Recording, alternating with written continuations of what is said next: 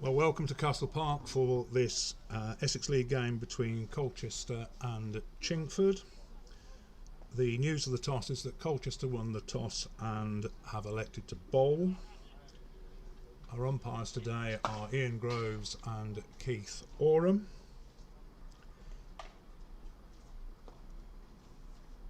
And we'll be underway fairly shortly.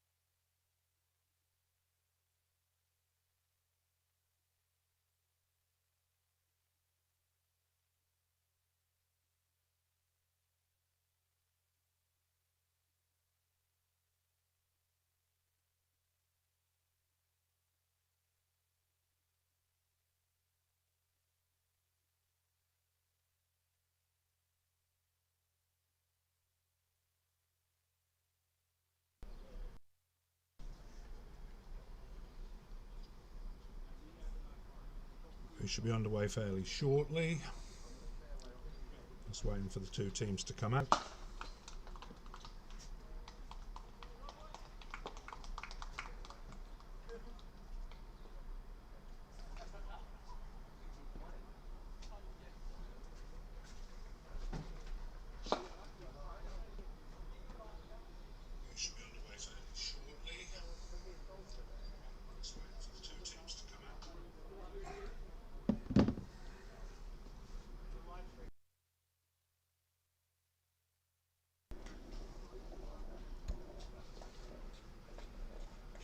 And Colchester take the field, led by their captain Darren Eckford,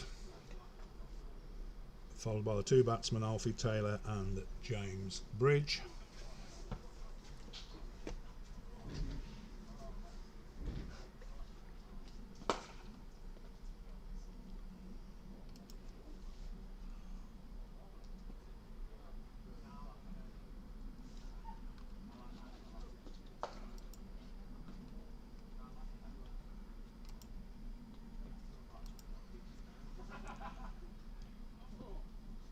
And it looks like Darren Eckford to open from the Catchpole Road end, where the umpire is Keith Oram.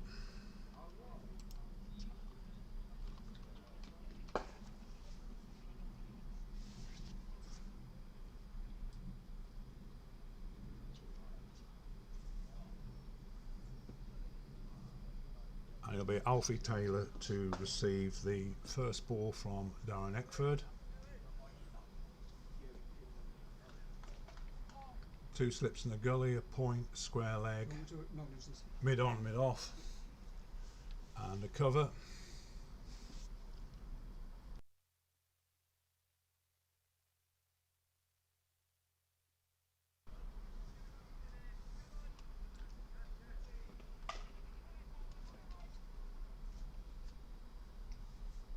So we're about to get underway with the first delivery.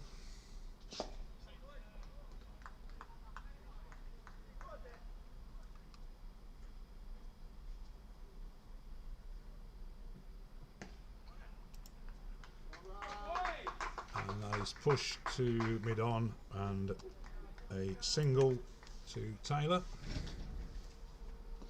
That goes automatically, doesn't it?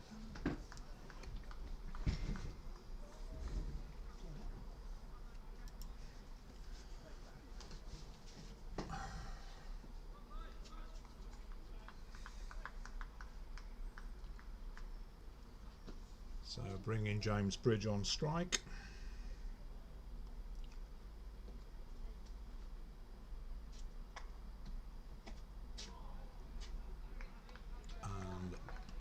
Ball goes through to wicketkeeper Simon Fernandez. No run.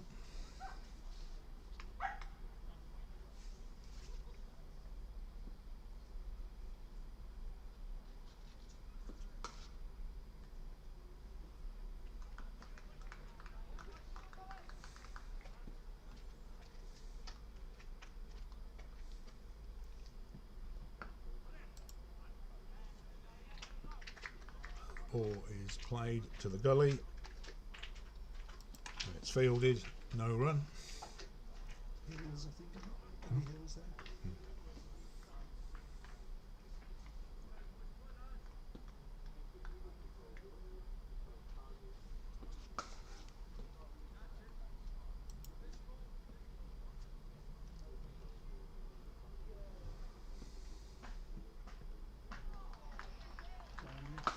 Play and a miss.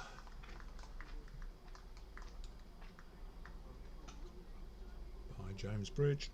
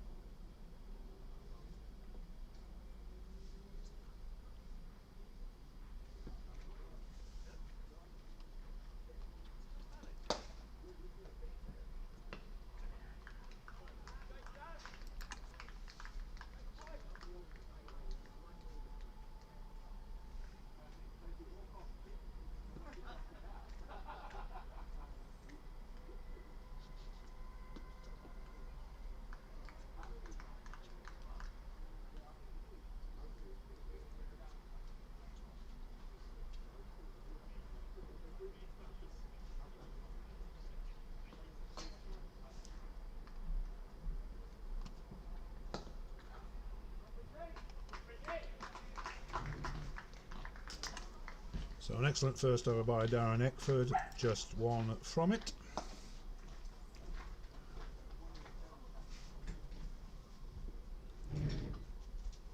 And to bowl from the river end it will be Charlie Watts.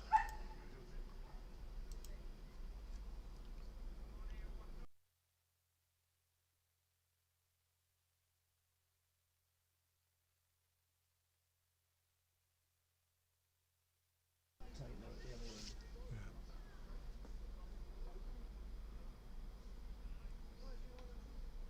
Yeah, I'm not physically scoring, but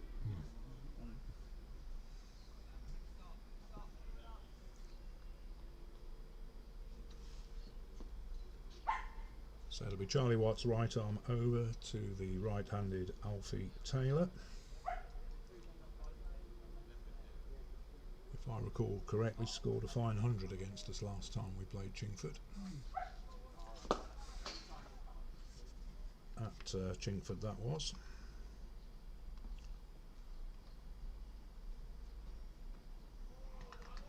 So ball, nice carry through to the wicket keeper, a leave by the batsman.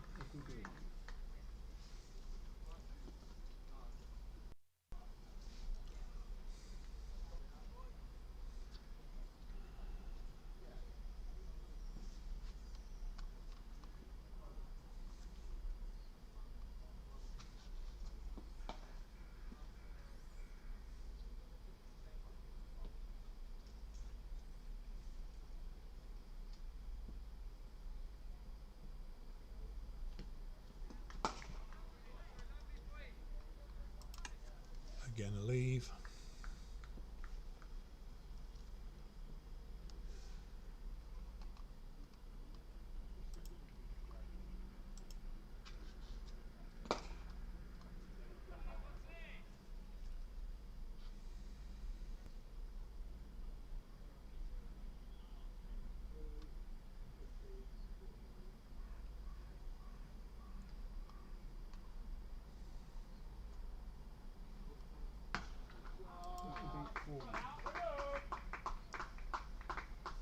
And that's crashed through the covers for 4.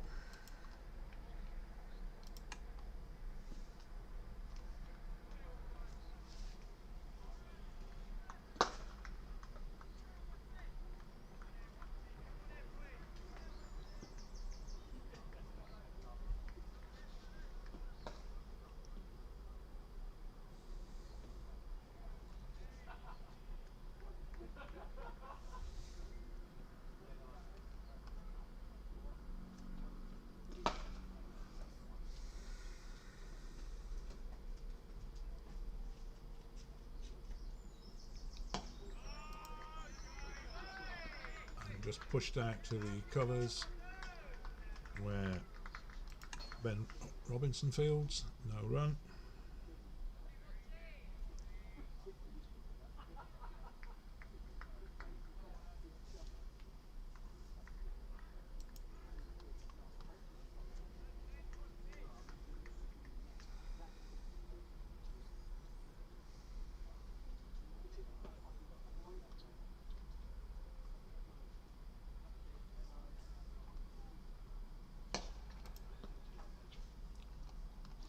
Driven down the wicket to mid-off, where it's fielded by Darren Eckford, no run.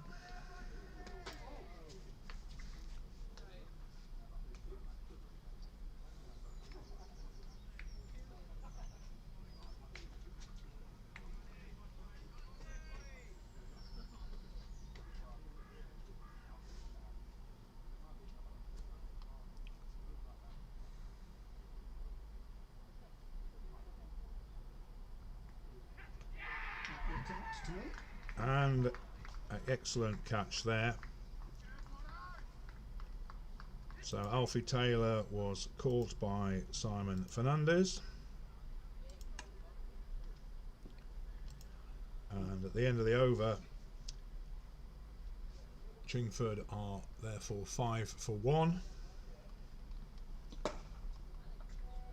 Ariane Gupta. A Gupta coming in number 3 and A Taylor out. Yeah.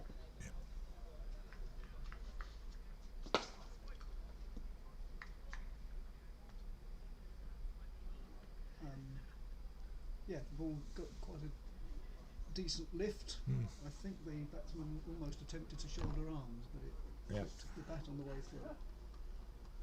Let's see if I can play a replay of that. I'm not sure whether I've already played an automatic replay, but we'll see what happened with that one. Yep, looks as though I've captured it fine.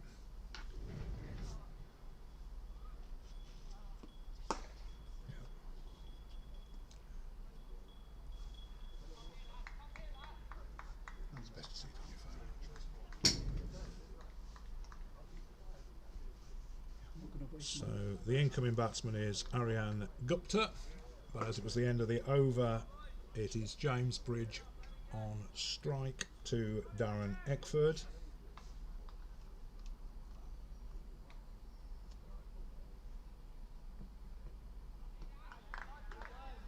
The ball goes through to the wicket-keeper again. Should explain I am scoring alone today, but I have got a guest with me, Neil Thomas, who is the voice you may hear in the background helping me out trying to identify players. Situation with COVID is that the league have said away teams don't need to bring a scorer, which puts a lot of onus on the home scorer, but we are where we are.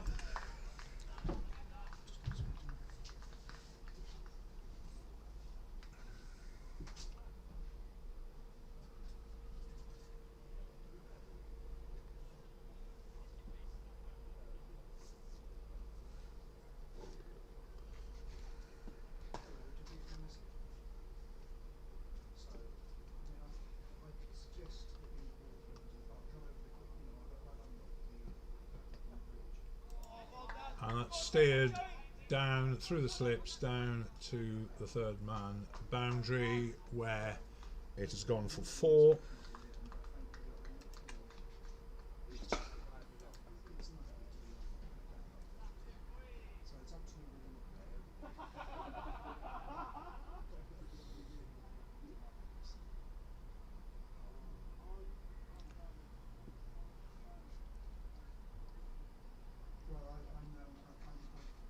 Because I'm scoring alone today, I am trying to use automated replays, so the timings might be a little bit out, but we'll see how it goes. So Eckford again to Bridge, who plays that backward a square where it's chased by George Offord, who picks up, and the batsmen go through for a single.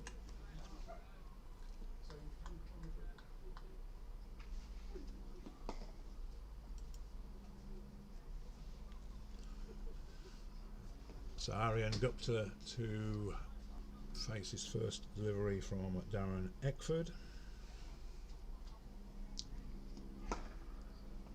So Neil, is your game off now? No, I don't know yet. You still don't know? waiting You for- were, well, I'm assuming that as the people are down there, we haven't gone yet. you were at Billericay, is it? Yes. Yeah. We're awaiting a pitch inspection at Billericay. Right. Sounds very organised. Good pace from Eckford. Ball's left. Picked up by wicketkeeper Simon Fernandez.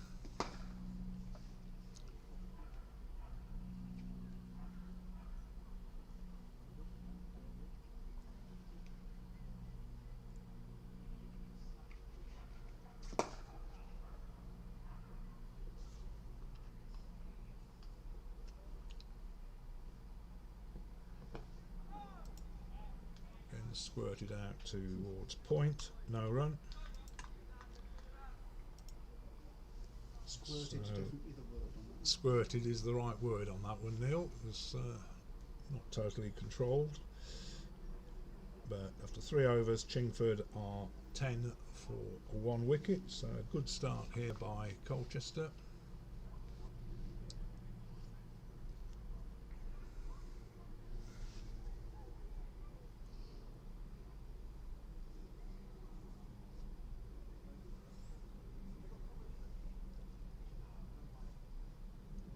Somewhat overcast day, no blue sky, hint of dampness in the playing area.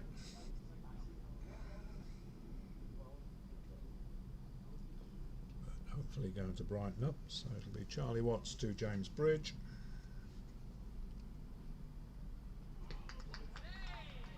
The trouble is with Castle Park that unlike the Oval, you cannot comment on the buses passing the ground. No, we can't comment on buses. So We can, we have to manufacture our own events of interest. well, we can comment on squirrels, large black dogs walking round.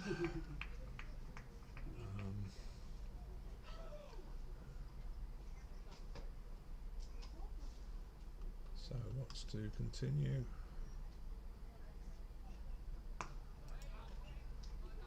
Ball's pushed out to point, but no run.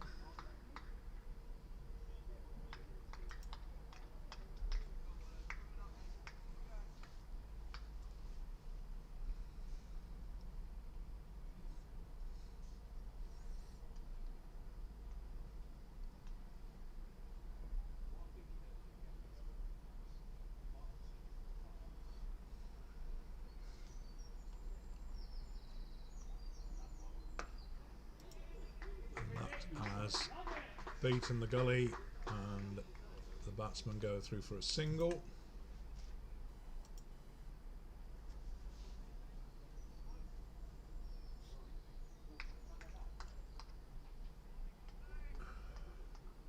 Bringing Ariane Gupta on strike. Quite a posse of Colchester second 11 players in the background there, waiting to hear from Billericay whether that's going to pass the inspection for a late start.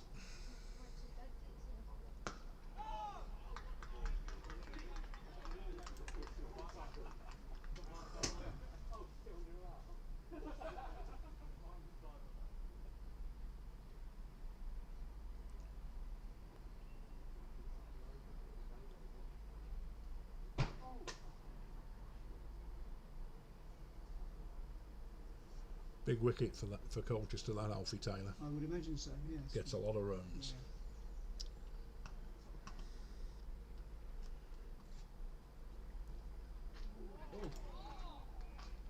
Attempted hook, but didn't manage to make contact. Yeah, I think the batsman that was out was surprised, I think, by the lift that it was suddenly, you know, it was a slightly shorter ball and it seemed to rise up a little bit higher than the previous. Well, it seemed almost as though he was attempting to leave it to me. Exactly.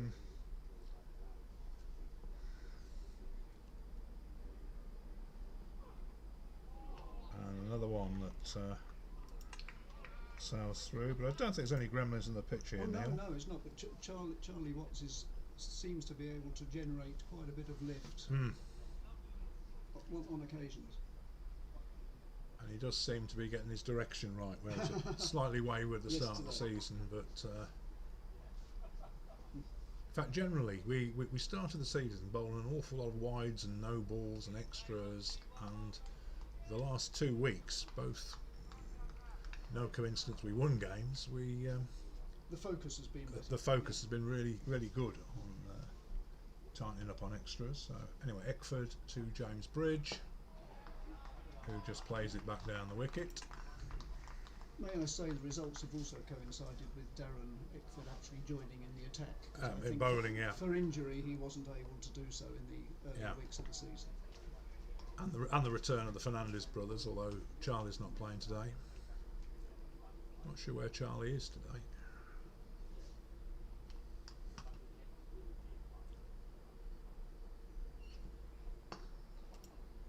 That's just played out to point, where it's fielded, no run.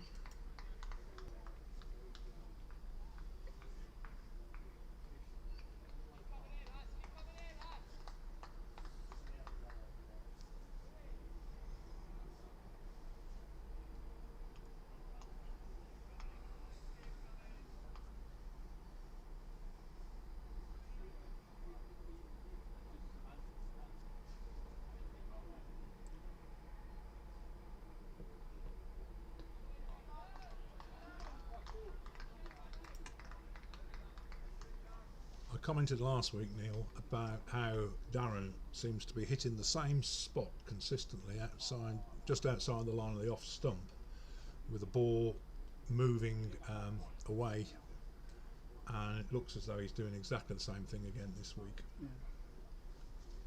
I think what we have to say at this point, though, from the early evidence, is that the wicket is playing extremely well.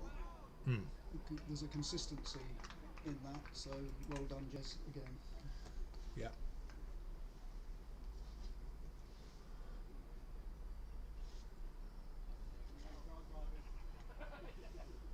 Well, considering how much rain we had yesterday, it was. Well, the outfield's drained pretty well.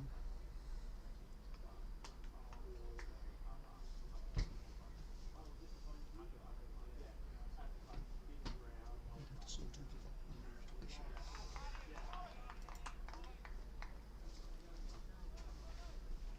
You okay for the score?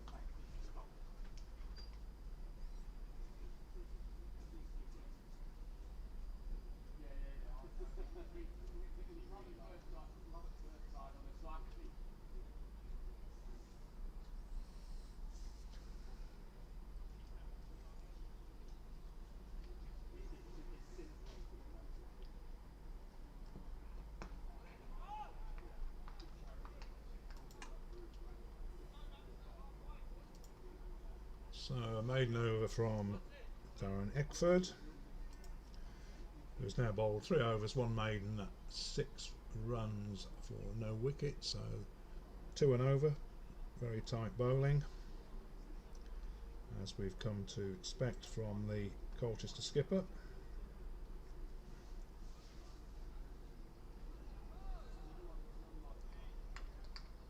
Overall run rate here after 5 overs, 2.2 and over, so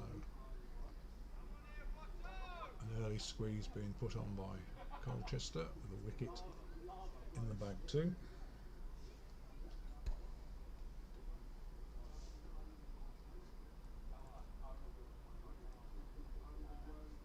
And it'll be Charlie Watts to bowl right arm over past umpire Ian Groves to Aryan Gupta, who's yet to open his account.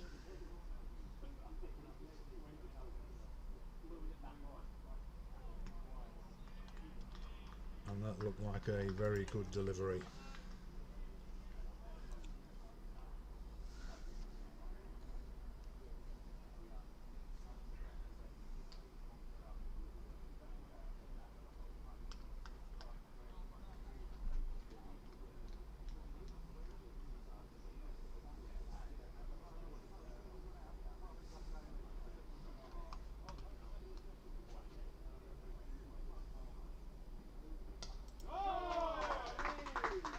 That's an excellent shot, played square of the wicket, and that's gone all the way for 4 runs. So Aaron Gupta opening his account there.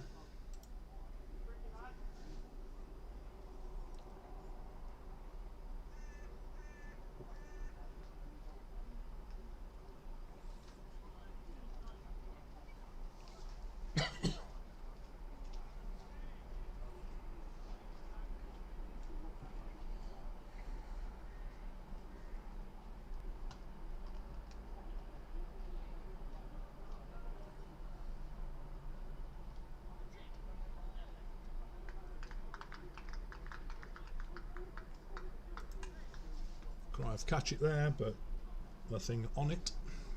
Good take by wicketkeeper Simon Fernandez.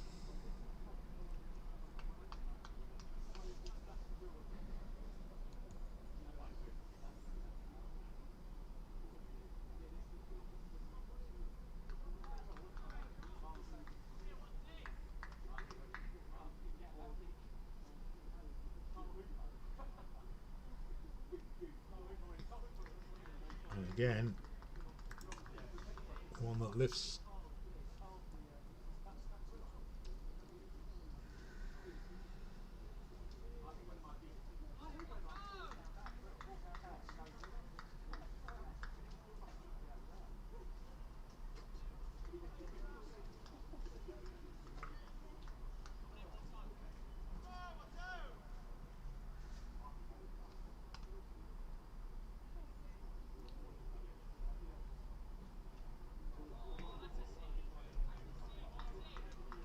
And again, a super delivery.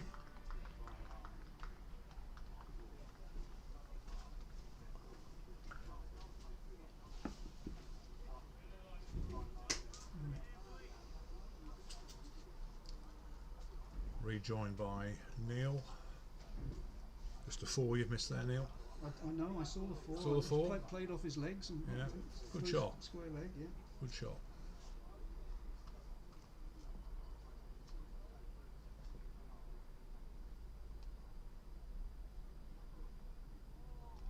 And another ball. Looked like a slower ball, that. It was indeed. So at the end of the 6th over, the score is a 15, and we have a mandatory sanitised break. So a sanitised break every 6 overs gives me an opportunity to mention our sponsors, Positive Waste Solutions, who've done some fantastic work for us tidying up the front of the pavilion this year. And we're back live now with Darren Eckford to bowl to James Bridge.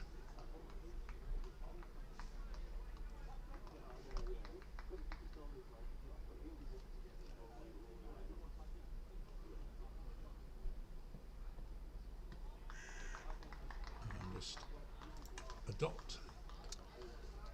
It was somewhat of a surprise that Positive Waste Solutions came out and did all that work, wasn't it? It's a Yes, it wonderful job. It was not something we expected as part of their promotional package, but I think having taken a look at the state of the fence surrounding the ground and the state of the front of the pavilion, he sent his staff to do a lot of good work for us. Yeah, wonderful.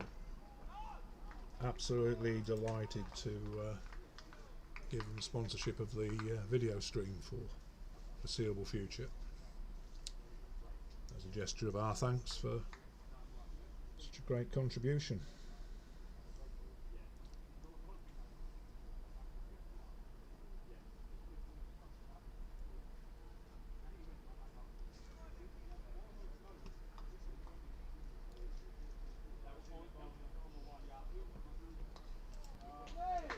That's clipped backward of square, and that's not going to be cut off, so that has gone for 4 runs. And again, the speed with which that ball went across the outfield suggests that we haven't got any particular damp issues. No, yeah, it was cut, I believe, before the rain came, and you do tend to get good value for your shots at Castle Park. So James Bridge moves into double figures and to 10.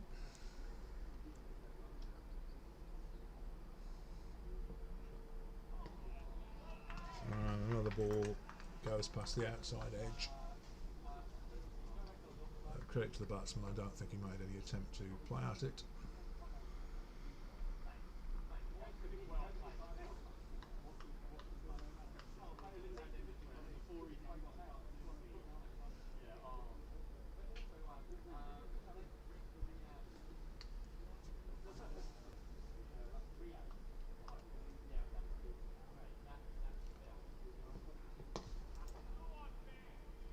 Just pushed out to mid-on, no run.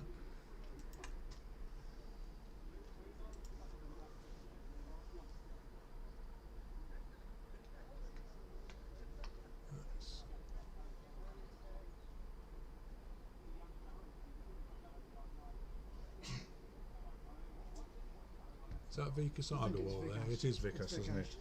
Yeah. And another ball.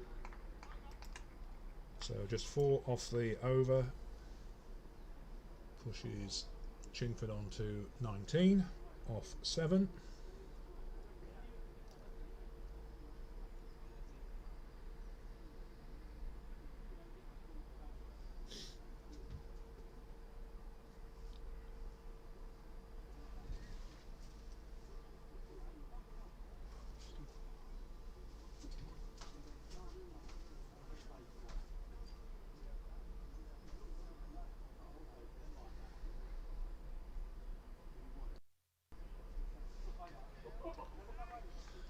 So it'll be Charlie Watts to continue from the river end to Aryan Gupta. He's wrapped on the pads and is given out leg before wicket.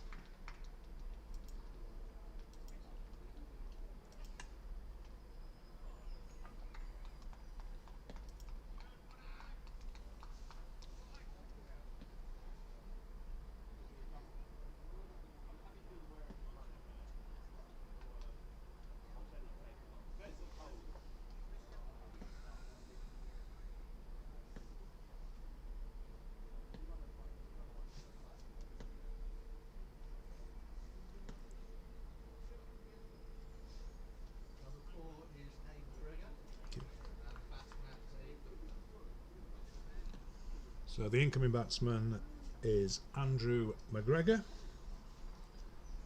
Chingford now on 19 for 2. That looked like a good shout. It was a good shout. Had a look on the replay, and you really can't judge anything from these replays. I'm afraid because we don't have Snicko, and we no, don't have. That's right. Without Snicko, without ball tracking, without hotspot and all the other gizmos, you can only it can only ever be umpire's call. But am I right in But that thinking, looked like a good call. And did the batsman shoulder arms? I would have to look back and see. It didn't seem Put it this way, it would have been to his advantage had he hit it. Yes. So it's Andrew McGregor to take strike.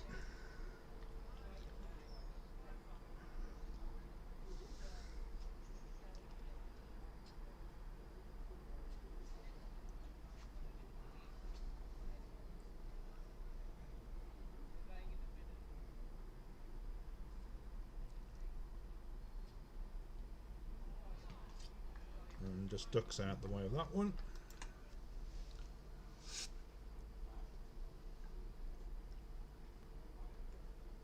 He does generate a lot of lift and pace, doesn't he? It does, and it's interesting that given that Charlie is not the tallest of bowlers, in fact I think he's probably 2 or 3 inches shorter than Darren, he actually gets quite a lot of carry.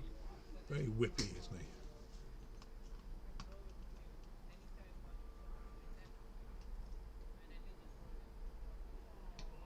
And if you look at that, there's an awful lot of shoulder goes into that action. Yeah, it's very powerful shoulders. Very powerful shoulders.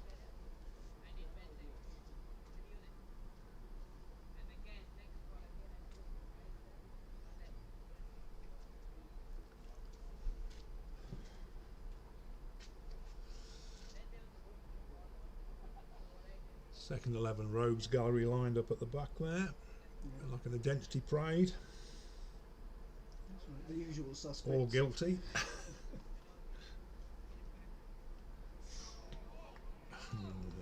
So I don't know whether the umpires will restrict the number of bouncers he's allowed to bowl in the same over. That's certainly 2 this over. So Yeah. I thought they were only allowed 1 for the over, but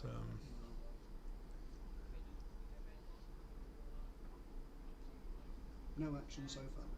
no. But I think it's a question of height. I mean, are they getting above shoulder height? Possibly not.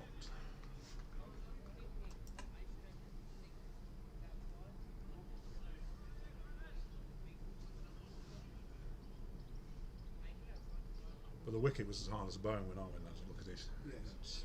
It's been well covered and Yes, well, unlike at Billericay, where obviously the water has managed to Get under the covers. we've been rather better off here.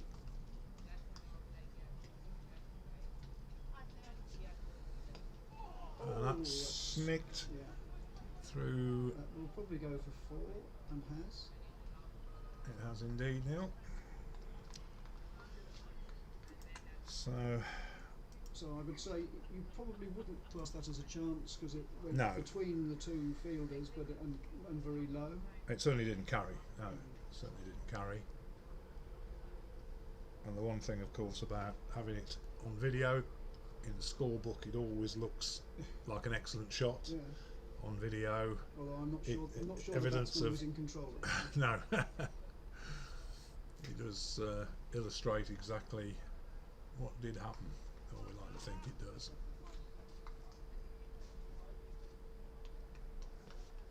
So Darren Eckford to bowl to James Bridge, who tucks that backward of square, chased by George Offord. Batsmen go for 1 and now 2, and it's cut short of the boundary, so not sure whether it would have actually made it, but 2 runs to James Bridge moves him on to 12.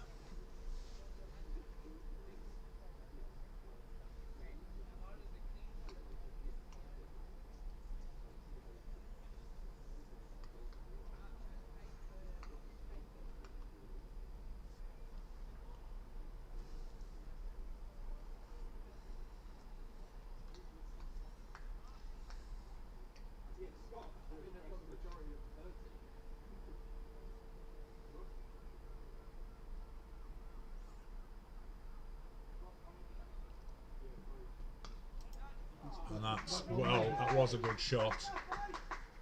Down to Charlie Watts at wideish third man. Batsman just take a single.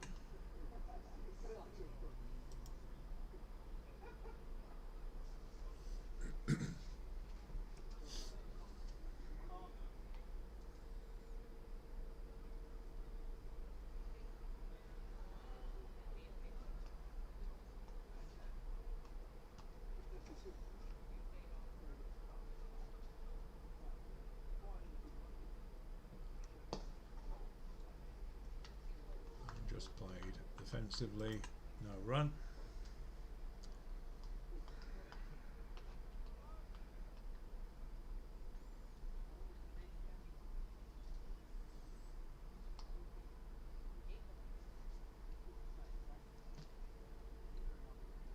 We've still got a lot of cloud cover, which doesn't seem to be moving anywhere at the moment. No, it's supposed to be really poor tomorrow. That's pushed through the covers, and great stop by Ben Robinson. Ben Robinson. Batsman just take the single.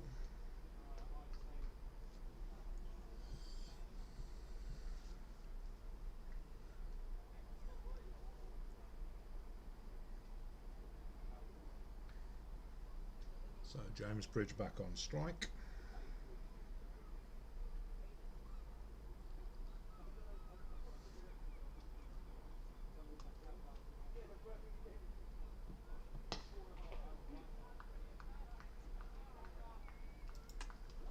Just played back up the wicket. This is where my life gets a bit more difficult, Neil. I've now got about a second lag between the live action and what I can see on screen, and viewers will be like 3 seconds lag, Right. and it's just internet speeds. No, you need to pedal faster. So, well, yeah, I need faster internet connection, but it does mean that I'm to watch 3 things at once, and that's just played backwards square. No run. An immaculate length bowled by Darren Nagel. Indeed.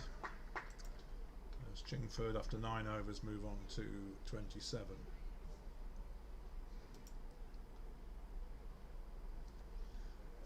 And the difficulty I have is that when, particularly if I'm scoring alone, I need to look at the screen. Otherwise, the audio commentary is out of sync with the video, and without 2 pairs of eyes, which I'm grateful for your help. Even with my eyesight problems. Yeah, I think that Because you realise I am almost half blind. At least I've been told that as an umpire by an awful lot of batsmen. well, that's why you're an umpire, not scorer, Neil. It's just goes down the leg side. Andrew McGregor leaves. No run. I have to say, from this distance, it's now I find it difficult to identify who's who from. It must be 400 yards to. No, it's not. It's actually about 200 yards. I'm talking the wicket, and then 200 yards beyond that. So yeah, it's about 260.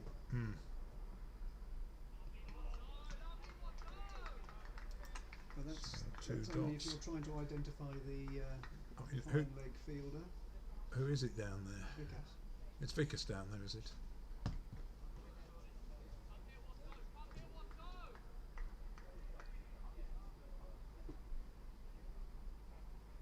I mean, shirt numbers help considerably, although we do tend to have people wearing the shirts. Yeah.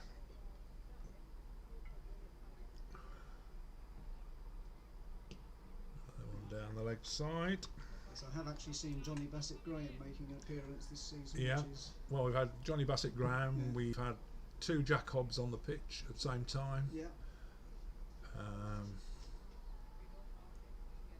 Neither of them the great Middlesex opener. No.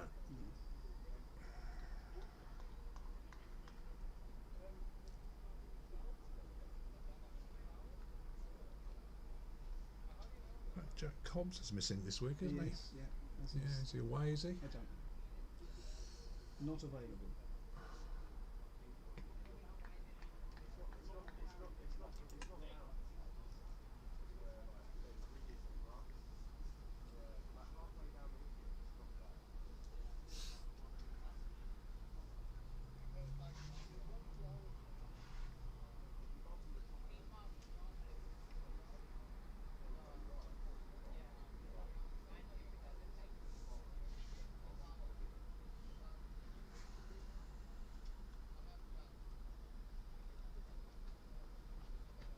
That was a very stupid bouncer. I think that's the one for the over. That was signalled as the one for the over. Yeah. I'm not sure that wasn't actually overhead height. Yeah. I think I might have been rather more severe with the bowler on that one. We have a completely different angle from up here, though. True. It's,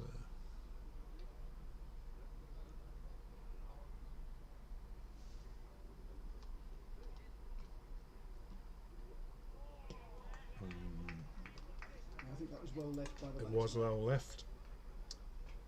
So Charlie Watts bowls his first maiden over. 5 overs, 1 maiden, Was that of the season? 2 for 13. Not of the season, no.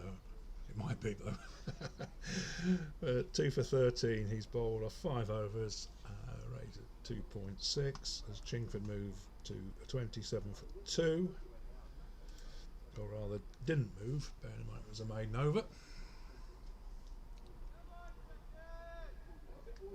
So it'll be Eckford to James Bridge. 10 overs gone. Colchester, I think, will be fairly comfortable with this position.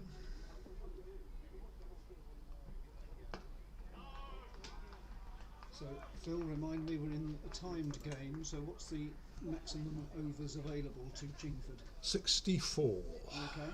And 56 to 56 Colchester. I mean, of course, they can declare early.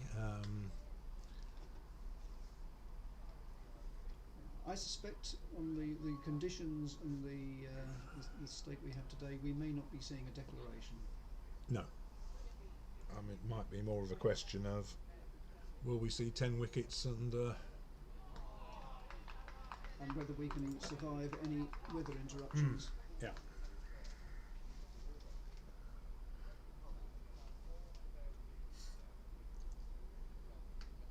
Not sure whether the time game better suits Colchester. Having lost one game, one overs game by 1 run and another by 8 runs on Duckworth Lewis, we seem to be steady accumulators rather than crash bang wallop merchants. But you do in order to win a timed game, generally you have to have a consistent attack, because obviously unless you are going to chase, you have to be prepared to take all 10 wickets. Yeah. Well, batting second's always going to be the easier, isn't it, in terms of the opportunity to win? I think the points still reflect that. They do. There's always more points. No, they do. But again, it's a question of, so we need to be consistent. We need, if we're going to constrain Chingford to a reasonably gettable total. Just pushed out for no run.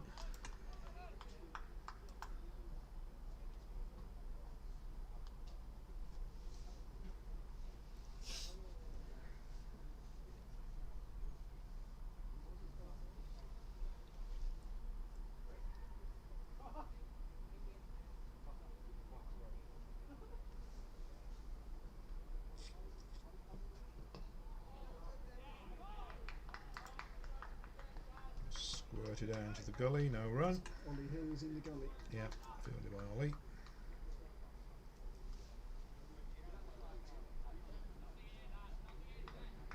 You might not have had opportunity the last couple of weeks, Neil, but our fielding's been exceptional. Yeah, I think it also reflects the youth of the side. I'm happy to say that over the years, myself and others at the club have been involved with coaching.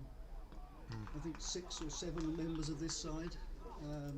They've been involved with the club, some of them since they were 9 or 10 years old. And I think that sort of effort and the culture that they're now adhering to is reflected in the current performances. So a further maiden over there to Darren Eckford, who has now bowled 6 overs, 2 maidens, no wickets for 14. So keeping it tight while Charlie Watts has so far taken the 2 wickets to 4, who will continue from the river end to Andrew McGregor, who's currently on 5.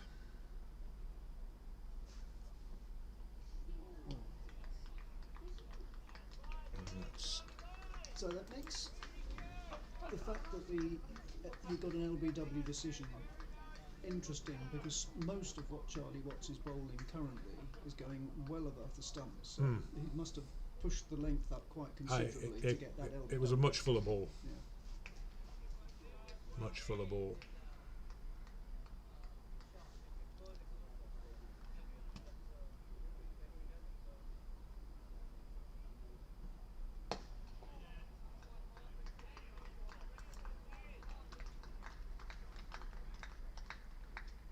No run.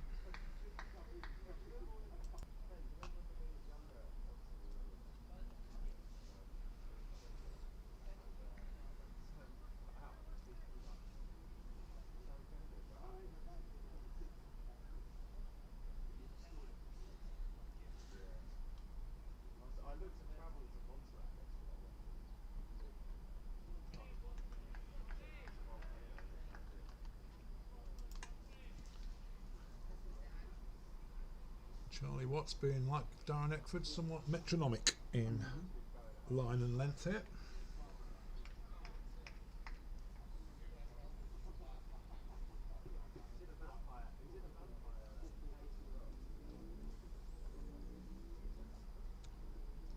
Is it next week we get lunches back? I suppose we can't now because it's been put back for I don't know. a month, hasn't it? It was teas after the end of June, but whether lunches are. But then that was prior to the announcement on Monday. Yes, unfortunately, it's had repercussions for the club beyond the cricket field, in as much as we had a wedding was due to take place here at the club next Saturday, but we have had to postpone that after the season because of the social distancing. ongoing COVID provisions. That's a very good ball. It was indeed a very good ball.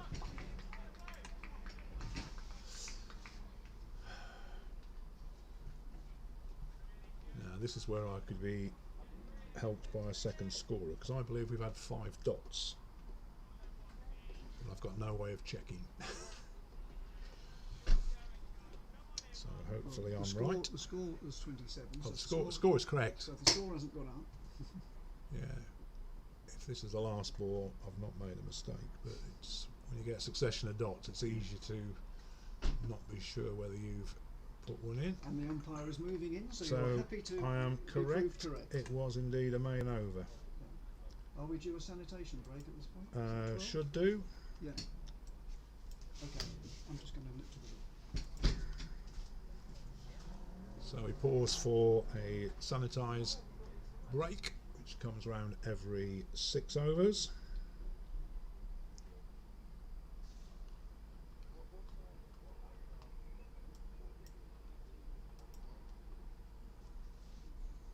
Good to see that these are now being handled with greater efficiency than we had last year.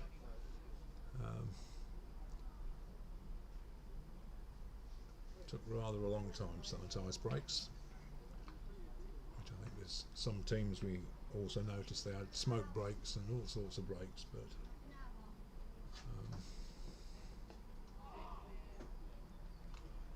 just a dot ball to James Bridge.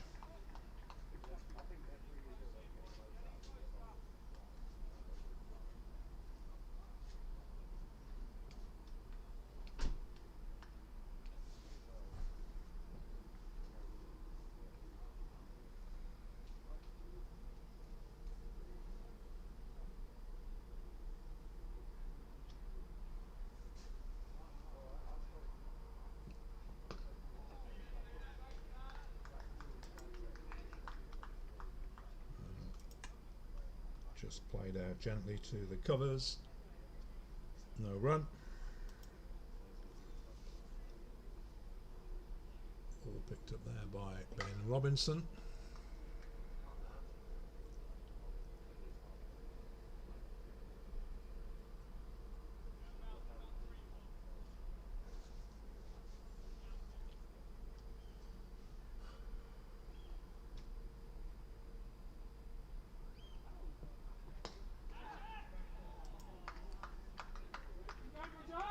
Ball squirted out, but didn't carry to the fielder.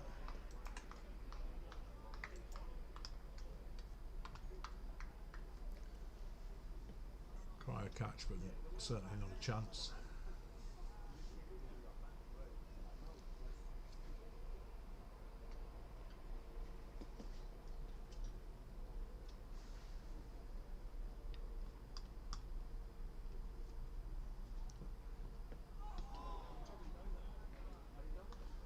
Super delivery, beating the outside edge of the bat.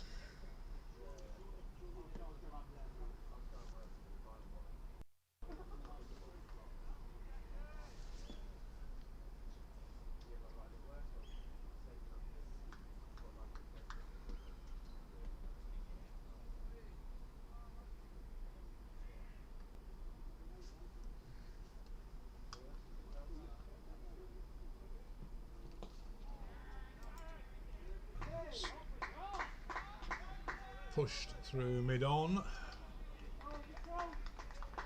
batsman just take a single.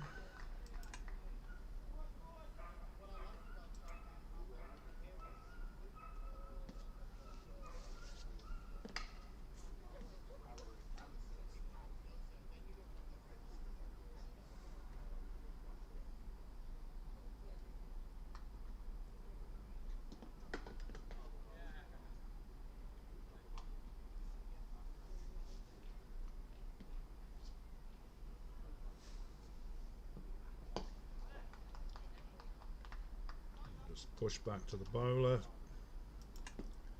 So just one off the over.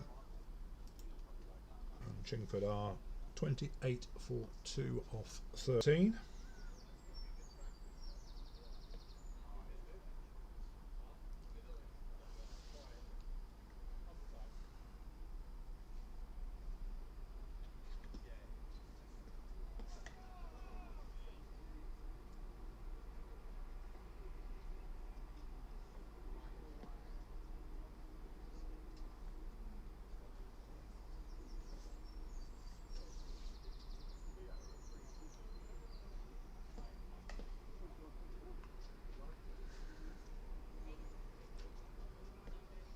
Charlie Watts to James Bridge.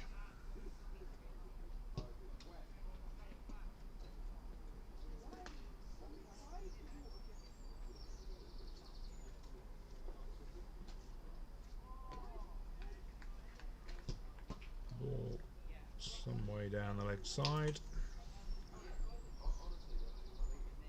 Take by Simon Fernandez.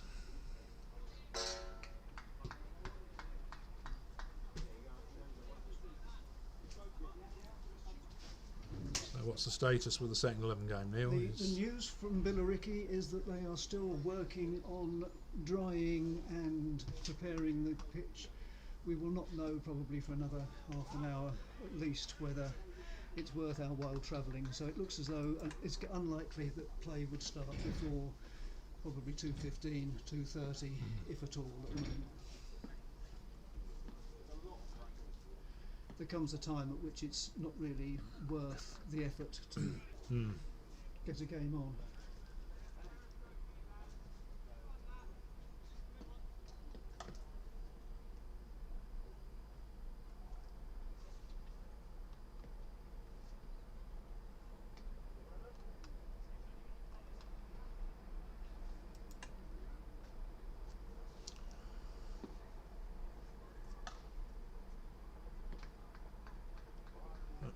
Line just outside the leg stump, very effective in this format. I'm afraid it would have been penalised in a one-day game.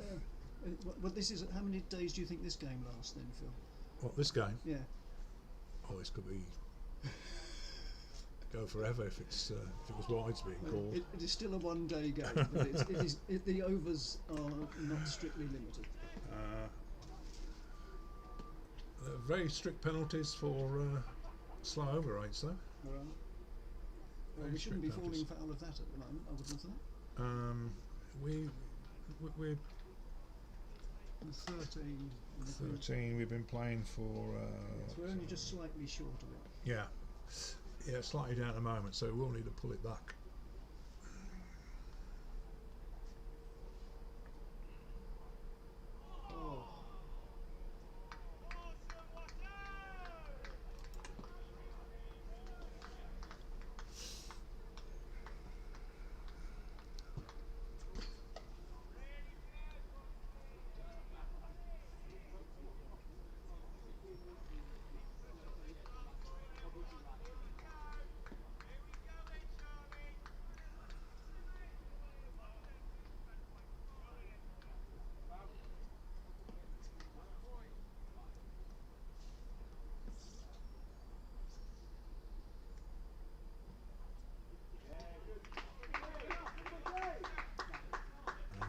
Same line again brings about a further maiden over.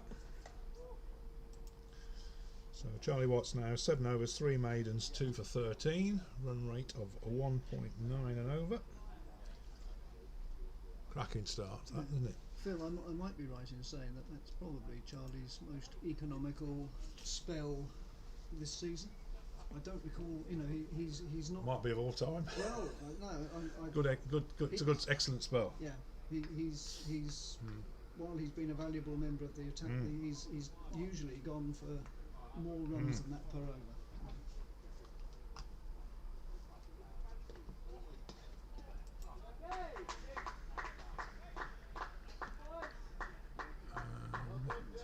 Two runs. 2 runs to Andrew McGregor.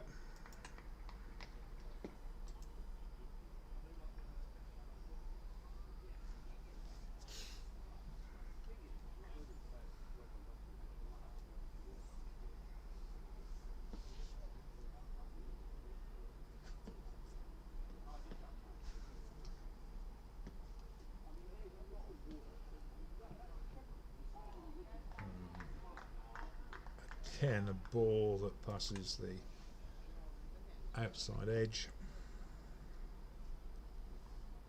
He does have this habit of putting that ball in that same spot over and over and again.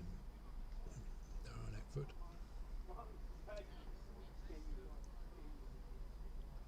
The interesting thing about this situation, Neil, is that our most economical bowler of the last few weeks has not yet bowled in Vickers. But we wonder whether the conditions actually might suit him.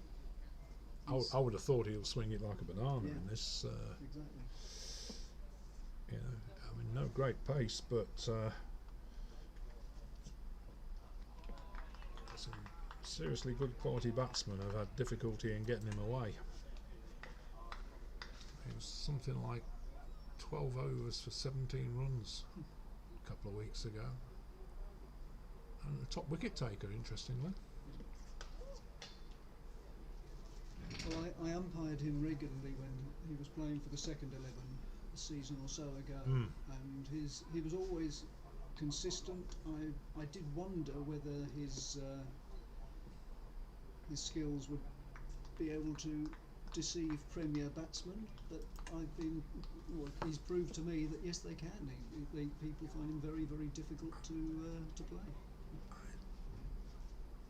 I think big induckers to the right-hander is something they're just not. They're so used to outswing and the ball seaming away that somebody who bowls big induckers and at a pace that's somewhat deceptive, shall we say.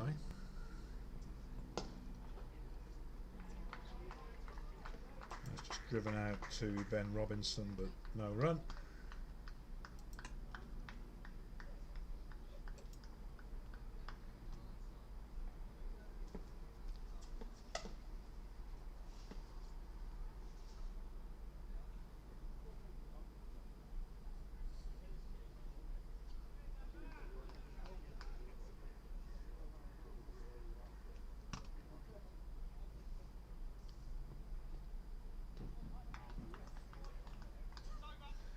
Exactly the same spot again. So 2 off the over puts Chingford on 30 for 2 off 15.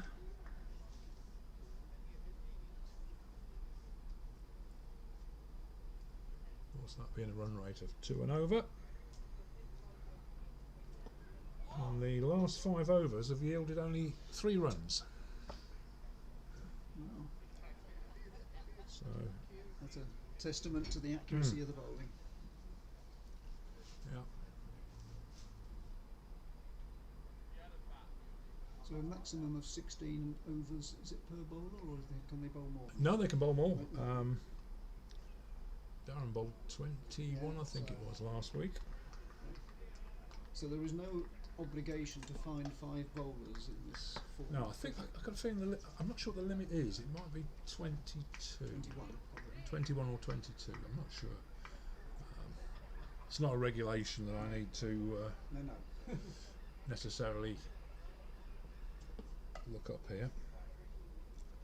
Sure, the software will probably tell me if a bowler does hit a limit, because the administrators are very good at setting the systems now to. Oh, that was very much a bouncer. Yeah, and that's his 1 for the over, obviously.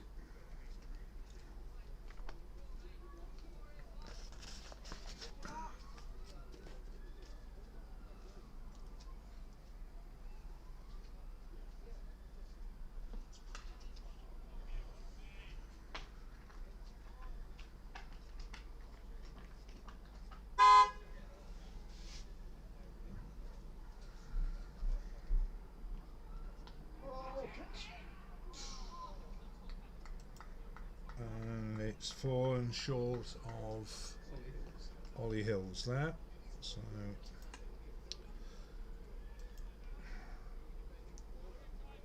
The ball seemed to rear up off the yeah, top of almost the handle of the splice, I think. wouldn't call it a chance. No. Well, it was definitely a chance, but Well, you'd need to have arms like Twizzle, I think, to have. or have somebody fielding a lot closer. He's actually taken a pace closer as Ollie Yes. after that. Yeah. I think I heard bat on that. You can't tell on the video.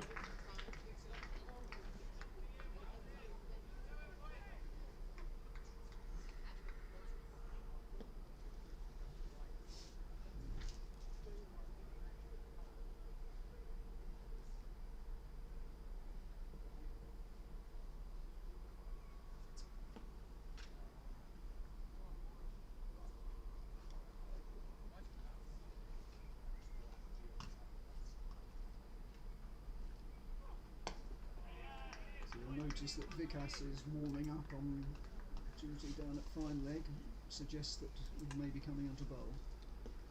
Yeah.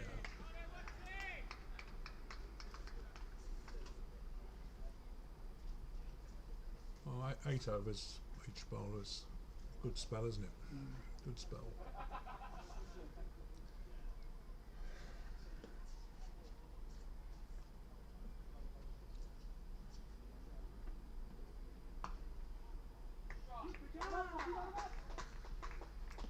That's cut away backwards square, and that's 1,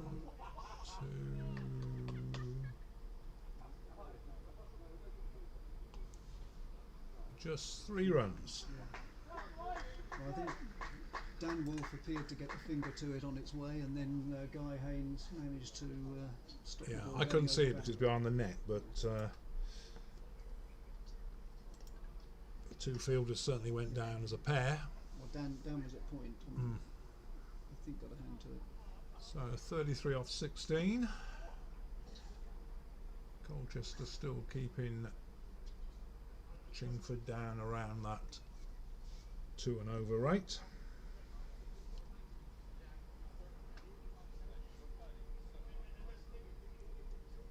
I think this could be where the change of bowling's going to come, Neil. Yeah. Vika standing with the skipper. And clearly, as Simon Fernandez has just been to get the helmet, he's intending to stand Yeah. up to this particular bowler. Yeah.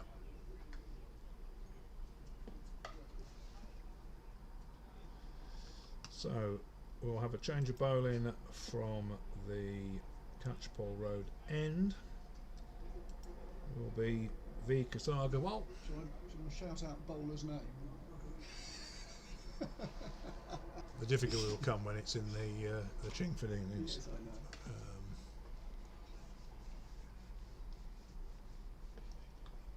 It's so important there's a second set of eyes.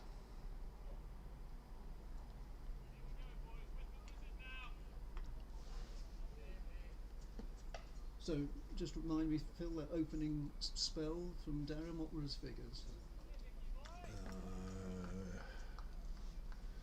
I need to look that up.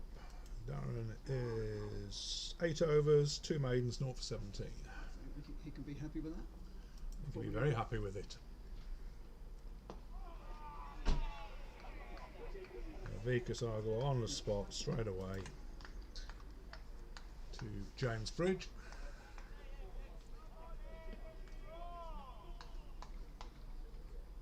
In these conditions will be receiving what I expect are some balls that will probably swing like a banana. It's just driven out to mid-on, fielded by, I think that's Dan Wolf wearing a Jack Hobbs shirt. Out there? Yeah. Number 12. Oh no, it's Keir Young, isn't it? Yeah. And that's off to Keir again. Yeah. No, Dan Wolf you'll find is at point, or just in front of point. He's wearing a jumper. Yeah. So what shirt number is Keir wearing? it would be whatever Kia's number is. Yeah, I thought he'd have his own shirt, wouldn't he? It does. Goes through to the keeper. We just talk about Simon Fernandez's wicket keeping, Phil, because you almost don't notice him. It Oh, just awesome. happens so methodically and effectively every Awesome. game.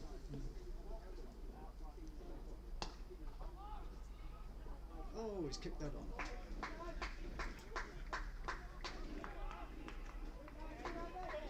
So lapse in the field by Just Ben a Robinson. single.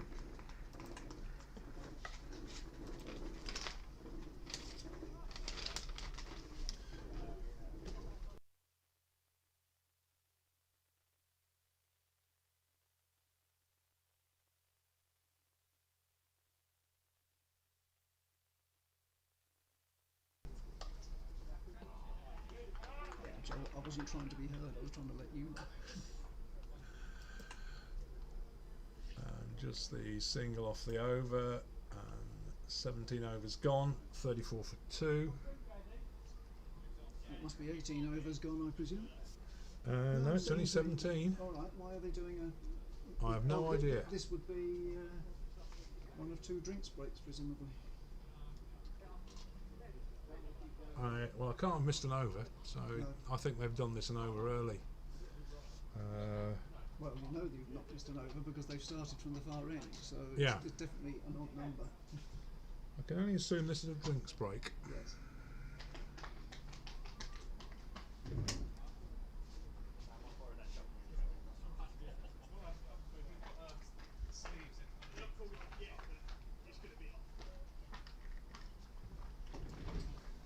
Yeah, I mean, what's their reluctance to make a decision? Well, I've said to us, look, it's not getting any better, is it? So it's going to be the pitch is going to look the same at 2 o'clock. if we left now, we would get there about 1, and you would, Well, if you said yes, travel down and get there, it's still going to be 2 hours before we start. probably just about. You don't need an hour to warm up, but yeah, it's Like, the formalities and so on. Sorry, we're still in the way. but then I said, I've explained to them, the issue I have is that it's the actual.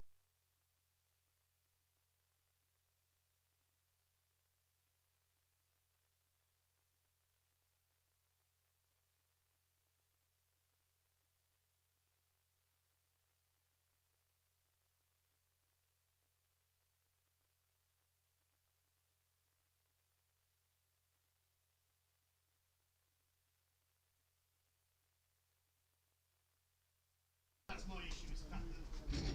But we need a decision earlier rather than later, I think. Yeah. So we're back live now with Charlie Watts to bowl to James Bridge.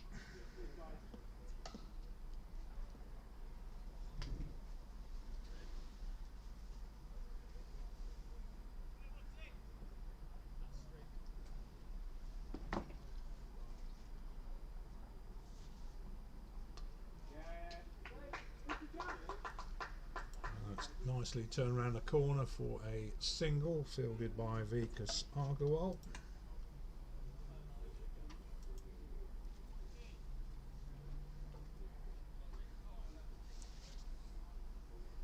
That's one of very few deliveries Charlie's bowled that has strayed leg side. Well, he's bowled a few down the leg side, but Well, not being hittable. Not being playable leg side, shall we say. Yeah.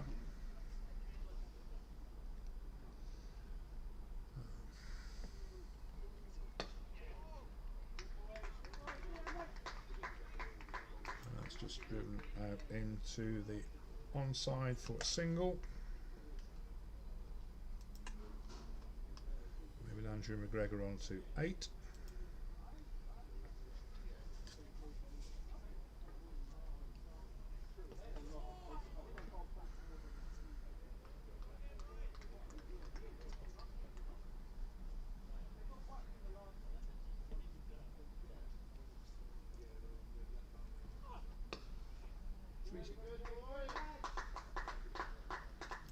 And just pushed out again to the onside for a single.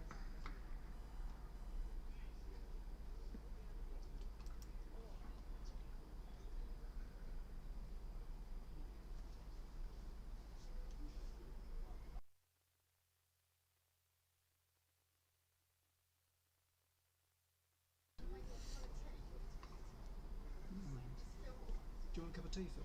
I'd love one, yeah. There is milk in the fridge, yes. Two slightly white, no sugars. And the dot there. It's Claire. All right.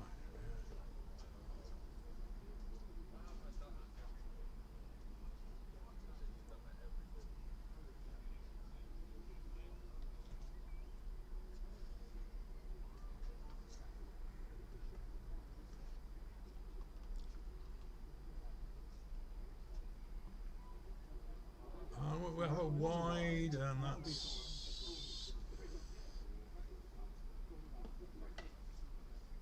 a wide plus a 4 first of the day.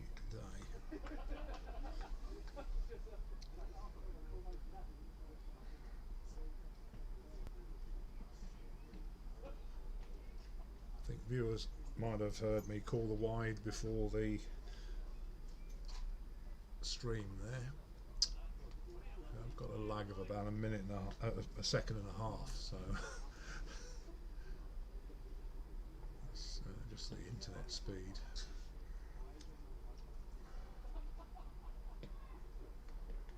We just had a call from Mr. Confused of Canterbury, who is trying to keep up with the No, it's an issue I'm trying to iron out, actually, that viewers on the stream are always watching something like about 10 seconds behind the live action, but the view that I get on my screen is about a second behind the live action, so I have to pause just a second before I either switch cameras or say anything. I must say, I wish as an umpire I had that facility. That would be very useful on occasion. Okay, end of the over, and 18 overs gone, and 42 for 2 is the Chingford score. James Bridge 20 off 58, and Andrew McGregor 8 off 31 deliveries.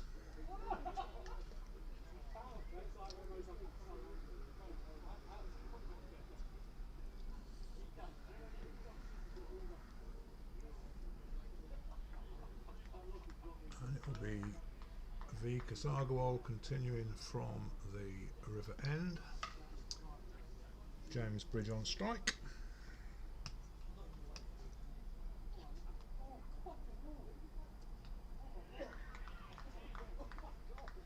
And that was a fine take by Simon Fernandez.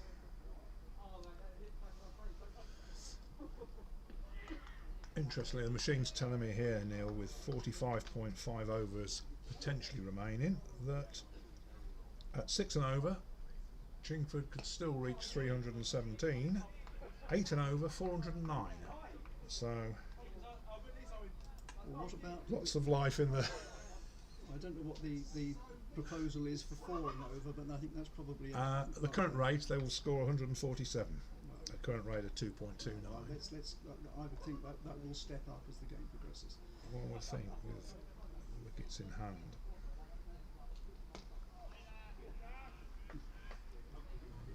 Still the dot.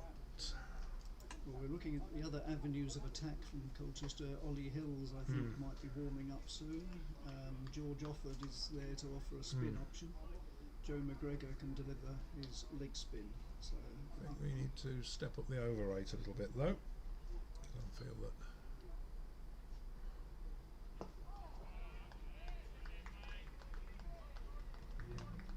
there again, Vikash, although he is a seam and swing bowler, has really the run-up of a spinner, and almost gets through his overs as quickly as he doesn't hang about. I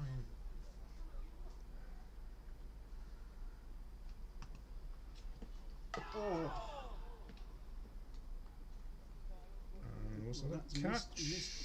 Was it? I think that might have been a snick. Only judging by the keeper's reaction. Yeah. Yeah. Okay.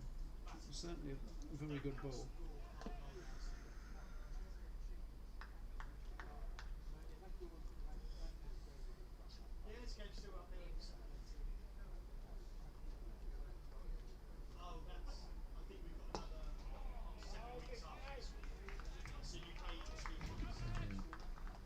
Batsman digging that out, and that's 2 overs for just 1 run. That's a maiden over. So Vikas at his continued economical best.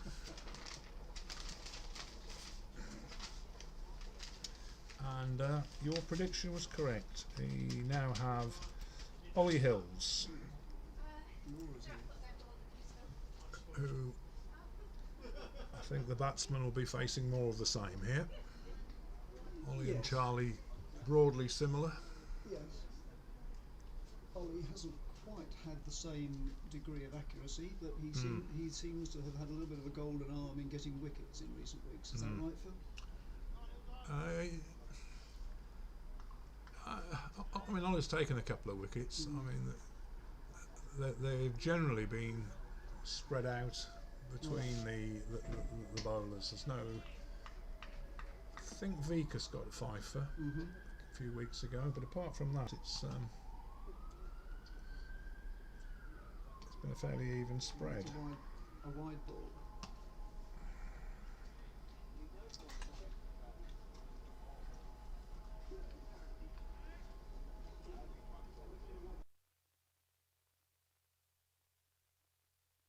Tried to leave it. It's not easy, Neil. It's not easy. And that is snicked, Guy Haynes. and Guy Haynes takes the catch. That's Andrew McGregor caught by Guy Haynes. So which bit of golden arm do you not agree with? He's got a golden arm there.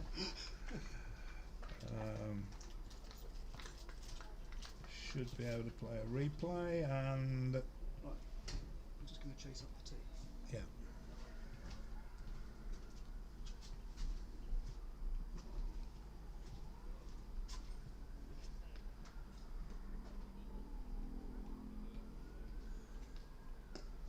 New batsman McDermott. Outgoing batsman April.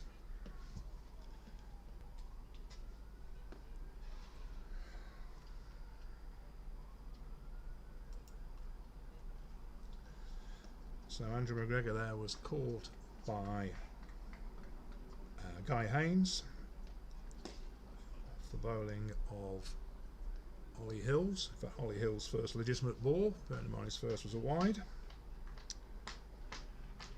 And the incoming batsman is Peter McDermott.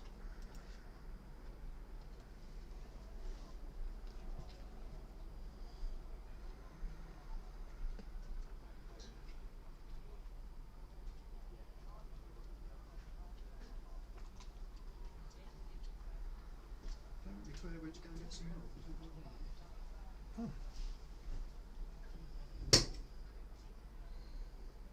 So at 43 for 3, I think that's a fairly satisfactory start for Colchester here, Neil. I think they 19 overs. Well, having won the toss and chosen to bowl, you've got to get a return on that, haven't you? And I think this is probably slightly better than they would have hoped for at this stage. Excellent.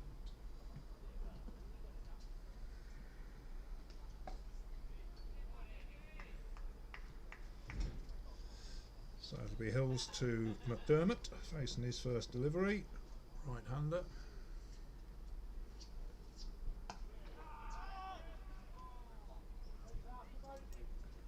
And that's hooked, or perhaps pulled, and the batsman take a single.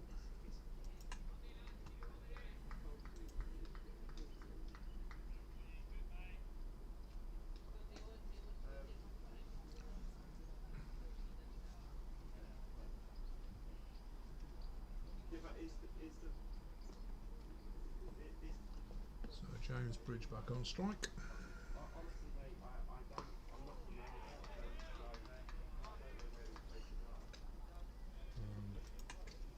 And rising ball well defended.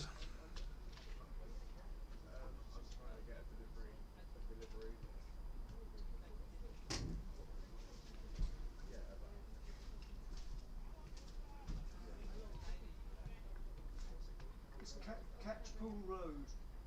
It's off the end of Catchpool Road.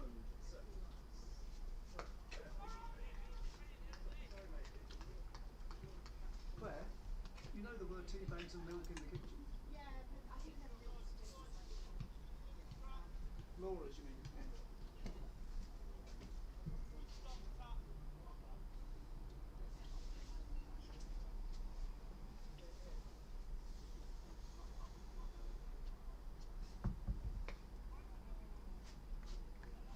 Yeah. Just paddle into the gully, no run.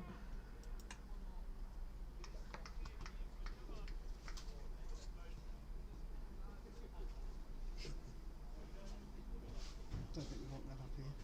There's 3 of them down there. Is it? Oh god, yeah, okay. Maybe we do.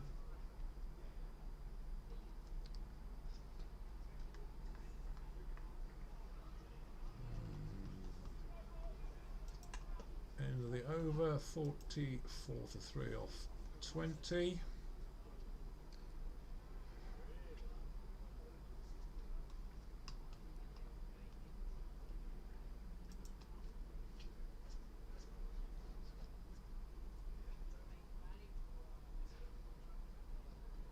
So the only significant contribution so far for Chingford is from James Bridge. Yes, he's withered his way through 20 overs. Or 20 off 68. And Vikas Agarwal to bowl to Peter McDermott, who started aggressively with his 1 ball face so far, and that's driven down the wicket for a single, well feeded by skipper Darren Eckford. 12:27.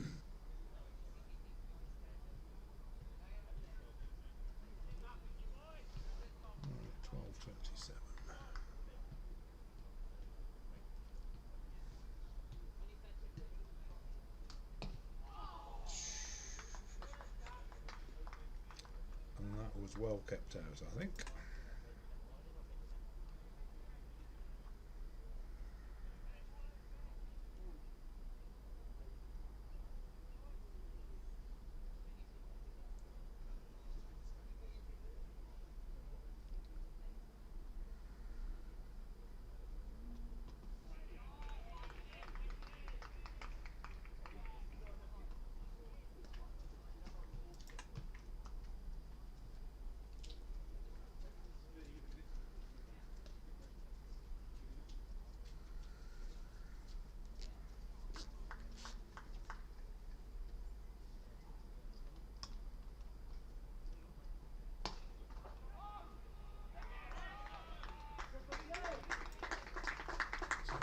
Fine stop by Ben Robinson, but the batsman take a single.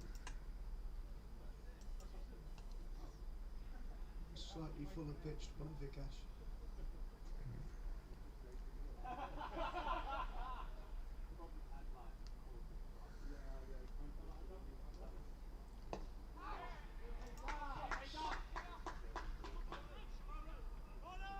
Oh, indecision between the batsmen. Yep. There. Just a single to Peter McDermott. Retrieved by Keir. It's indeed Keir Young.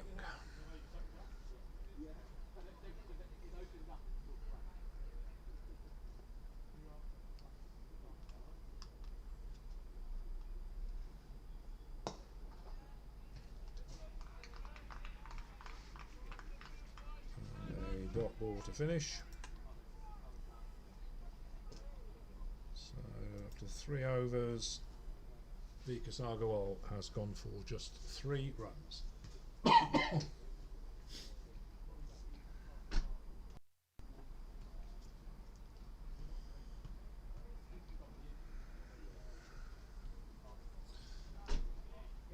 So roughly a third through their potential allotted overs, and a score of 47 for 3.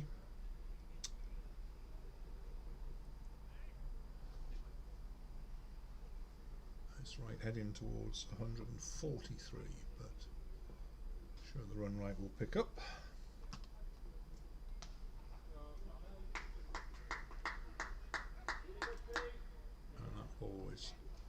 pulled square of the wicket for just a single. Fielded by George Offord. Yep.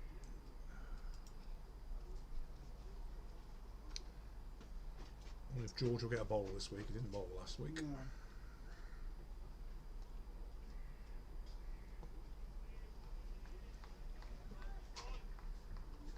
Well, with the conditions serving the seamers as well as they are at the moment, you wonder whether we will need to call on George. Well, the question is getting the over rates right, isn't it? At the moment, I think they're slipping a little bit behind.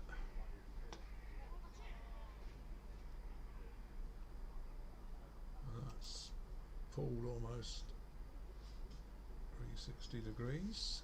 I think he's actually pulled it onto his shoulder or head, has he? Oh, I thought the ball had gone down down yonder. I'm not quite sure what happened there. The ball only travelled a couple of yards. Oh, right. So, judging by the players' reactions, I think he managed to top edge the ball or either top edged it into his head or missed the ball, and that therefore has struck him on the full. Well, we can have a replay of that. Let's have a look and see what actually did happen. Oh no. Oh yes, have I caught it? No.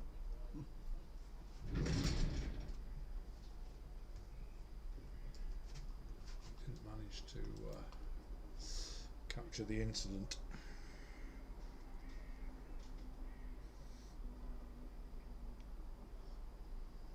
With 4 6 and a wickets, it automatically counts back Yes. 14 seconds. Okay. Whereas with a manual capture, it's all down to my timing, which is not always perfect. Or alternatively to reviewing the footage afterwards, as happened with the That with the works. swarm of bees a Yeah. couple of weeks ago. Yeah.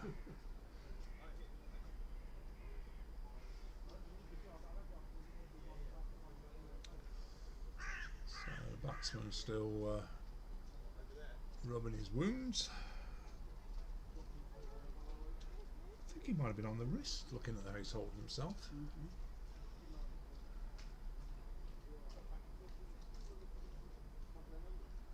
Looks like a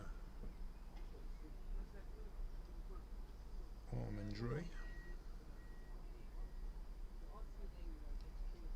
I take it that is Mr. Bridge. That's It's Mr. Bridge. Will the umpires allow for this injury in the over rate? Oh yeah. They'll make some allowances. Similar if the ball goes in the river or swarm of bees or. Yeah, of course.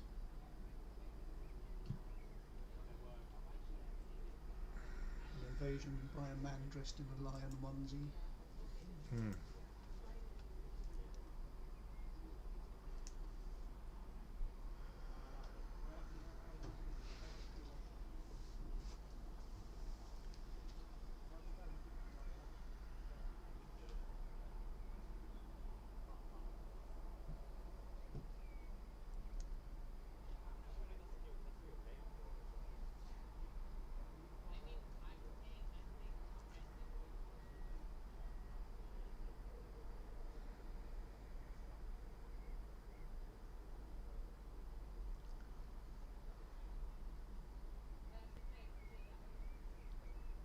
So not quite sure what they've called for here.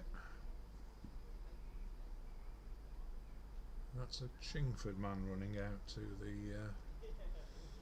the batsman.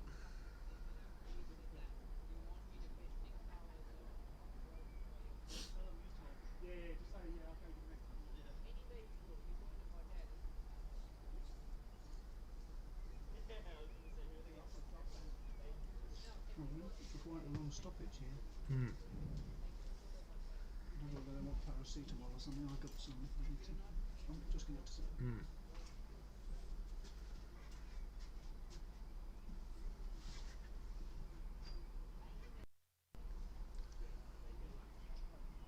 Yeah, Yes, we have a somewhat prolonged stoppage here. Not quite sure where the batsman was hit.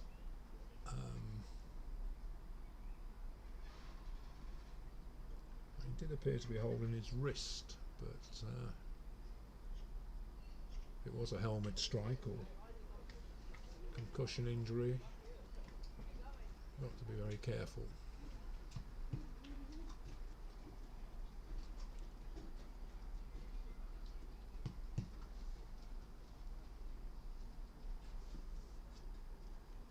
It looks as though James Bridge is getting ready to continue.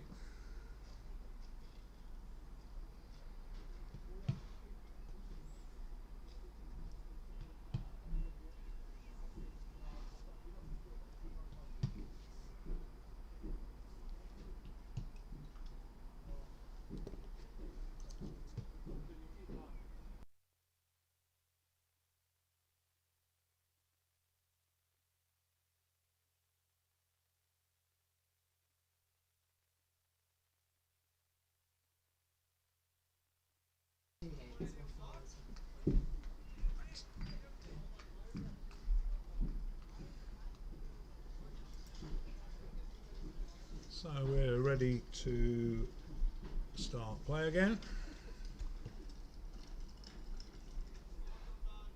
with Ollie Hills to bowl to James Bridge, signals he's okay.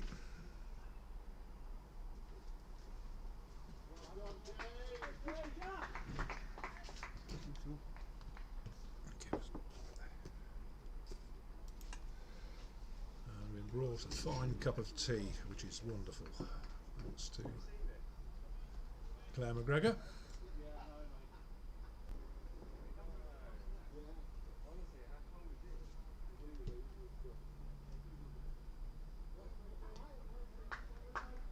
Given was a no ball,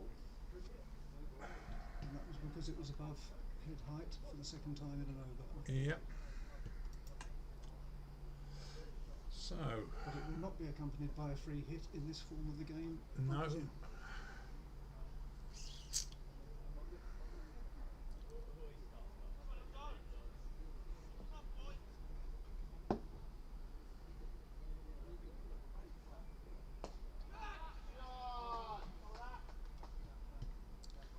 So that's driven out square of the wicket, and batsmen take two.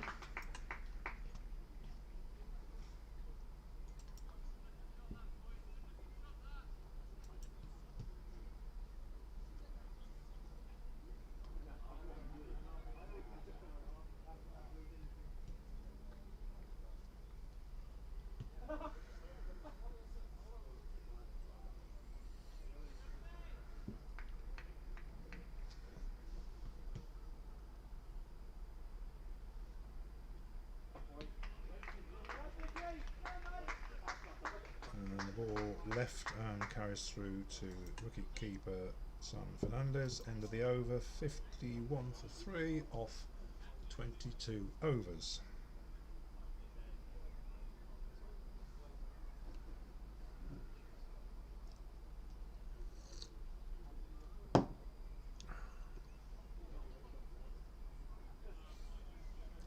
I must remember not to have a bag of wine gums in the vicinity of the microphone this week. Keith very kindly bought me the usual bag of wine gums up last week, and when I got home, all I could do was rustle, rustle, rustle. Didn't realise that. Well, wine, yes. So Argowald to Peter McDermott.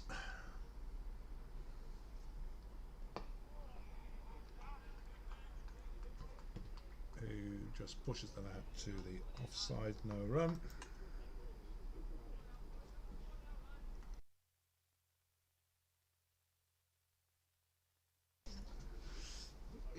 Progresses, doesn't it?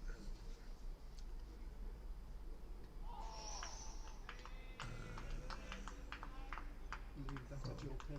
Taken.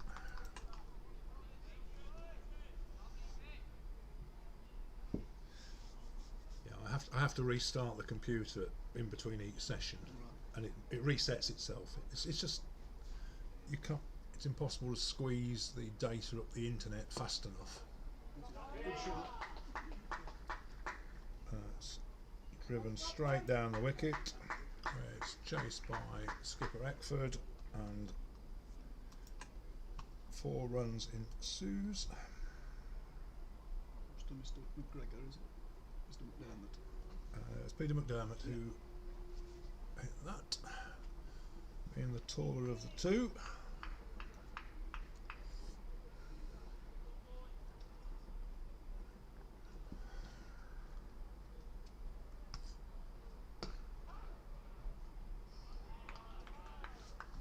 That is firmly driven into the covers, but stopped by Ben Robinson. No run.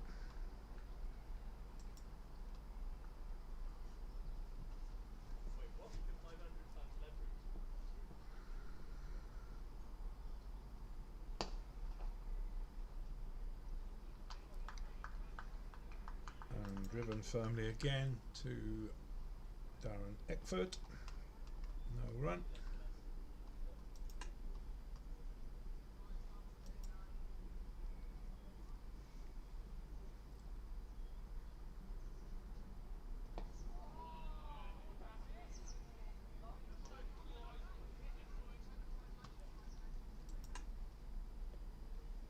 And 23 overs gone, and we have a sanitise break. So I think they must have had one when a wicket fell, and that's why they're out of multiples of 6. They are required by the rules every 6 overs or every 20 minutes. Could be a time thing, yeah. So you had that option. But it's no longer on the multiple of 6 because we've had 23 overs. I must say, I think this shows the experience gained over the last nearly 12 months that it doesn't delay the game. I mean, we've probably stopped for about 20 seconds there to get that done.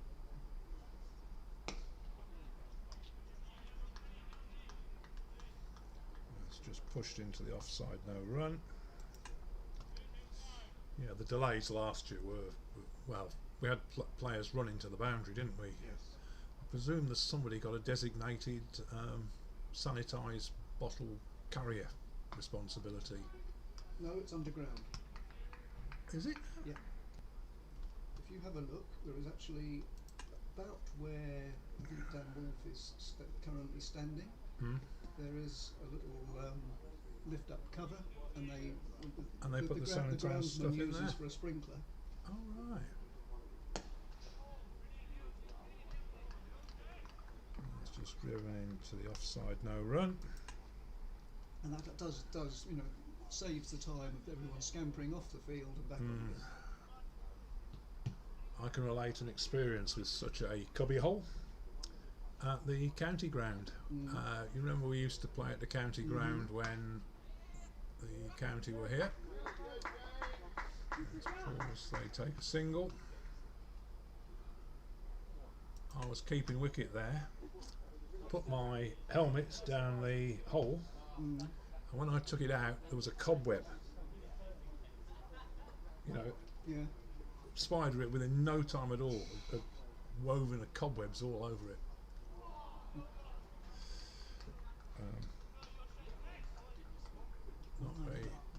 Not a very pleasant experience to put on the head.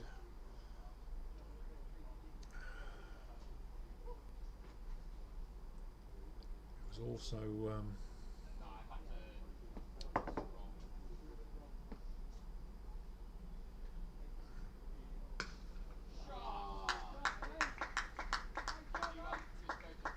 fine. Square cut goes for 4. So the batsman rocked back on that, played the ball very nicely with great commitment, sailed through the cover boundary for 4.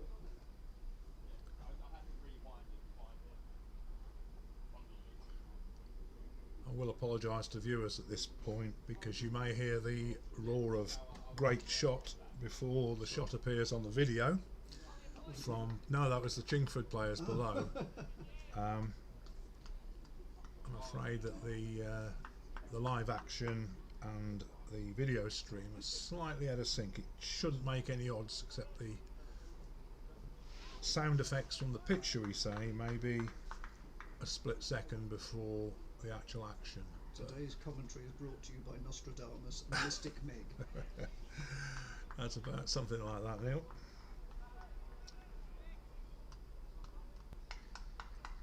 Yes, I can comment with reference to what's on the screen, whereas any sound effects are picked up live and they tend to be ahead of the stream.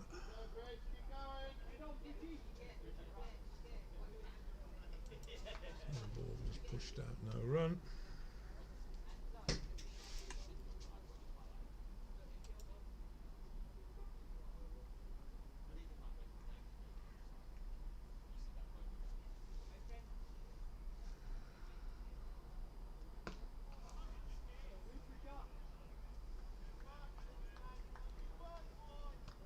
Again, no run.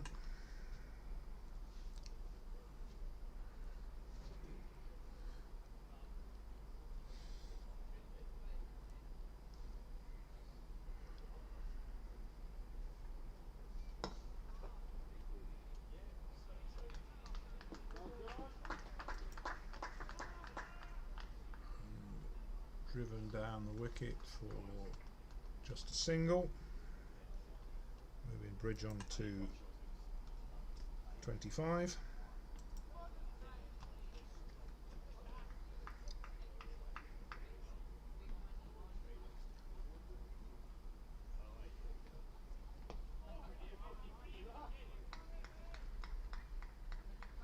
And it's just squirted out to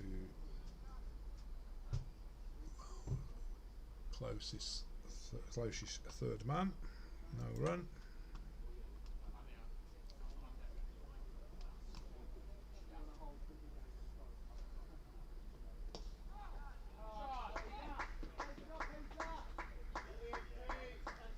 And that has been pushed square and it's gone all the way for 4 runs.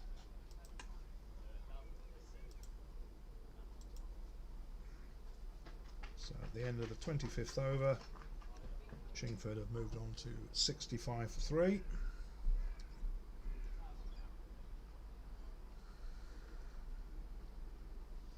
So when do they break for lunch? Yeah. Officially, after at what point?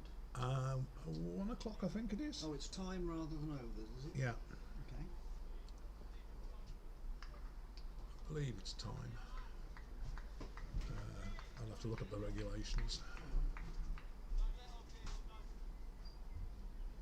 So it'll be Ollie Hills to bowl to James Bridge. We start the 26th over.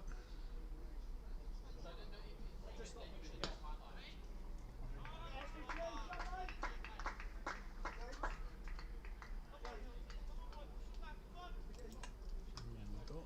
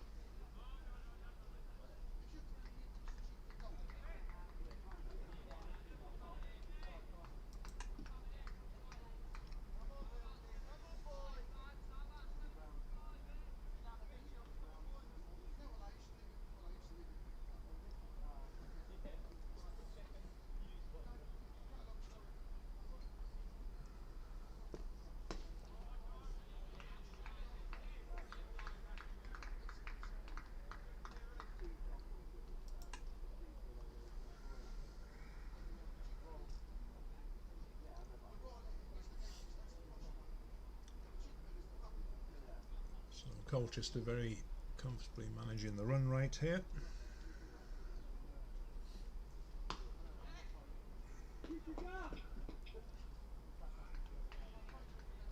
it's just pushed out to the offside where they take a single.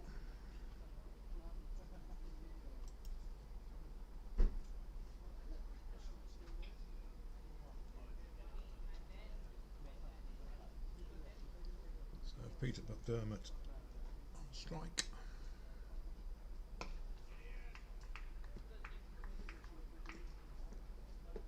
Who just defends and plays the ball back up the wicket, so one off the over.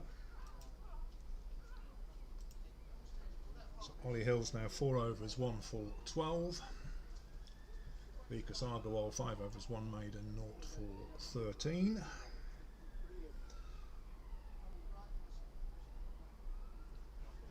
And slight acceleration for Chingford, 19 off the last 5 overs.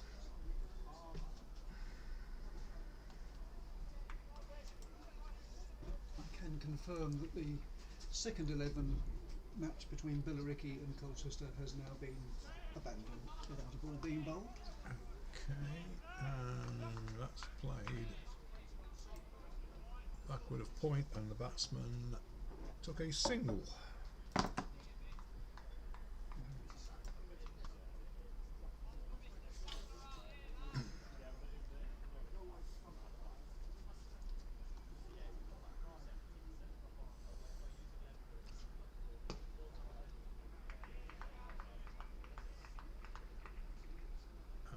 Just played back to the bowler.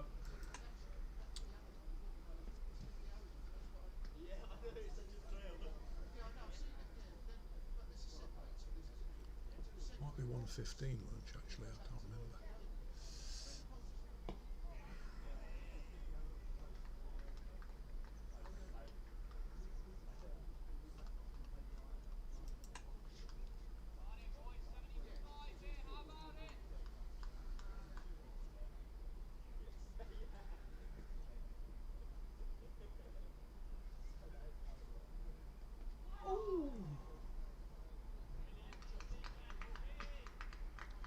Smart work by Simon Fernandez, but the batsman has not toppled over.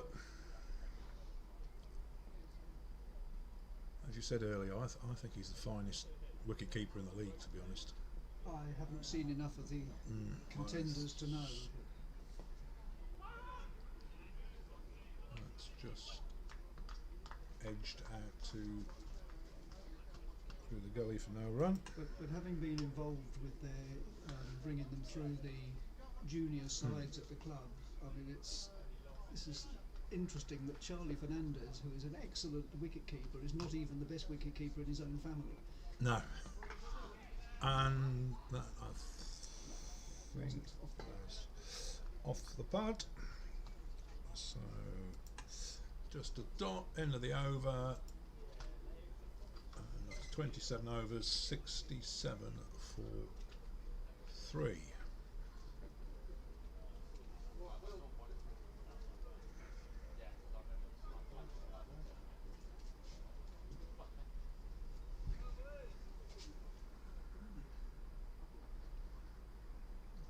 Donna might be here by now.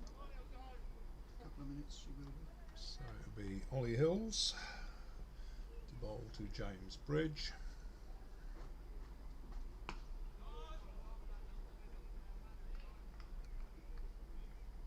Just dubs that out to point, where that was fielded by Charlie Watts, no run.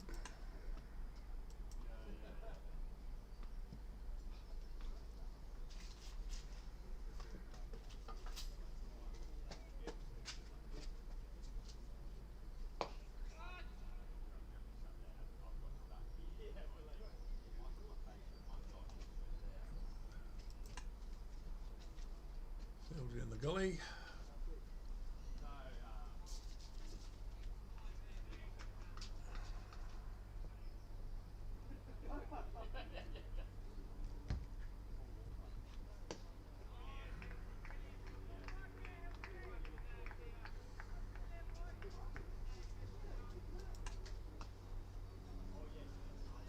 There's some extremely tight bowling this, Neil. I mean, there are are 36.3 overs remaining potentially for Chingford, but I would say the only concern for Colchester is that been pushed. they haven't really made significant inroads into the batting. No. So Just a single. it's obviously difficult to work runs off them. Mr. Bridge has been in there since the start, at about a run and over.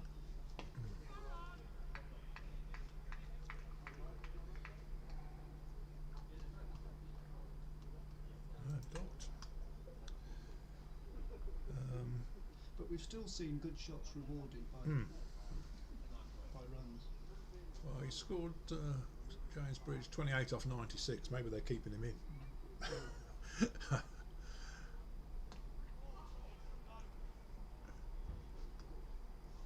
No, I think that's two batsmen who've tried to work Ollie Hills and pull him to leg, and both have failed to Mistimed it. connect. So 28 overs gone, 68 for 3.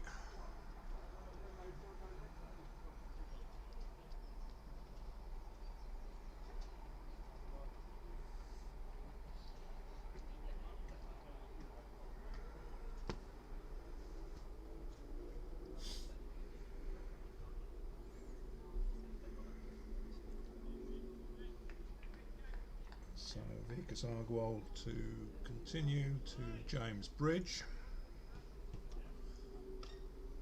Been very handy. We've got a distinctly different height difference between the batsmen here, Neil. When you get two of identical size and you're scoring on your own, it's you're then looking for who's got a yellow patch on the boots or something. Just a dot. And they all have the same kit and same bat supplier. And,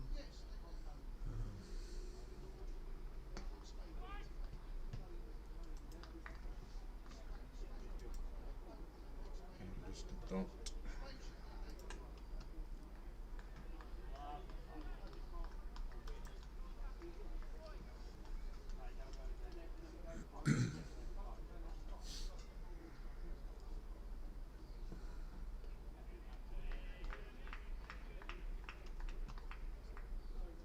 Interesting to ask Simon Fernandez who he most likes keeping to out of his team, because I think Vikas is very consistent, but as obviously keeps him on his toes because he's standing up to him. I wonder actually whether Darren Eckford is probably the keeper's favourite.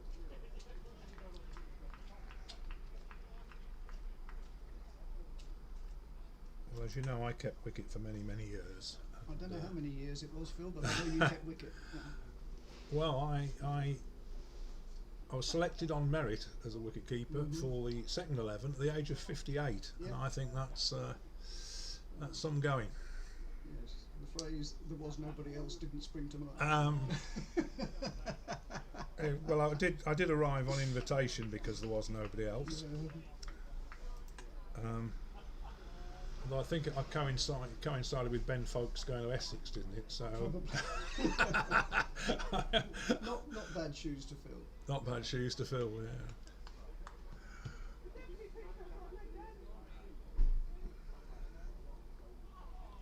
But you were always a very good wicketkeeper standing up, I seem to remember. Yeah, that's. I think that was your métier, wasn't it? Well, I mean, I still play a good standard of table tennis, and that's good hand-eye coordination required for that. Whereas standing up, I mean, I do remember keeping somebody like Greg and Saville, who would swing the ball like a banana, and if I've got to take the ball outside second slip, I'm not going to get there with the best will in the world at 58. So we have a sanitised break. What was the last one? 23 overs. So this is 29. So we've had a They should have had one. sanitised break. Yeah. I think we're about to see Darren Eckford coming back. So Change of ends for Darren. yeah, change of ends for Darren Eckford. Trying to See if we can get a wicket, another further wicket before lunch. I think lunch must be 1:15, Neil, because it's now 1. I hope it's not much later, so I could do with a break. And that's firmly driven out through the covers, picked up by Ben Robinson, and the batsmen take 2 fairly comfortably. Not many boundaries hit today, and yet when the ball has gone to the boundary, it's fairly fizz there, isn't it? So.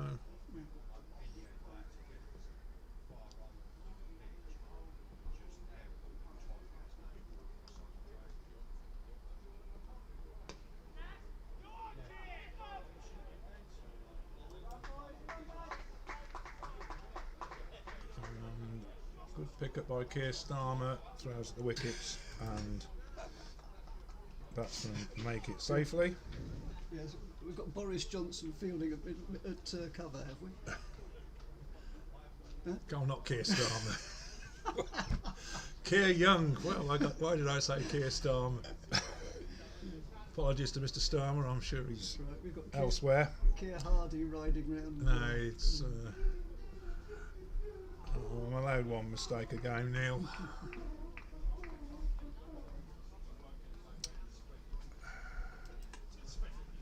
Dot. It is me, Keir David Young. John Merriday, OBE, so far, part-time friend, Susan and Amy. You're live on stream. Alright, anyway, boys cricket match other night. Right. Kid comes in. He's not a slow bowler, he's not a quick bowler. And that's Bowls a ball about this high.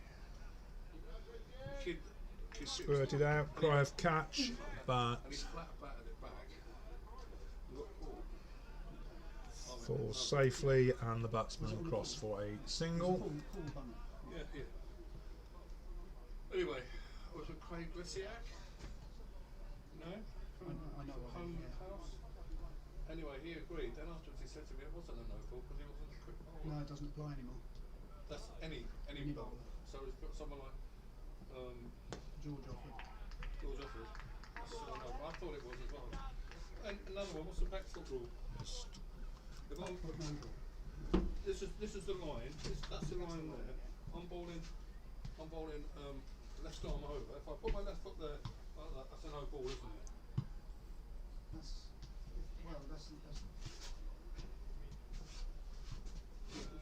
so that is a no ball, but you can do that.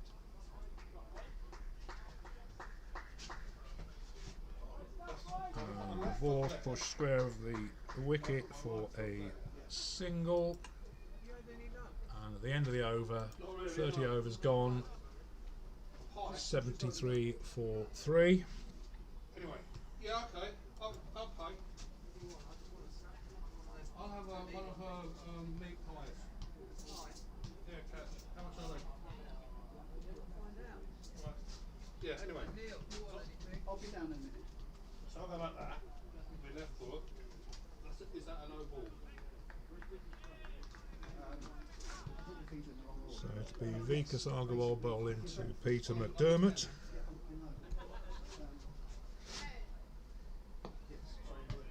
If I do this. who pushes that back down the wicket for no run. Yes, it is, because I thought it had to touch the line because I could bowl from here, couldn't I? And not touch the line, be outside of the line. no, but let's be consistent on this. If you get bowls, if that was the thing they did with Briggs, you get bowls. Driven out to the onside for no run. Well, that's a no ball, isn't it? No, because it would be deemed that the heel would be 760. How much? 760. Further dot. 760, throw in a 10. How much? 760. I'll pay for the other. They're £3.80 each. Um, Yeah. No, so on the basis that, you know, thought that was another. I thought the foot had to be touching the line. Doesn't, because, You should 100% sure.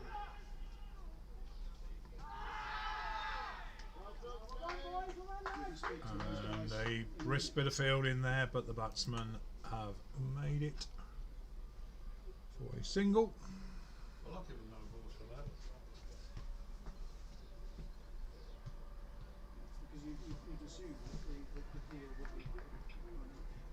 Because what we do is you get people to roll sort of like this. That's an oval, yeah, that's an oval. They come out and say, I thought, I was always under the impression that a part of the front foot had to be grounded behind the line. What do you reckon, Phil? And another fine stop by Ben Robinson.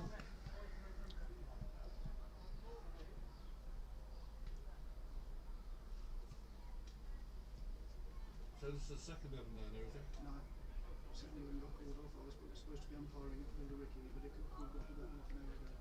Oh, really? They got water under the covers, and So that's just one off the over. So Vikas Agarwal, 8 overs, 2 maidens, 0 for 15. His usual tight self. Saville was captain. Basically, I think he certainly refused to walk, but maybe given a bit of Again. You've got to think to yourself, if I'm out OVW every other game, the umpires are not going to walk. I'm not. So it's Darren Eckford to You're Peter not saying McDermott. they're right all the time. anyway. So I got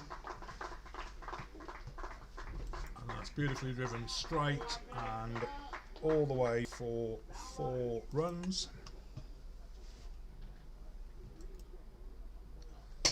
No stopping that. it was really Henry Blowford.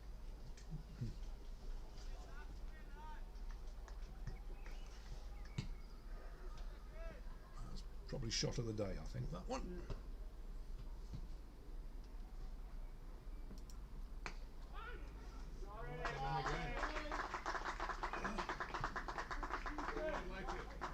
And again,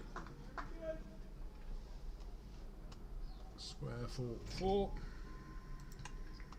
So he's just caught up his partner. Who are you playing here today? Chingford. Yep, 29 off 32 compared to 29 off 106. North Essex played there once. Chingford, wouldn't it? Chingford, very picturesque little ground. They've got a great big school there, haven't they? No, there's a Was that school Chigwell? there. Chigwell. Chigwell School, yeah, Chigwell School. Chingford is it's not on the Epping Forest sort of area, but very pleasant little ground. Nice wooden white fences and Who's the girl down there with the dog? Oh, I know. It's Esme. It is. Well, she's changed, hasn't she? What's that all about?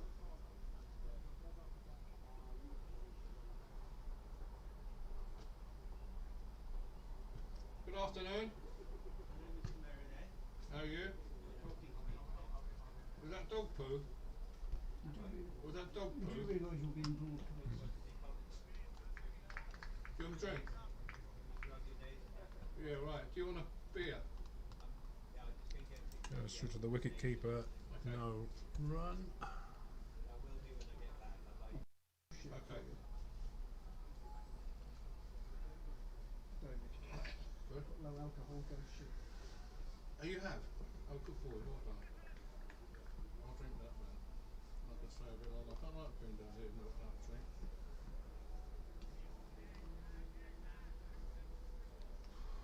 Same spot as ever. Jez wasn't in a very good mood. It's all going out low.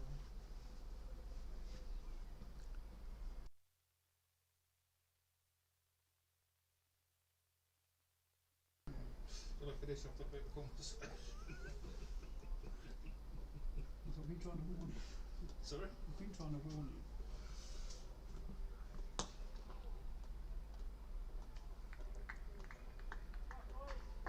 It's firmly driven, but No run. Might be one or two more overs before lunch. I'll ask the umpire then. I'm not sure. I don't think your front foot. 82 for 3 off 32. So who's doing the bar? Sav? What? Sav doing the bar? Sav doing the bar? I'm asking. I don't know. I haven't seen him yet. I did see him somewhere earlier. Is that Ollie's girlfriend over there? Huh? Is that Oliver's girlfriend? So it'll be Vikas Agarwal from the Catchpole Road end to James Bridge. And Who's the bowler? that has bowled him. Sorry. Who? Vikesh. So that's James Bridge bowled comprehensively by Vikas Agarwal.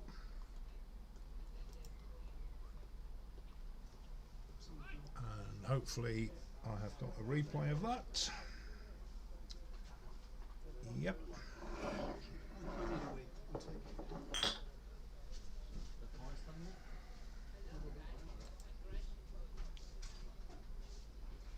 What do you think of the new signings?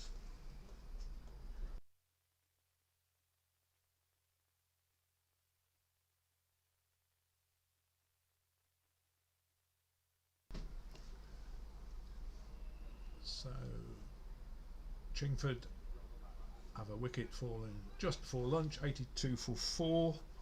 Incoming batsman should be Harry Holdsworth. Just waiting for confirmation of that.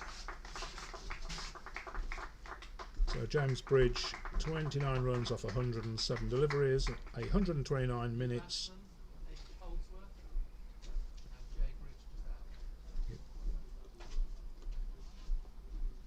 So it's saying James Bridge, 29 runs, 107 balls, 129 minutes,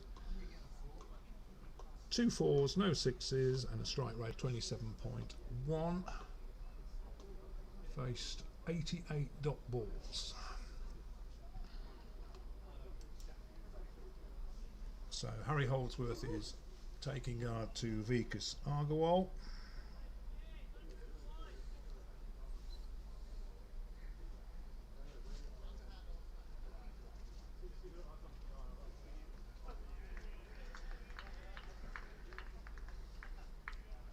Who bowls a dot ball.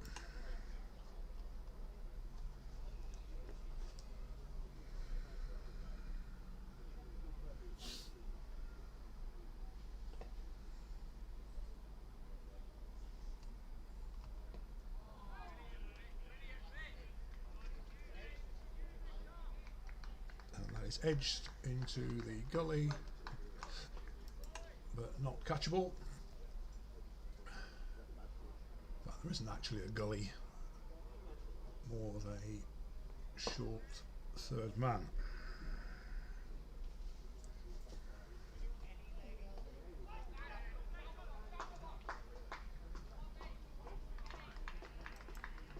And that is clipped backward of square for a single, where it's fielded by Ben Robinson, and the batsmen just take a single. Score moves on to 83 for 4.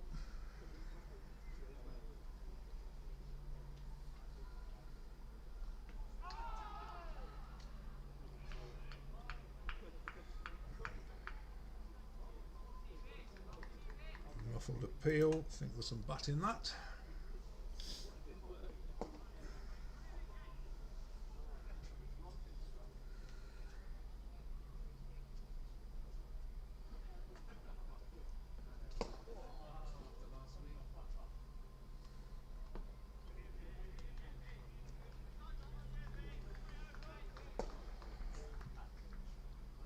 Ball just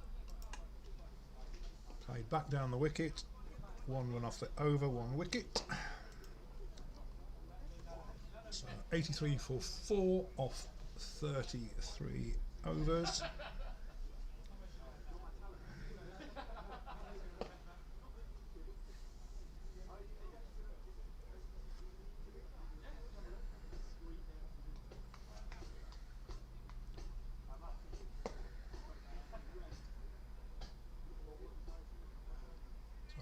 Colchester will be very satisfied with their morning's work here. As Harry Holdsworth takes guard to Darren Eckford.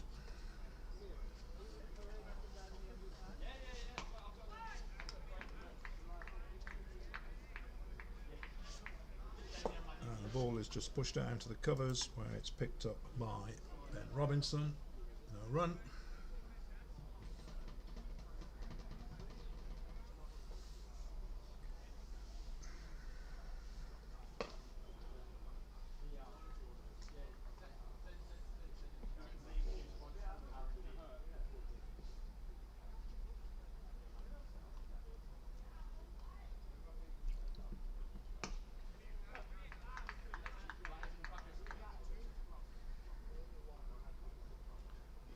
Solidly defended by Harry Holdsworth.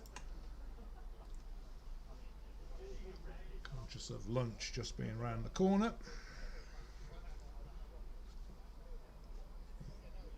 I think Chingford would wish to lose a further wicket in this session.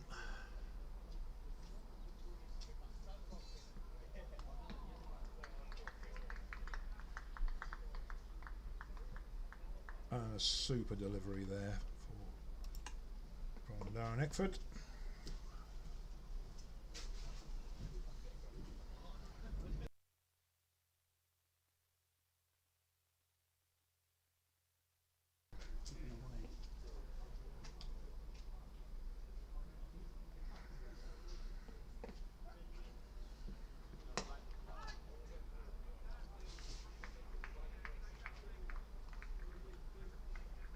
So firmly driven but picked up by Keir Young. Are we assuming this is the last over? I believe it will be.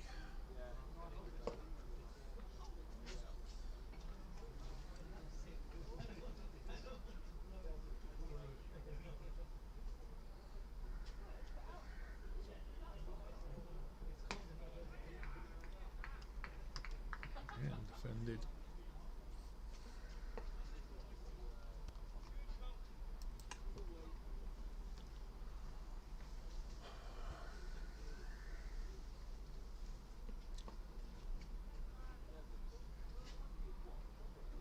Much more difficult to tell the batsmen apart now, Neil. So One is taller, I think. yeah, I think McDermott is the taller of the two. That's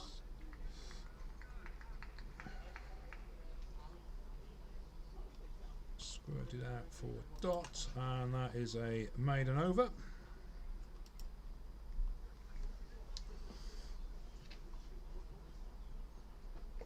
I think lunch must be later than 1:15 then. I've got to check the regs, Neil. I might have to go and get myself some lunch. Well, I'll need to run to the little boys' room fairly soon. Well, yes, I just have. The trouble is the little boy was there. So, Vikas Agarwal to Peter McDermott on 29. What are Vikas's figures, please? I'll have a look in a second. We were hoping so. Vikas What time do you think it is should be? 1:15? 9.1 overs, 2 maidens, 1 for 16 is Vikas. Excellent.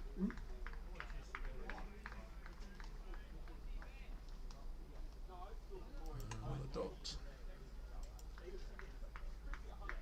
Yeah, I thought it was 1:15 to be honest, but it's probably 1:40 or something odd.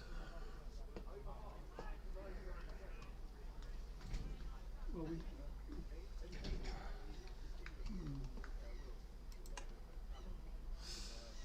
Let's check the regs. Well, it was a 120 over game, isn't it? Or was it 110? 120 over game, it's a 120 long over game. So you would assume, realistically, you would have ideally a lunch break and a tea break at roughly 40 over intervals. So we've done 34, it might be a bit later.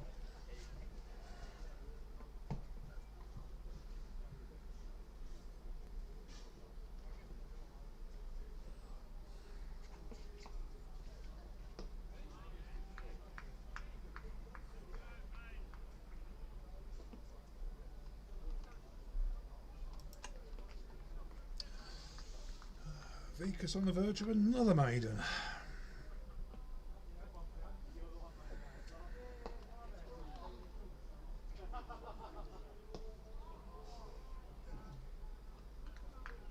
Seemed to play a leading edge on that one. And another maiden And they are makes coming off. Argyle 10 overs, 3 maidens, 1 for 16. And that is lunch.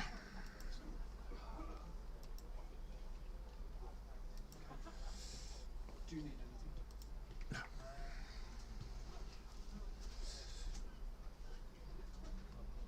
So the situation at lunch is Chingford are 83 for 4 off 35 overs, and we're now going to take a break from live action and commentary, and I will just put some rotating cards on which should give batting, bowling and other information, and we'll be back fairly shortly after lunch.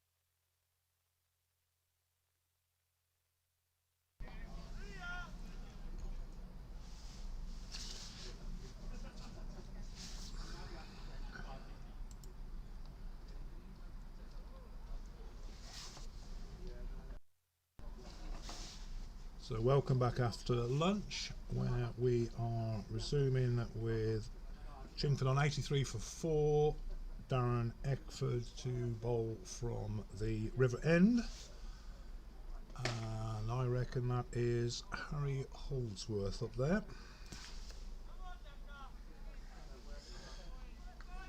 You concur, Neil? Harry Holdsworth, the batsman?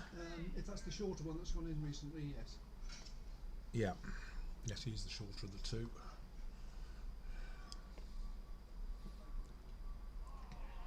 The other one has a much more upright stance.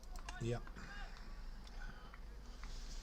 And the really great thing is I've had a chance to reboot my computer, so I've got no noticeable lag now. It's just a couple of milliseconds each ball, and it just gets worse and worse and worse over a couple of hours. So Really? it's now live.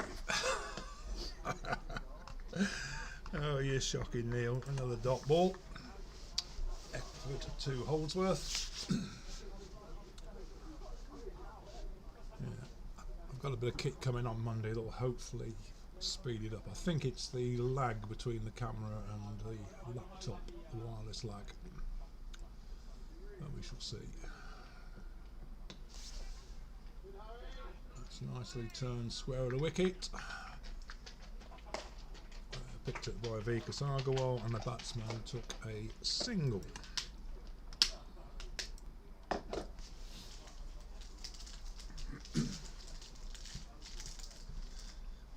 It's the toggling between the cameras that's the... Yeah, you are switching to the wide view as well, are you? I've got both cameras, two cameras on the sight screen now, if you notice. Not using this one. Oh, okay, I hadn't even noticed that.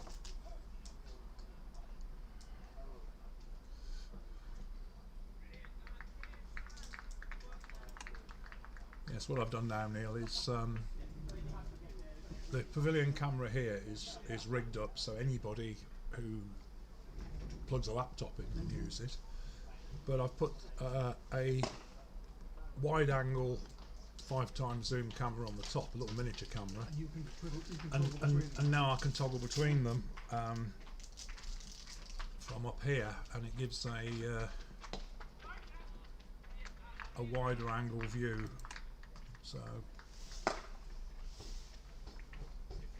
the only difficulty with it, I mean, at the moment, because I've just rebooted the laptop, they're in sync, but they do tend to get progressively out of sync over time.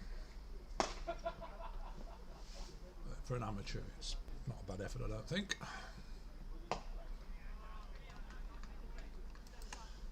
So just one off the over, moves Chingford on to 84 for 4 off 36.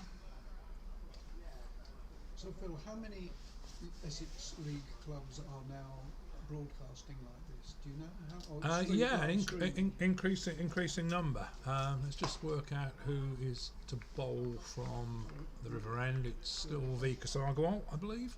Yep. Recognise the windmill action.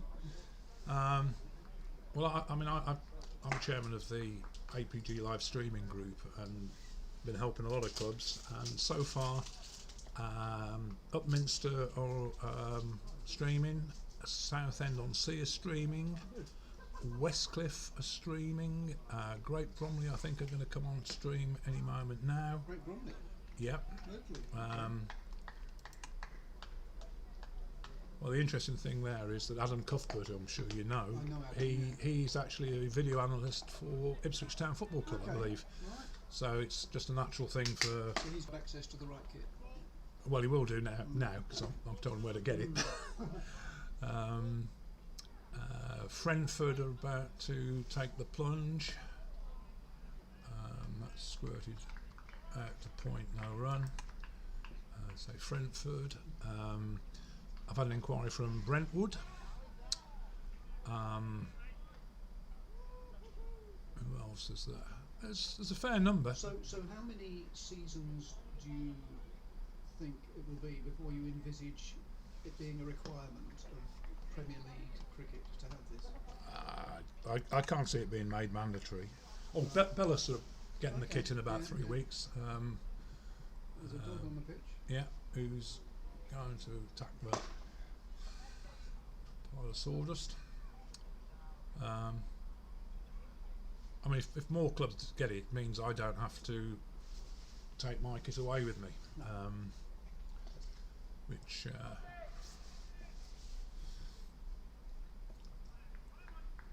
I mean, a lot of the difficulty of getting it together has been to try and make it a portable set of kit. Turn around a corner, it's fielded by Ben Robinson, and I just take a single.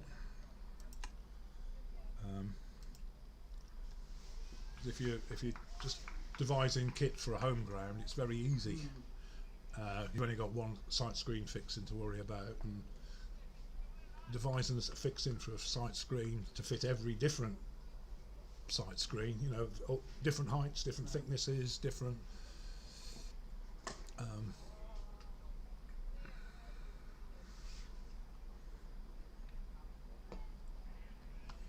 just a dot. I have just acquired a much improved pole, which I think will give us more rigidity in the wind. Less sight screen shake. Yeah. Oh, we have had some.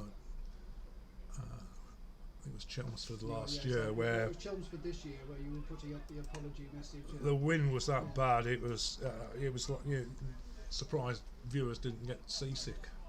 Well, it's quite feasible. It probably wouldn't, because it's mounted upon the central of 3 sight screens here, but we have known the winds to take these things, because they do actually act a little bit like land yachts, and if you're not careful, the sight screens can start disappearing out of line of the bowler.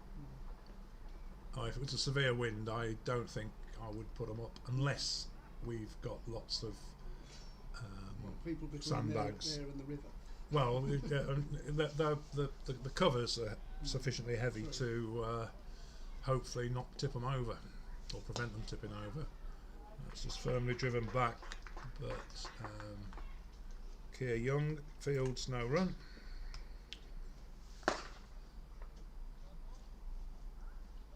Yeah, it's about 400 quid for the camera up there, so if they did get bowled over, it could be costly.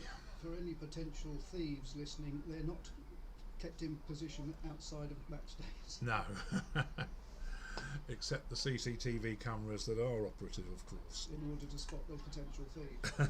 Yeah, and all of the cameras are indeed working.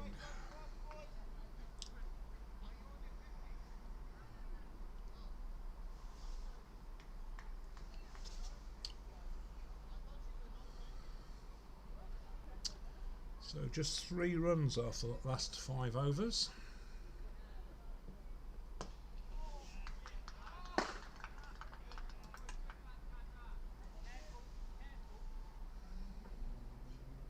Well, we were talking to the umpires at the lunch break, and they confirmed that there's a little bit of grip in the pitch, and sometimes the ball will shoot on, perhaps if it's at a fuller length. So it's certainly putting questions in the batsman's mind.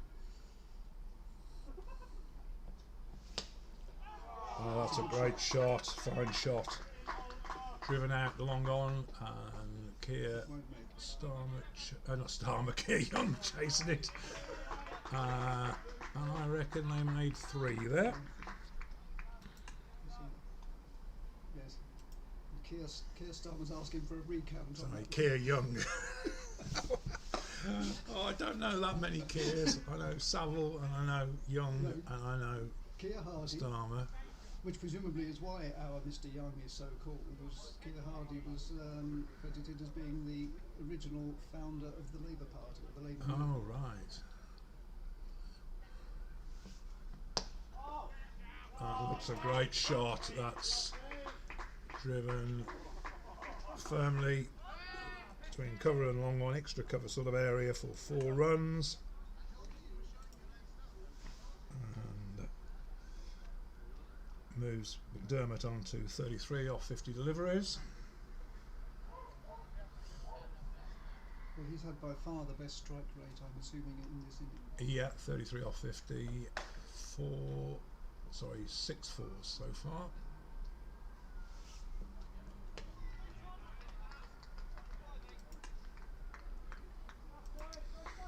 So the end of the over, 38 overs gone, 92 for 4.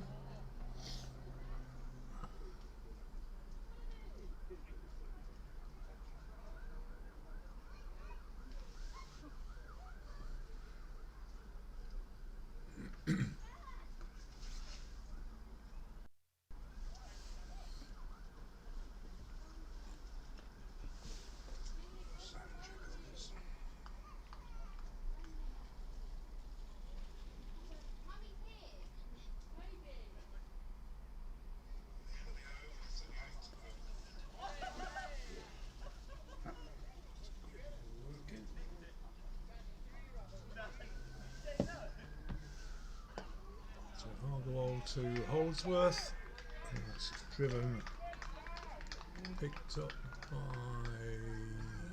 think that's Guy Haynes. Guy Haynes, yeah. We're in number 37, is that his own number He's or? put a jumper on now. Again to Guy Haynes, no run. I've got a feeling that might be a Bassett Graham shirt. Top. But it is unmistakably Guy Haynes. Yeah, lockdown haircut, definitely.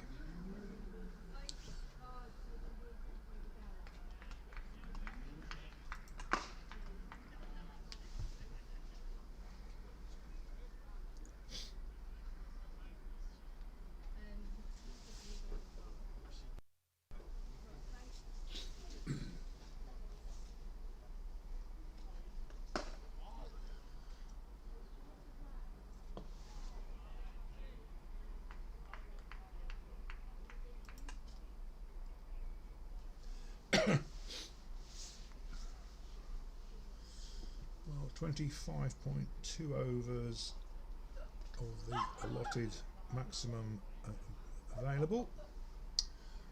8 and over would see 295. 6 and over would see 244. And at this rate, Chingford will reach 152. So last week had a scores of round about the 200 mark, so a very similar game. Which below par scoring rates for Castle Park, and that's a further maiden over. But the big difference last week, it was hot.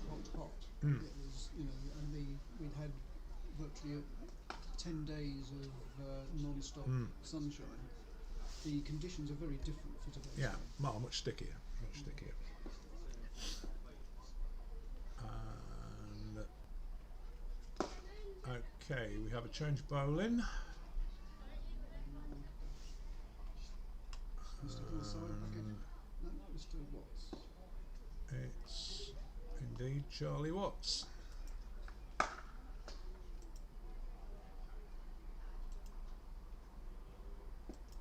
So Darren Eckford, 13 overs, 3 maidens, 0 for 38.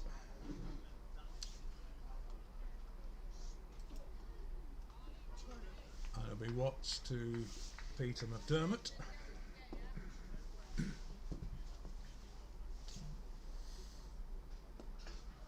Gives every impression of retaining a 4-man attack. No option of spin at the moment. So that's firmly pulled to mid-wicket. Picked up by George Offord, and the batsmen take 2.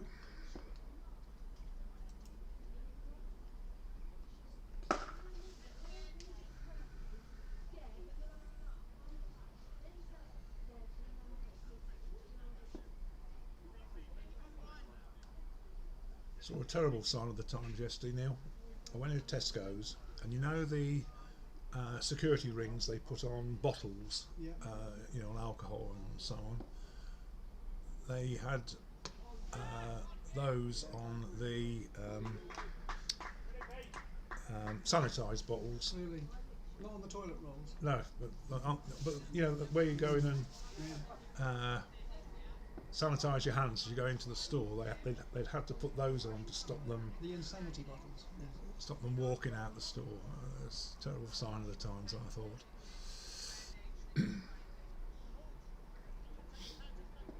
So Holdsworth on strike.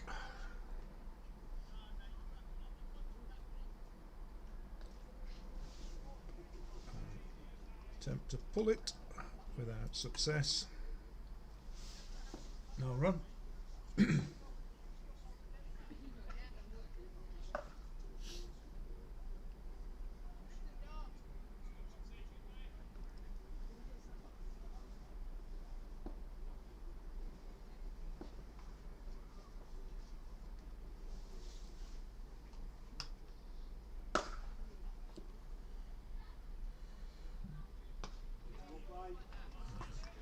Just played back down the wicket.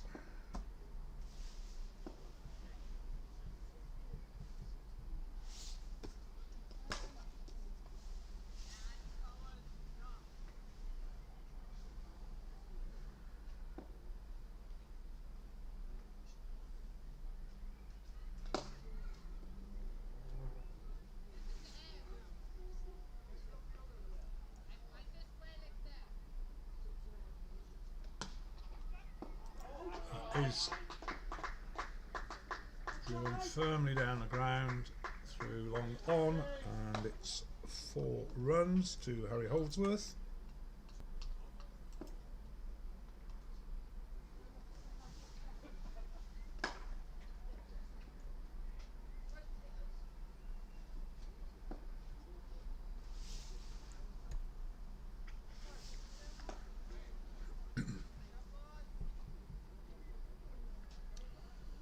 No sign of these clouds lifting, Neil.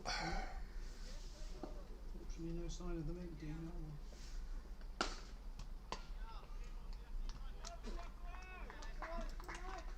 And the end of the over.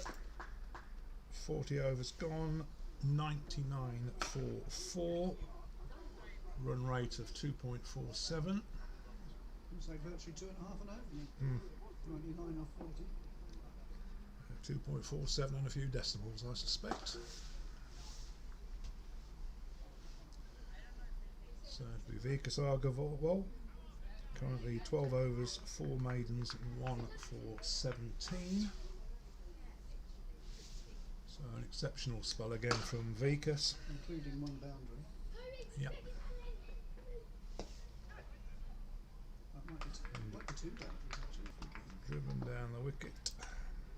No run.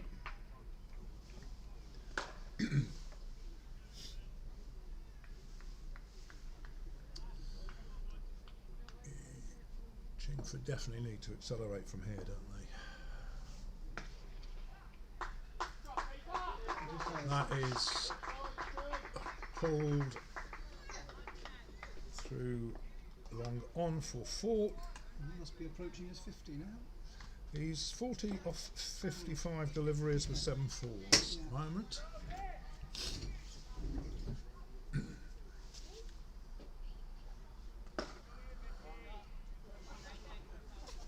Certainly, I think the danger man as far as Colchester keeping this under control.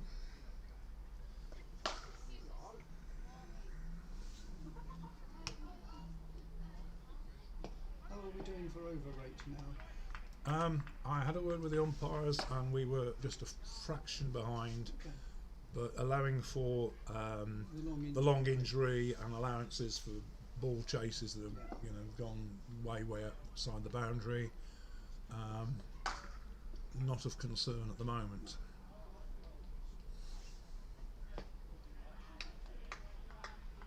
Well, I must admit, in my umpiring role, I tend to give the fielding captain plenty of warnings if they are running behind.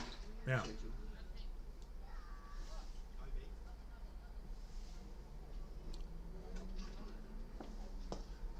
Bounces down the wicket, and was that dropped? No, No, I don't think it was dropped, but I think on the half volley it was fended away, and that's Keir. Yeah, I Keir think Starmer Young there. I think Keir might have worn that if he'd have. So just a single to McDermott.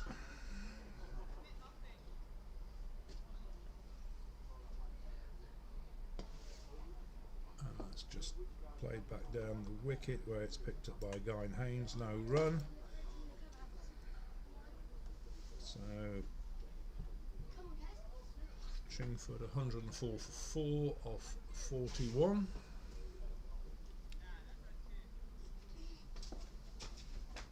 And we have a sanitise break. Insanity.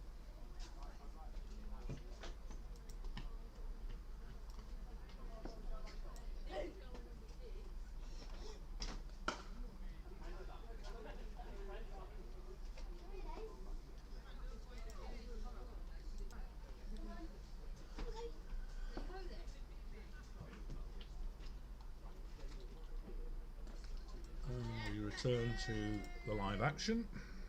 With Charlie Watts to bowl to Peter McDermott.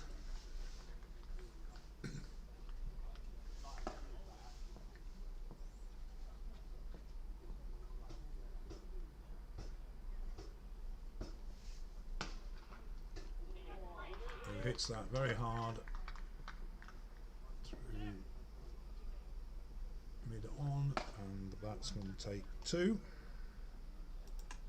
Starmer Young managed to get a hand to the ball. Yeah. Oh, I think he saved 4. We saved 2. Oh, sorry, saved 2. That's what I meant.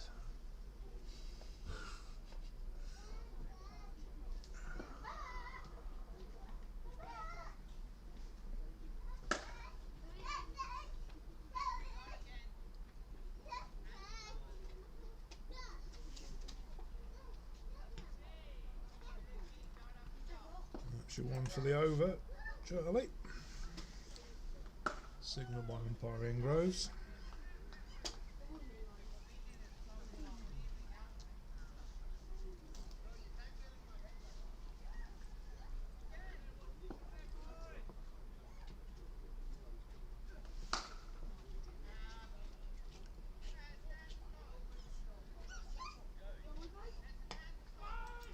It's pushed out square. No run.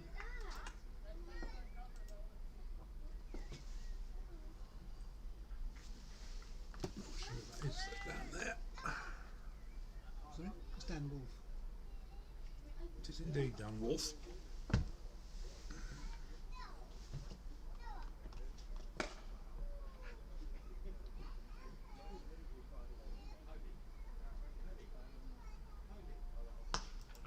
And that's firmly driven through extra cover where it's a fine effort, but not stopped. Fine effort by Ollie Hills, who's now got some washing to be done.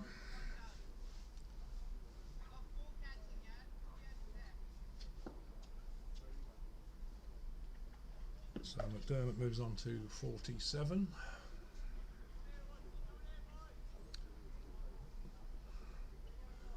Yeah, Ollie Hills now smeared with mud from his knees to his chest. And that's off the pads. And no, must have been a bit of bat in that. A signal from umpire Groves.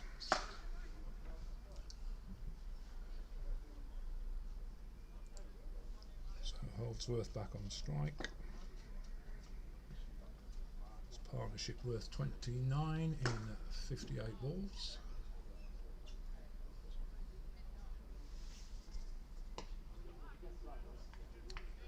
And just dubbed out to point, no run. And the score 111 for 4, Nelson on 42 overs.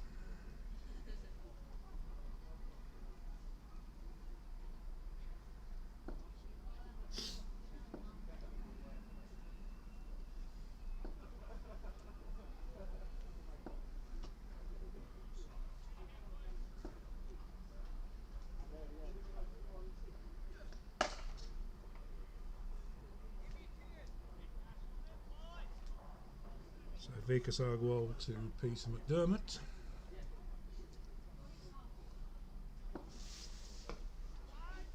Who just pushes that out to the offside where George Offord picks up no run. This is 15 overs unbroken, is it, for Vikas? It's 13.1 overs he's bowled. This is his 14th. He had a second spell, didn't he? Didn't he have 2 spells? What was that? Didn't he have a break? Oh, no, it's Darren. He left everybody else from this end, didn't he? Yeah. Yep. His only break was for lunch. Yes, that's it.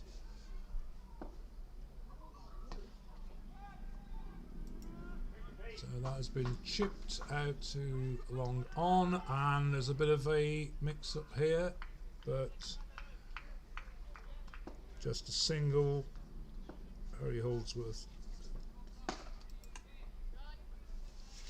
turning down the opportunity of a second run. I think probably a wise decision. So Agarwal to Holdsworth.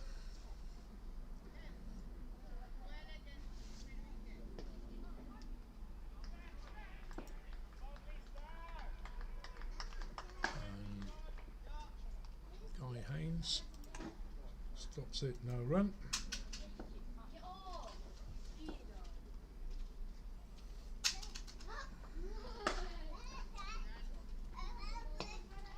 It's just becoming a little bit more overcast, I'm afraid to say. Well, the weather forecast for tomorrow is pretty awful. We've got 2 under-19 games scheduled down here tomorrow. I have a fear that some dodgy umpire as well. Oh yeah, are you umpiring tomorrow, are you?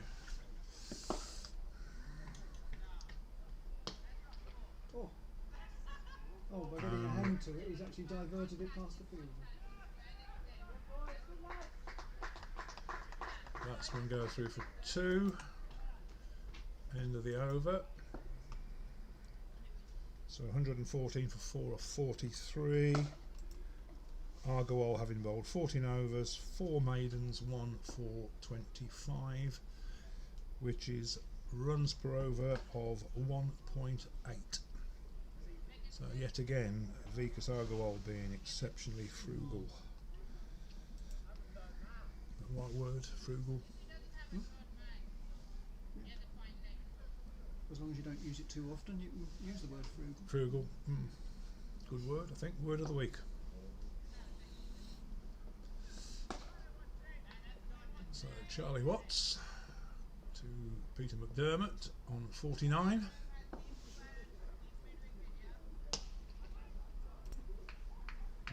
If you shove an apple into the end of your trumpet, does that mean you're playing a frugal?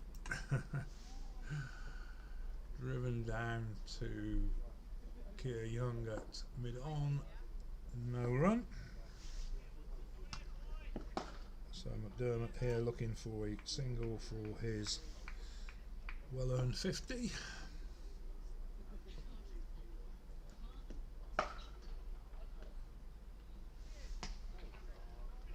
And he pulls it square, but it's fielded by Joe McGregor, no run.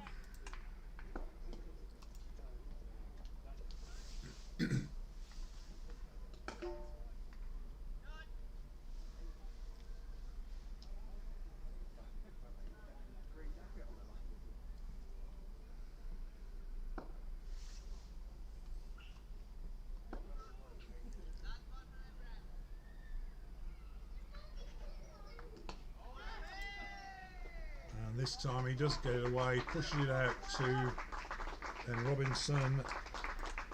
That takes his single and moves on to 50, which has come in 69 balls in 87 minutes, 8 fours with a strike rate of 72.5.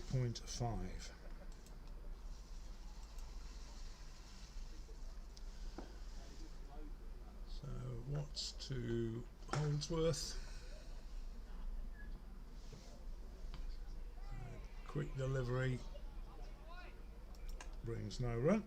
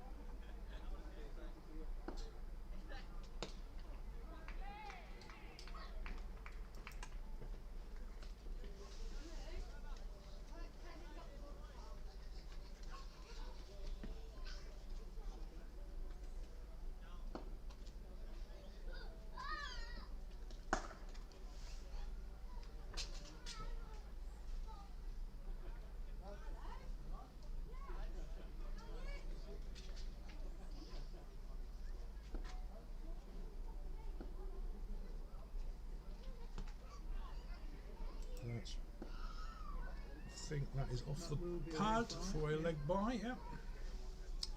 One leg bye. End of the over.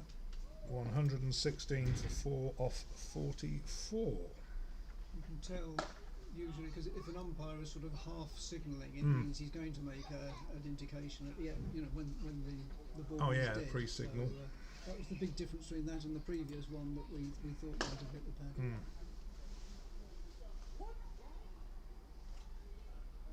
So Vikasago Ol to bowl his 15th over.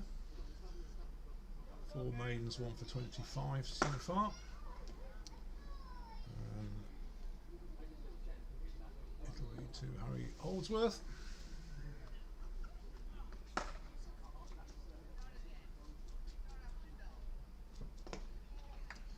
Who drives it down the wicket. I think Vikas might have got a hand on that. Deflecting it to Keir Young.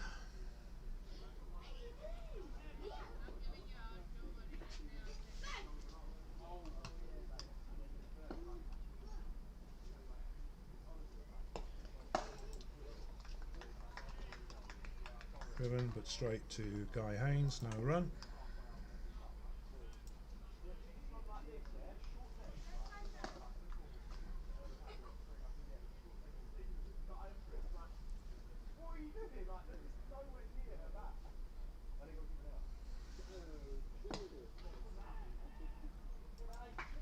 That's driven out firmly. Batsman going for the second. And the ball hits the stumps but comfortably home for 2 runs.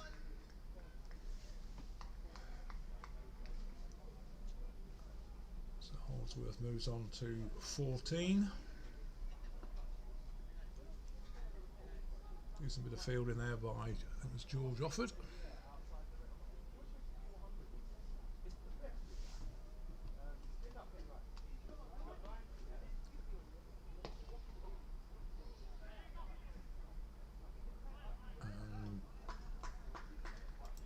Single to Darren Eckford.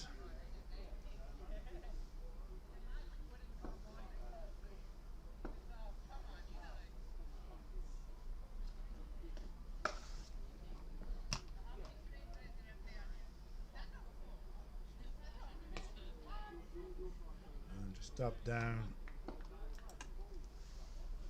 No run.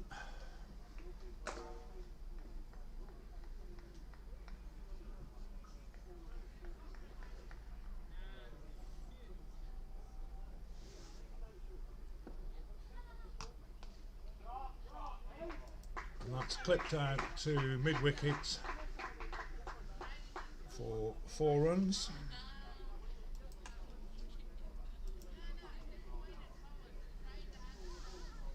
So Peter McDermott moves on to 54 off 71. And the score moves on to 123 for 4 off 45 overs.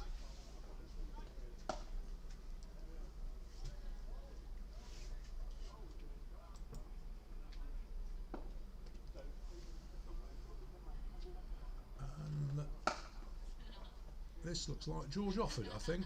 It does indeed. A far different trajectory. So now we're going to see some spin from George Offord.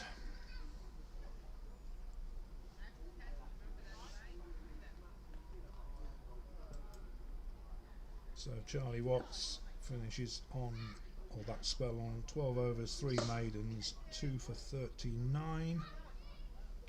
Economy rate of 3.3. So nobody's going to quibble with that.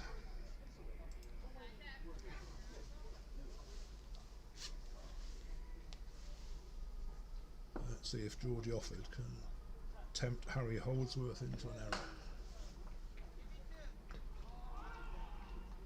And it's just pushed out to point, no run. We seem to we've gone to a 4-5 leg side field to George. First time there's been any real significant change in the field. And having said that, he's now moved and from the leg side back over to the off. Yeah. So we're back to a 5-4 field. No slip. That's somewhat defensive, isn't it?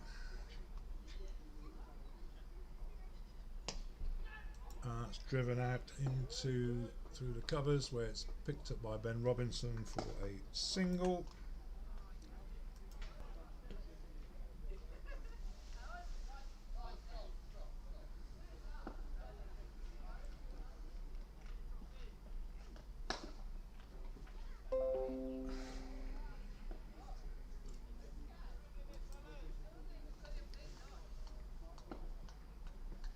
Offered to Peter McDermott, who dumps it down to point. No run.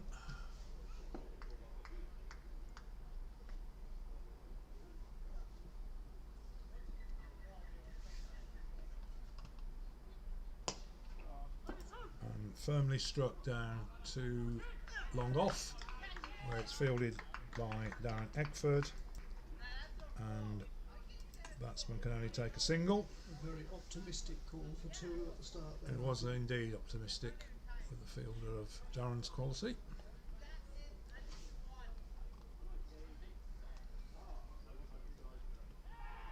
And I think that could well be a drop.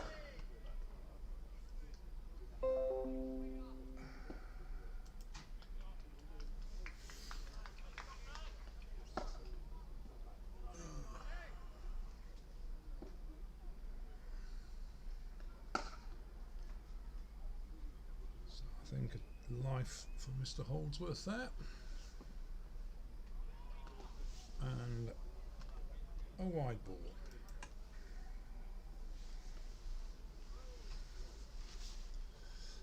We'll have to get another layer at lunchtime, Neil, because it's distinctly chilly up here. And it's swept along the ground, but picked up by Keir Young. No run.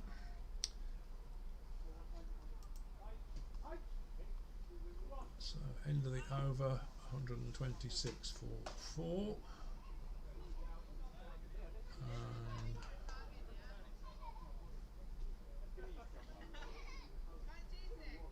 batsman calling for a cup.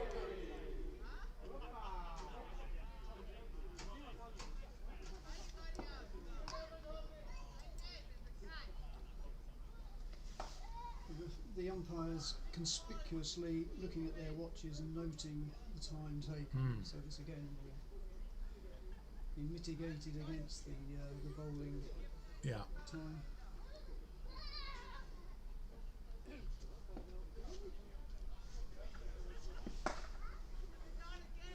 I was quite fascinated by the women's game on the last couple of days on TV. I watched a little bit of it there, and the umpires were distinctly hurrying them along. No time for drinks, girls, and so it's obviously It's an issue at all levels. Yeah, it's a difficult issue as an umpire, because primarily you're in charge of the safety of all of the players, and therefore you don't want to deprive people It's driven down and of just drinks a breaks. single to McDermott. But you also have a duty to get the game going at speed.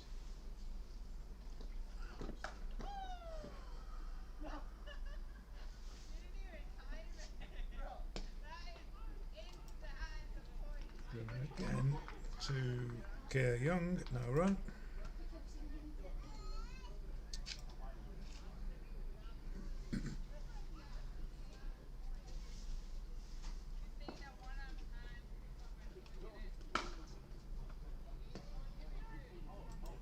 That's pushed out for a single to Harry Holdsworth.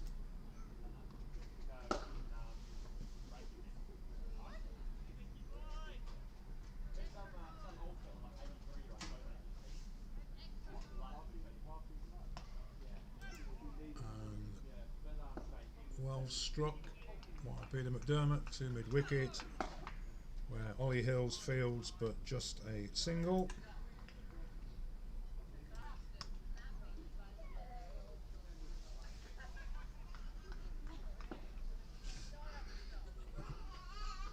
Is it me or the light getting worse now? I think the last 20 minutes or so it's got progressively darker.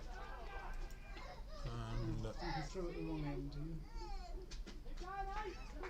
batsmen go through for a single.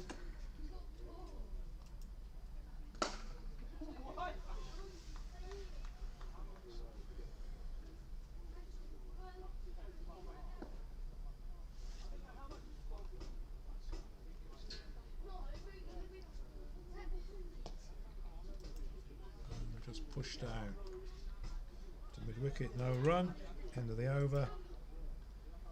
47 overs gone, and the score's moved on to 130, and we have a sanitised break. So I presume that's 13 overs maximum left. Was it 64 overs at the point? 17 overs left. 17 overs left. So Yeah. assuming that they will look to score at least 5 and over, you're looking, presumably they're going to get aiming at a score about 220 at the moment. Well, 6 and over would give them 252, 8 and over 266. At the current rate, merely 177. I expect that to So, accelerate. yeah. So I would predict that we're looking, unless there's a sudden acceleration, at probably a target of around 230 at the end of the inning. Unless there's a clatter of wickets or a sudden burst of runs. Well, Colchester chased down 199 last week, but with It was not a a good. clatter of wickets at the death. Yes, we made hard work. Yeah, I think we were 192 for 5, and or 4, I think it was, and then lost 3 wickets, getting up the final 4 or 5 runs. So just pushed down to mid-on, fielded by Eckford, and a single.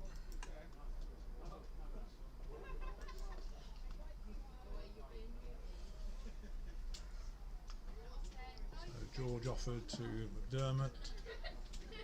Darren Eckford going to long off. And that's firmly struck through long on, where it's fielded by Keir Young, and batsmen take 2. 2 runs.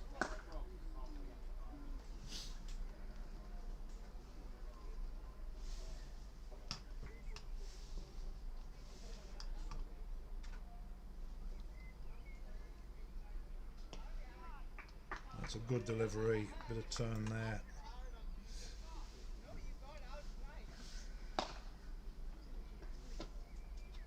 They're told to hurry up because George is turning and paddled round the corner, but picked up by Vikas Agarwal, no run. George Offord is definitely getting on with it here.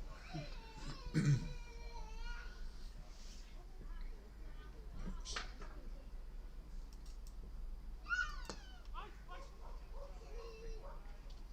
Apologies to viewers there, I had the sanitised break card up for a couple of those deliveries. Good job the wicket didn't fall.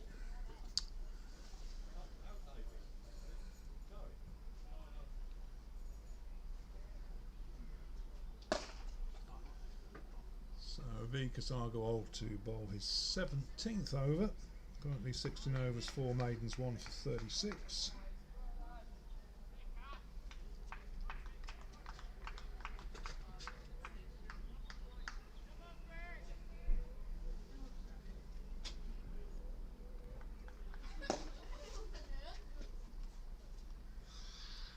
Bowling to Harry Holdsworth, who pushes it out to mid-wicket. Guy Haynes fields no run.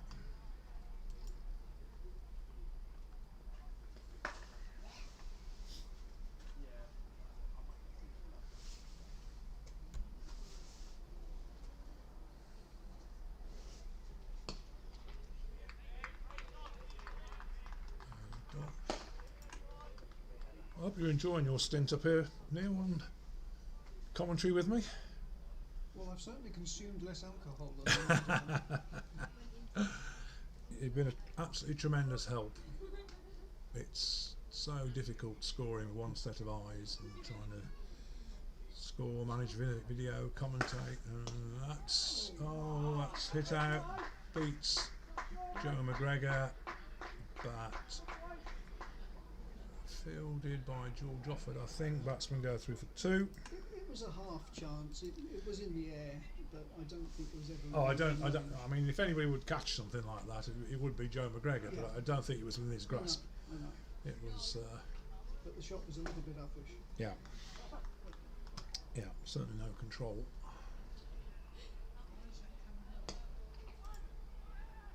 And this could be a run out. This could be trouble. Not out. And the batsman scrambles to for a single. I think, as I suggested, there is a definite emphasis now, firstly on the bowling side, speeding up their activities, but also the batting side, clearly trying to get on with the run Yeah. setting now. Well, with only 15.2 overs left, distinct need for acceleration. And that's just pushed back to the bowler. No run.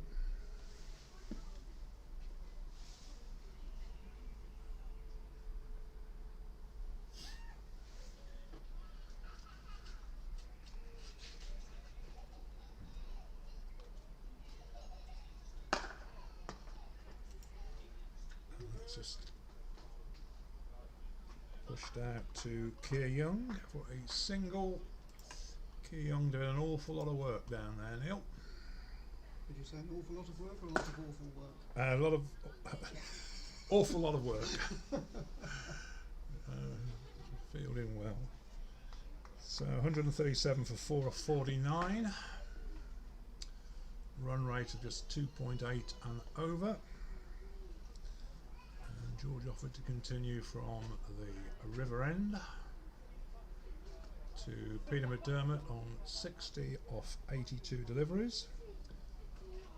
Partnership of 55 off 101 deliveries, and that is pushed out to Keir Young again at mid-on for a single.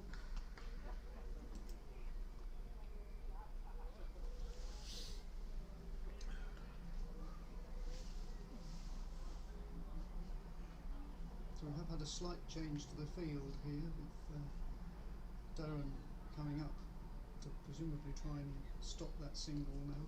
Yeah. And that's exactly where it's played, but they still get the single.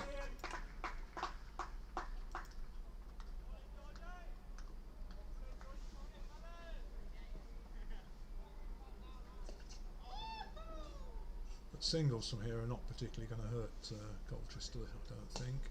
And that is well struck. It won't go. But it's not going to go, no. Keir Young again picks up throws, and the batsmen take 2. So McDermott moves on to 63.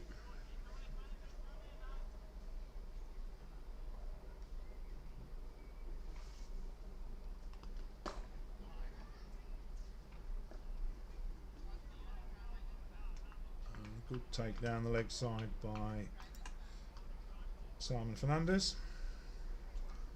Again, kept really tidily today. Just apart from those one or two appear to be slight snicks that were not gloved. That's turned round the corner with a sort of reverse paddle sweep. It's gone all the way for 4 runs.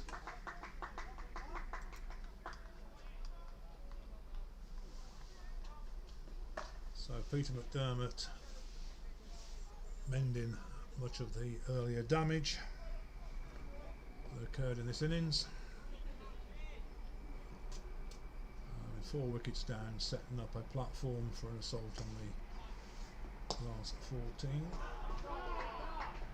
And that is driven firmly straight down the ground for 4 runs.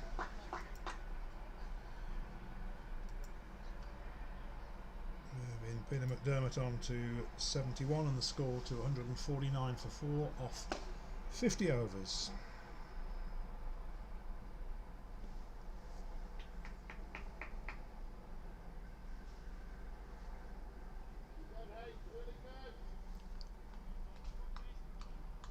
I suspect we may see Darren Eckford coming back soon. Well, Darren was reasonably expensive as well in his last spell. George. Darren clearly prefers to bowl from the other end.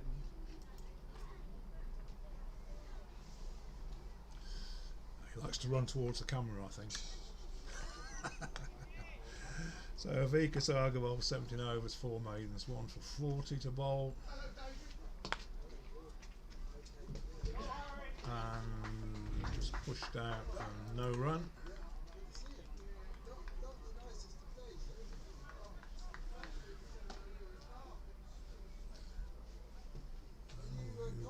Welcome our chairman. And that's pushed out to mid-wicket to Guy Haynes.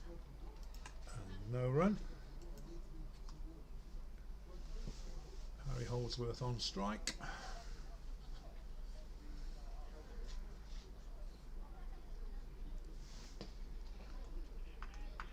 And just played back to the bowler.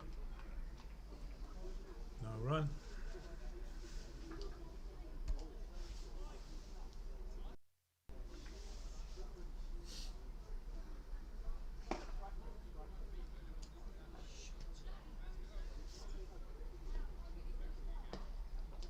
And a fine stop by Avika Sagarwal.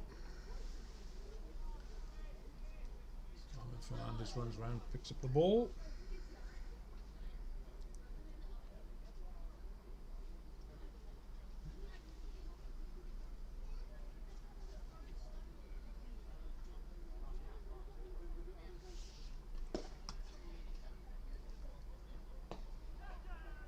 And that has beaten the fielder.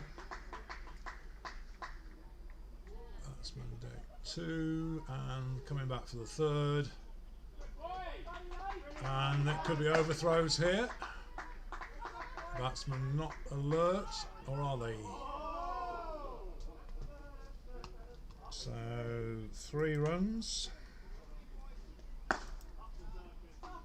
that brings up the 150 for Chingford in 50.5 overs, and it's taken them 193 minutes.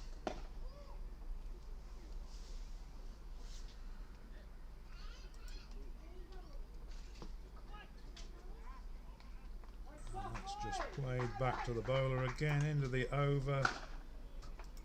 51 overs gone, 152 for 4. So the last 5 overs have gone for 26, so the run rate has improved. About 5 and over, yeah. I need to go and get some clothes on. Score.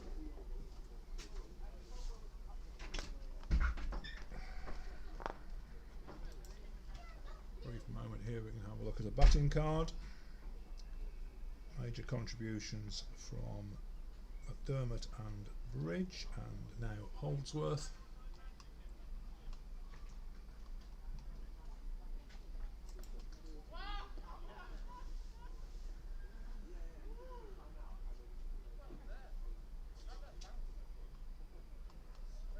And we have a further change of bowling.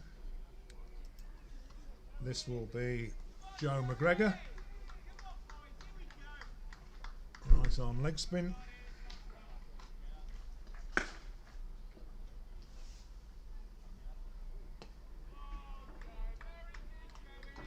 And on the spot first delivery to Harry Holdsworth. It's gone distinctly chilly nil. McGregor. Yep.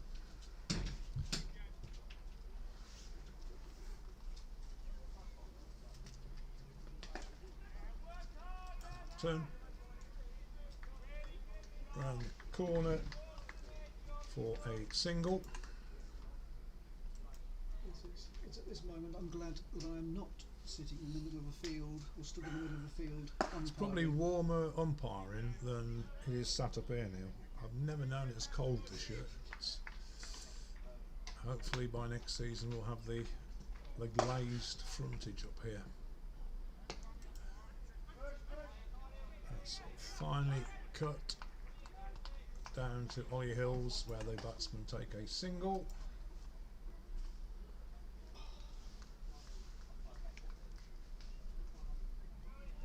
So just 2 off the over so far.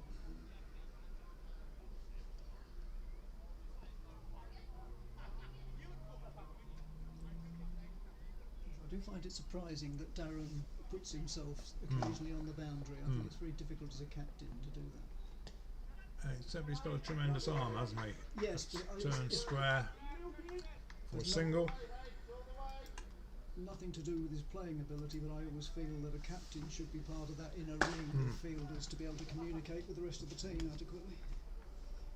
I think they're pretty well drilled, though. They are. They are very well drilled, so you know, it doesn't necessarily need a lot of input.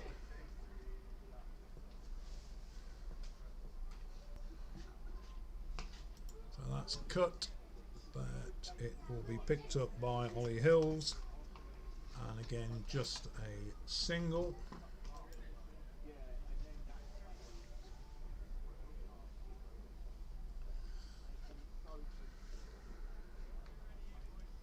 So Holdsworth back on strike.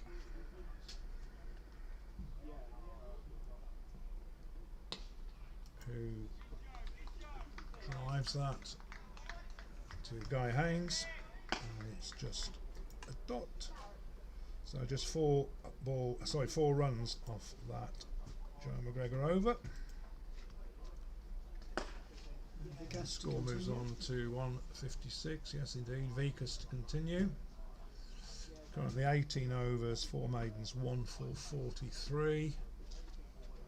So made a major contribution to restricting this Chingford score. And 12 overs to go of this innings. I know Vickers will be disappointed that he's only got the 1 wicket to show for his efforts, but it's still an immense contribution. Oh, absolutely. And that is pushed out to Guy Haynes, no run.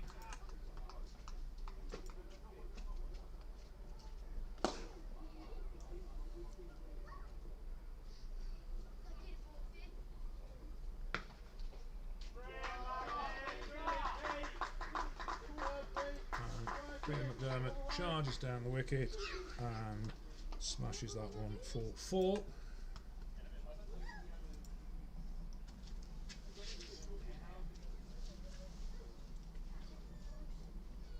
But I think Simon Fernandez will be interested here if he's going to take on Vickers in that manner.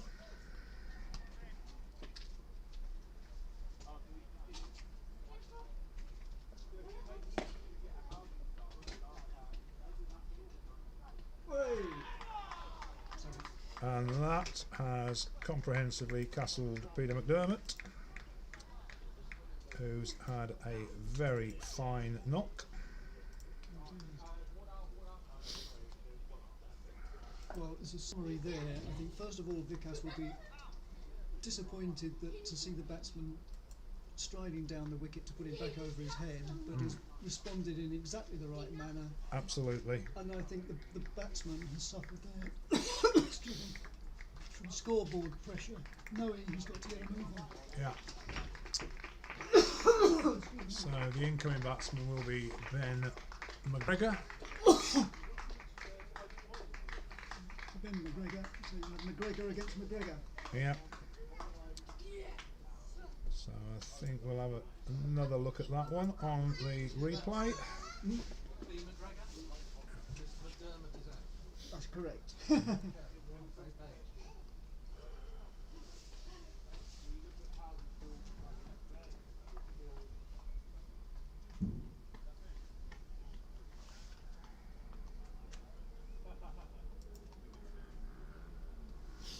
That was a fine delivery looking back on the stream there, Neil. Okay. Sorry, I will replay it for a further time, and I'll just close that down a minute. don't think too many people are going to be upset if I play it again. Is it? It's in the window there. You see it? I can.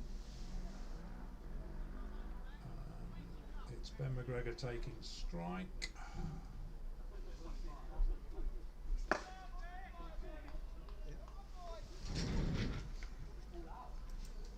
Comprehensively bowled. So Ben McGregor to face his first ball from Vikas Agarwal, who's now got 2 for 47 off his 18.3 overs. And that's nicked. And chased by Charlie Watts, and the batsman take 2.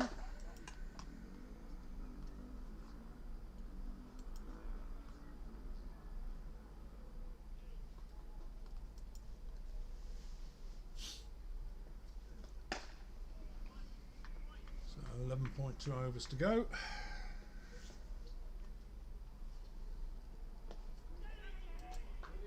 Pushed out, square of the wicket, picked up by Guy Haynes, and batsman take a single.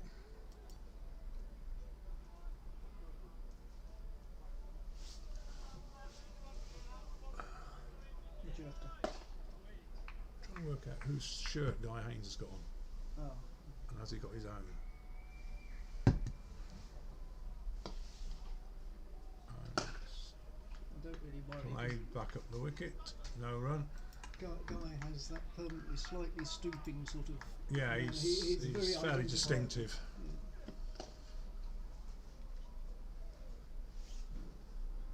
So after 53 overs, 163 for 5. Run rate of 3.08. I think for the first time we'll see Joe McGregor to Ben McGregor. Yeah. No relationship, apart from, No sign of I Peter suppose they Rabbit. wear the same kilt. Yeah, no sign of Peter Rabbit. So Joe McGregor, right arm leg spin from the river end. Don't know whether he bowls a googly actually. Certainly bowls a decent leg spinner. So to Ben McGregor.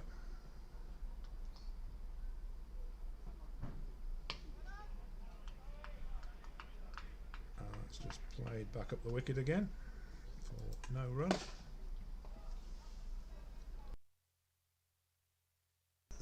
The lag developing again.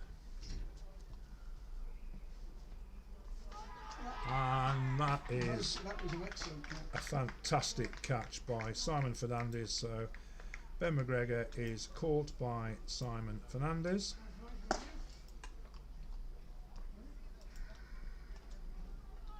And one can assume that wasn't the googly.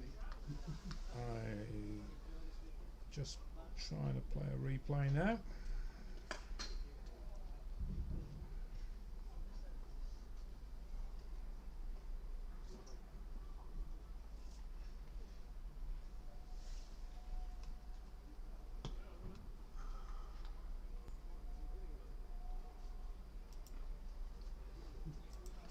Not sure the replays worked there. Not to worry. Let's have a look. I think we're Ben out, Alex in. yeah. Oh, I have captured it. Sorry? You've got Stoker as captain Yeah. and Aaron Butcher's wicketkeeper. Okay.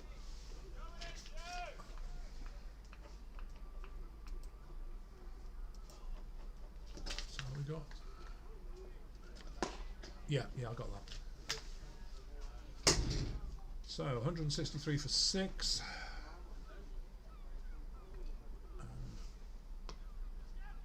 Stokoe plays it square of the wicket for a single.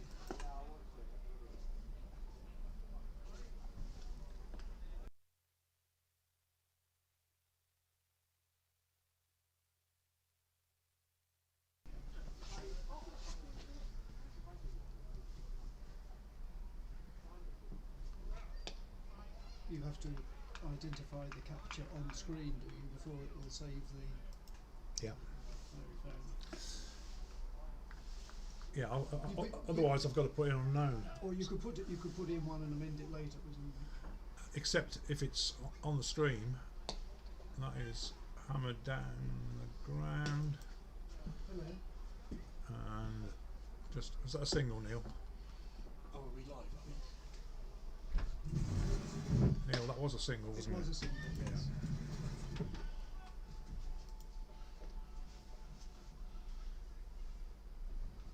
So McGregor to Stokoe, who pushes the ball out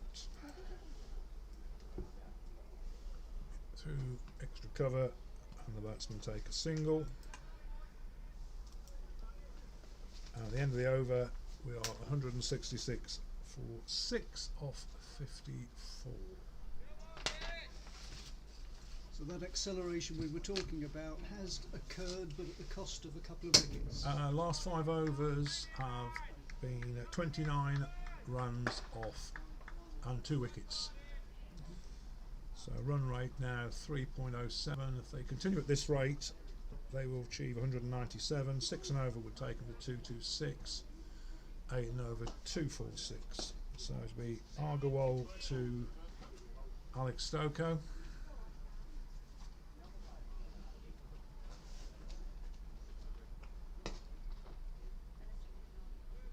Just driven down the wicket for no run.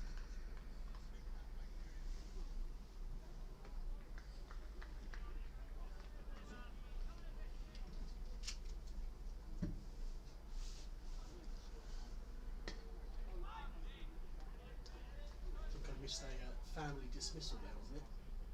McGregor. Yes, the McGregors. Yes. Caught Peter Rabbit.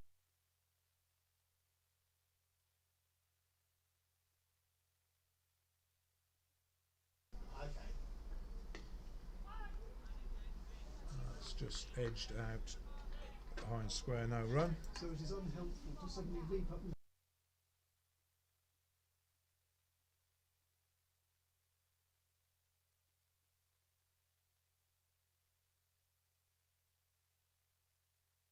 He's on time, but the crowd, the player reactions. That's right. Mr. It looks like Saville fielding that, judging by the jumper. Is that a Savile gun? That's right. We finally identified who Guy Haynes is wearing. We thought it was a large jumper. Unfortunately, our kit producer And just a single. seems to wonder that the wider you are, the longer you are as well, which is not always the case. We long? I don't know. So for our viewers, we should welcome Kieran Saville to the balcony here. Unfortunately, watching the game today, it's nice to be here, but obviously we'll have to be playing up at Billericay. Just one off the over. So 167 for 6 off 55. Yeah, unfortunate that the second 11 game was called off this morning. A pitch resembling an otter's pocket is how I Otter's describe pocket, yeah. Technically it was called off this afternoon, but it's still called off in time to prevent us having to travel. Yeah. Yeah.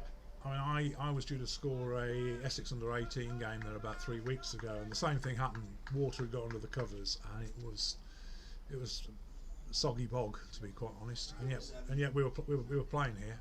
Yeah, Jeremy, our esteemed groundsman, had mentioned earlier that it would be a similar sort of scenario at Billericay area. So McGregor to Stokoe, and it's just pushed back for no run. Intriguing game this, has to be said. Bit of cat and mouse with wickets falling in clusters at the moment.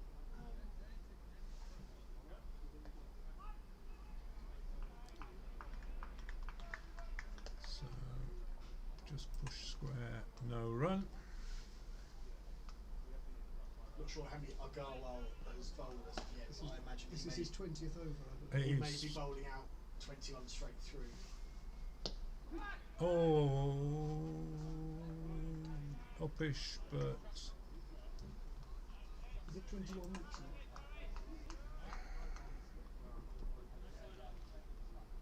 I think it may well be.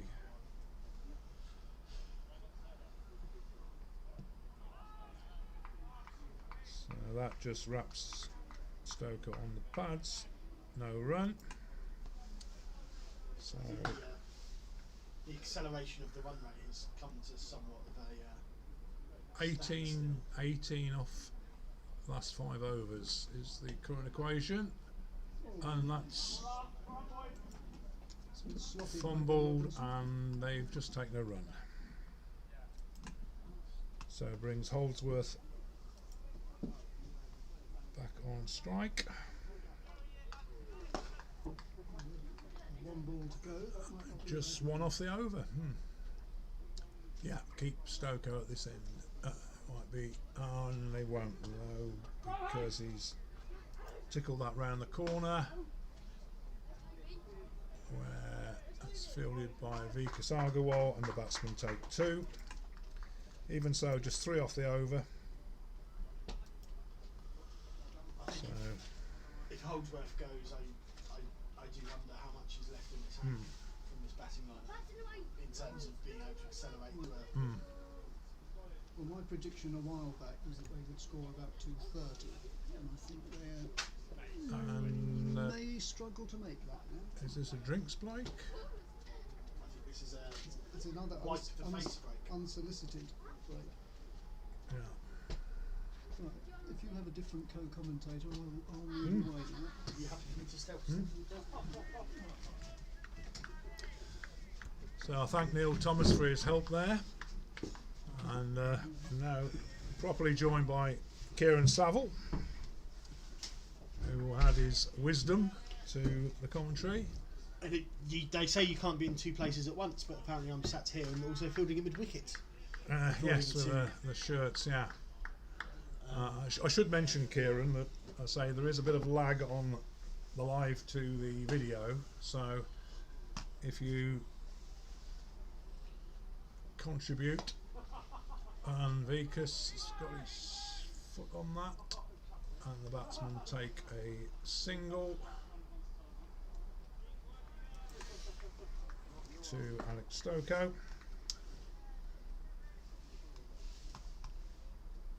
Yeah, basically this will start off in perfect sync, and after about an hour it just gets slower and slower and slower, and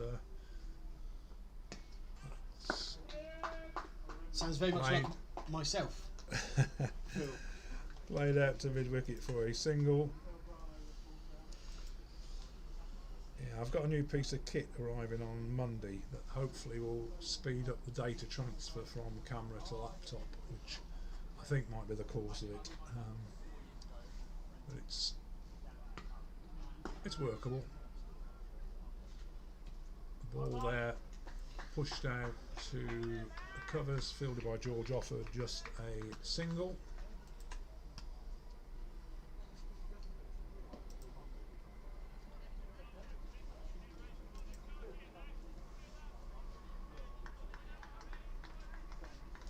So Vikas Agarwal automated. So Vikas Agarwal in his 21st over, 2 for 54 at the moment, his figures.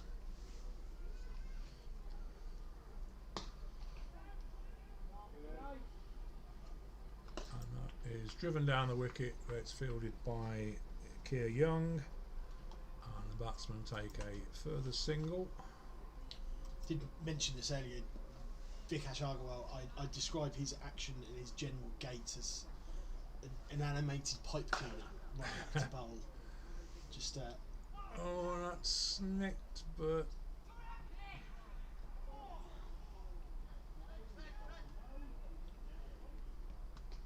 that's just.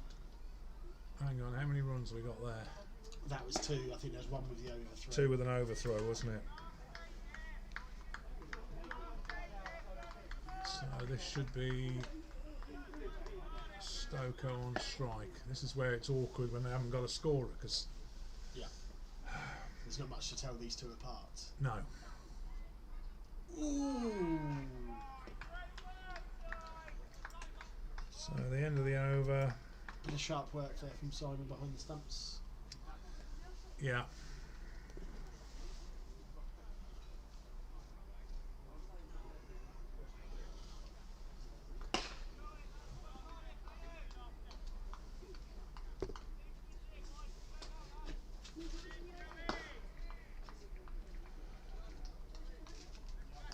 We had noticed earlier Keir Young's taken a bit of a peppering in the field. He's done a lot of work as Keir Young, or as I've twice referred to him as Keir Starmer. I'm not too sure with his Keir standing in the Labour Party that he would be overly enamoured with that. And that's gone wide out, and again just a single. I don't know if that's a drop or a bump ball there, Phil. Hard to tell, but it went over the tipped over the went bar over his head. in any event.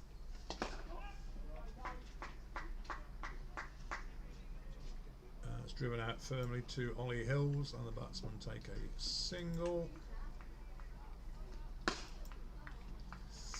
Just 6.4 overs to go.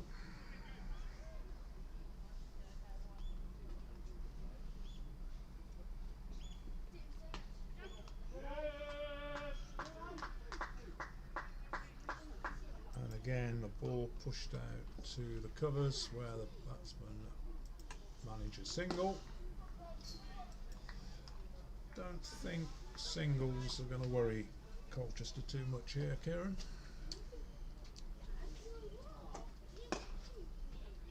Joe McGregor running up to bowl now. That's a good line in length. He often bowls at the death, as Joey. I think especially for a leg spinner. Especially down Castle Park, I've always found it even guys like Julian Russell here have been very effective at the death, and especially turning it both ways.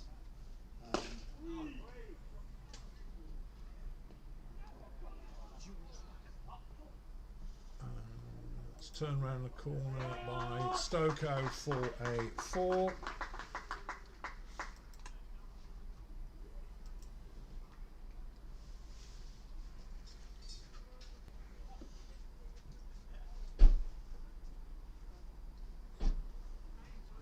Yeah, I mean, to be fair, I might have been generous to young Joe there in saying spinning it both ways, because I think very much it's a top spinner googly combination. I didn't think he bowled a googly. I thought he was always a legger. I think he bowls more of a googly than a leg break. Still a very good bowler, especially when he hits a good length. It's just played back down the wicket, no run. As you see there, the overspin just pins the batsman back in the crease. And Vikas Agarwal has indeed bowled out, so it is in 21 overs limit.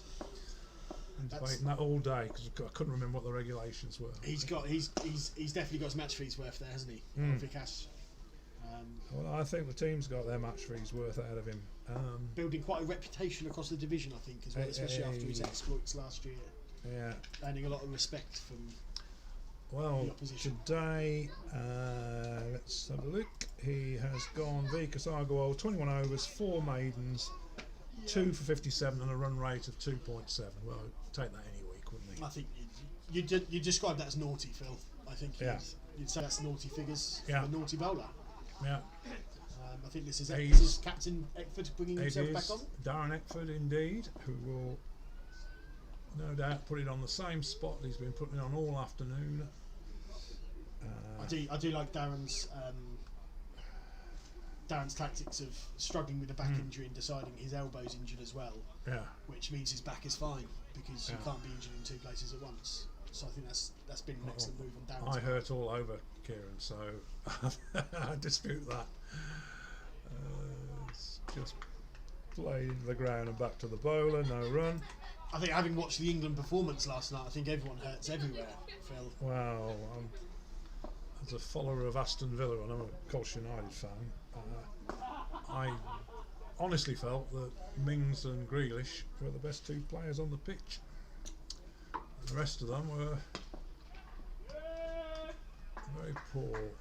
So just pushed down to, I think that was Keir Young down there, and oh hang on, that was a run, wasn't it? Oh, correct myself, one run.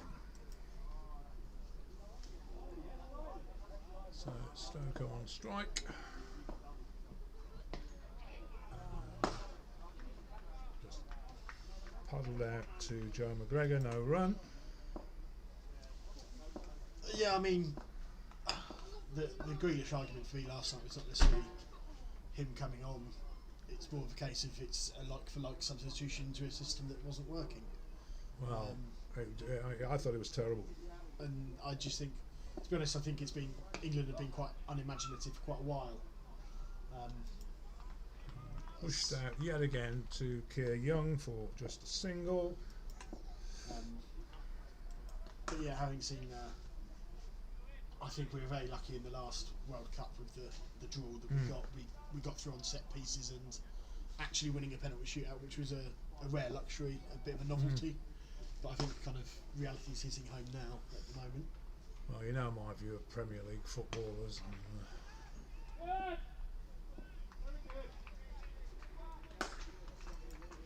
Much favour non-league, not non-league, lower league, I should say. On that note, another couple of good experienced signings from the U's. Yeah, we're looking like the Ipswich Town retirement home now, don't we? Well, I think it's good signings, but good using the advantage of players at the not necessarily the twilight of their careers, but bit of a Chinese cut there. didn't know too much about that, and they take a single. Yeah, I think taking advantage of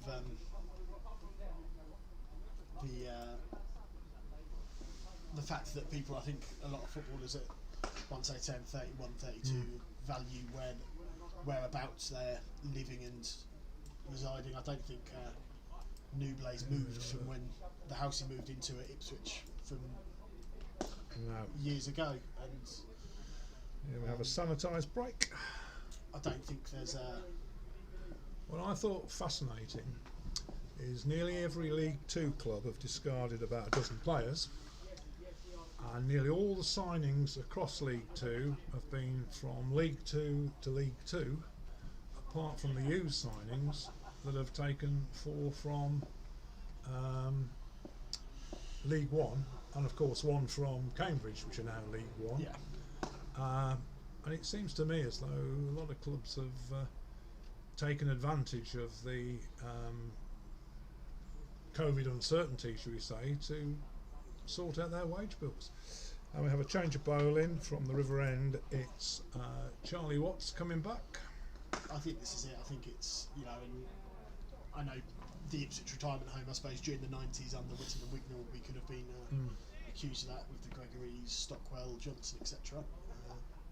So Watts for Charlie Watts at the Stokoe. end of his run up. And he did well to keep that out. But yeah, if you think back and you list through those guys, none of them could be accused of being anything other than a good servant to the club at that point. You talk about Stockwell doing a job when he's in, we're talking guys who are in their later 30s, whereas you're looking at someone like Alan Judge was wanted by a lot of League One clubs at the age of 32. And I think that's just an exceptional sign. Well, at least we've not had to pay relocation expenses. He's just squirted square of the wicket where the batsmen take a single.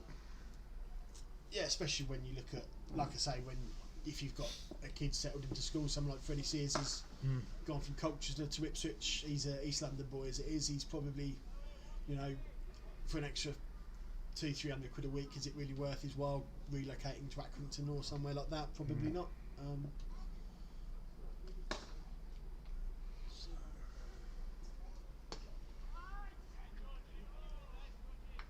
Let's just single cut off there by young Georgie Offord. It was indeed young Georgie Offord. He'll probably get upset because he did tell me, because I asked him his age today, checking on, you know, under 18s and what have you, and he made it very clear that he's actually older than McGregor, Haynes and Robinson. So I mean, it would. he's not Georgie the younger, and we have a no ball. I think that's for height. I think. I imagine. Indeed for height. I mean, it wouldn't surprise me if I think George Offord knows Joe McGregor's date of birth, shoe size, inner leg. Very closely attached, those two. It's fair to say. And it's lovely to see a bit of a bromance there, or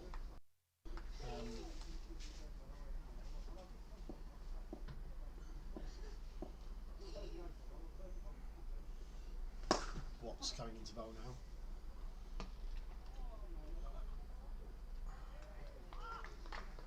And speak of the devil, is out, and Georgie Offord has got Charlie Watts, her third victim. Again, looking at the lower order, I don't think there's much scoring opportunity there for a well-directed bouncer. I think the batsman crossed there. Be interesting to see how the umpires see it.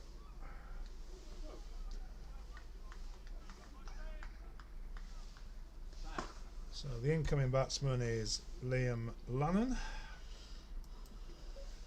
Don't know whether I managed to get a replay of that. I think that's Holdsworth gone as well, the danger man. Indeed.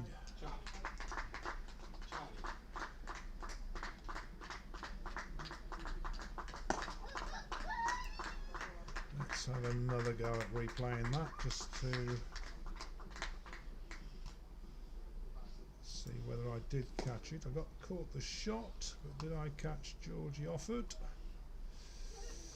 Switch of cameras, no. Still not quick enough. I mean, I think he's made it look a lot more difficult than it actually was there. He looked like he was treading water for a second. So that.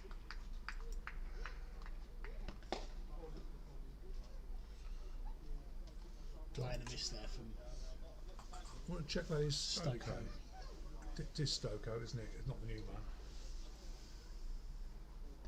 Again, I'm scoring alone here, so having some challenges with. Doesn't have they're using the same. They're using the same bat as well, which doesn't really help.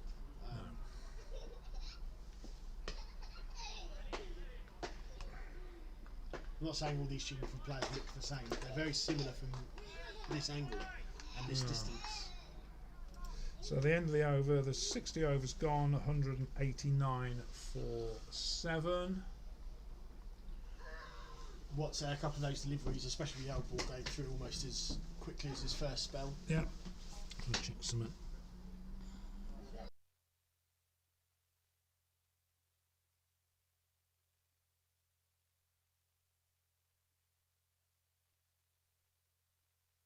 He went on strike there, didn't we? No. So Liam Lannon, left-hander, which is handy.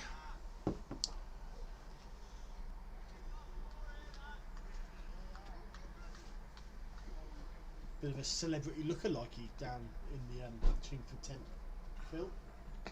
Who's that? So Eckford to Lannon, and it's just a dot. Who's the celebrity lookalike we've got there? The fellow with the Chingford team looks very much like Simon's dad from the In-Betweeners.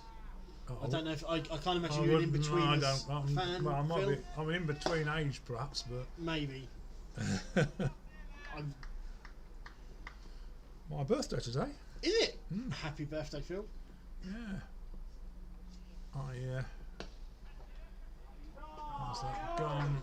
It's been hit down the ground for 4 runs.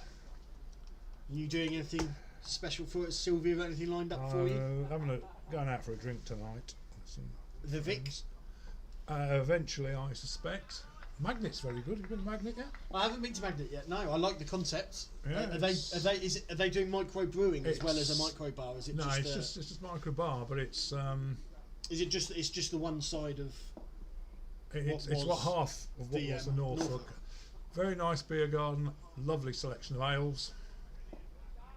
I'll have to give it a try. Eckford there, another dot ball. Yeah. Yeah, well worth a visit.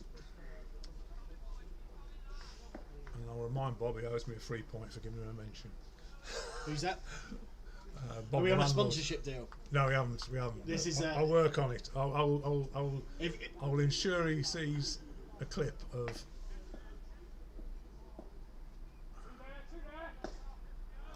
That's gone safely and just a single.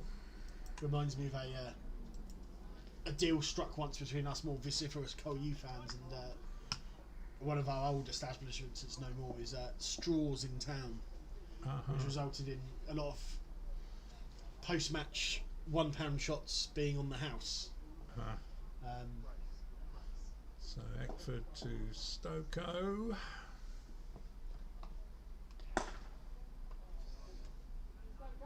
Slightly odd looking sort of cut shot. A lot of time for that. A lot of time for a dab, Wolski. Yeah. Dab of the cut, they used to call me at one point. Yeah.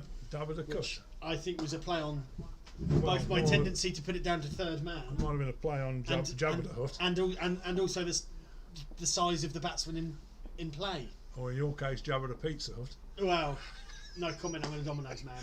I don't want to lose my sponsorship by being associated with Pizza Hut. And just one pushed off a square. Dropped into the leg side. And at the end of the over, 196 for 7 off 61 overs.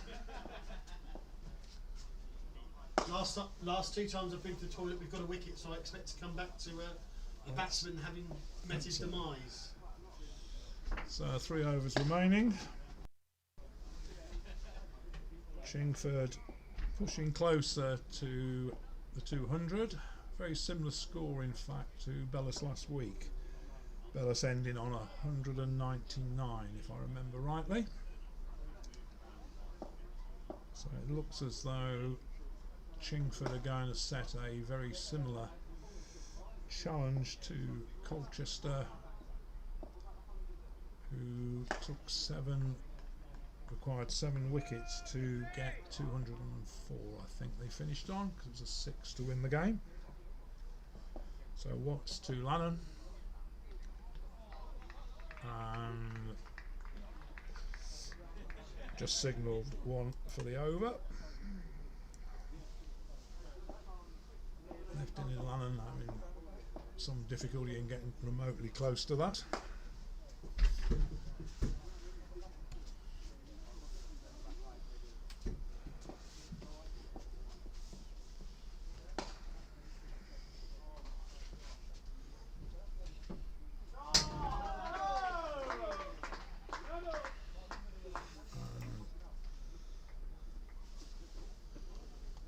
I don't know how much of that was reactional and how much I was think intentional. it was a fairly I'll good give the overhead batsman the tennis benefit shot. of the doubt. I think I think it was a fairly good tennis shot, that.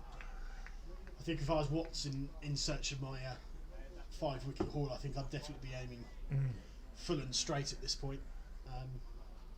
Hopefully he's seen that as a So 2.4 overs to go. There we go. That's I think that's the that's a length here. I don't think many numbers 8, number 9 are going to get under.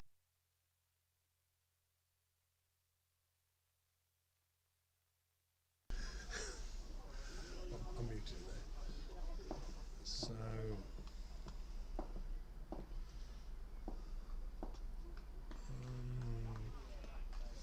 digs one in again, and batsman tries sort of a windmill sort of shot. Weaves out the way, I think. Weaves out the way. I thought he tried to hit that.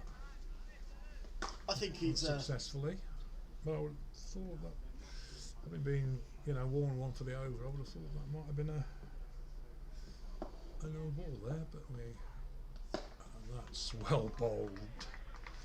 Ooh. Oh no, he's decided it's actually a wide. That's a late call. It was. If I'm honest, I think it's either wide or it isn't. I don't think it's one that needs to be mulled over with any other variable,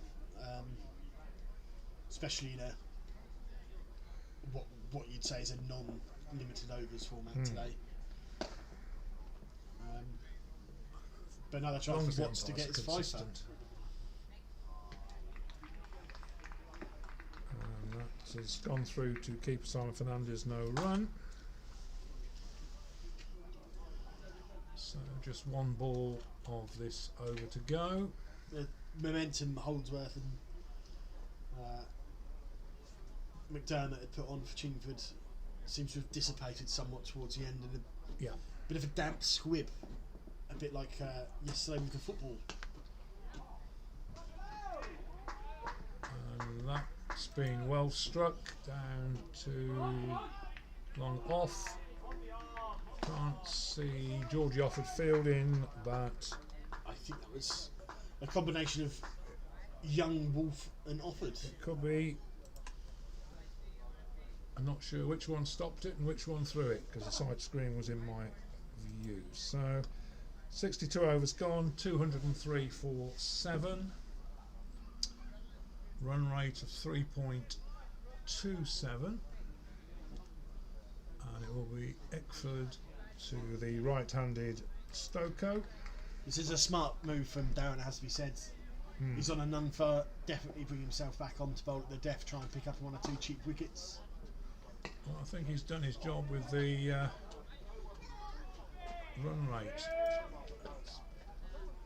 That's hit out to Dan Wolf, I think that is out there. 2 runs to the batsman. Yeah, to be fair, walking around the boundary earlier, it was quite good to just stop at the sight screen, especially watching Charlie Watts' opening spell from behind the wicket keeper. Very much. Oh, great spell, that first spell. Great spell. He's at his best when he's moving the ball about.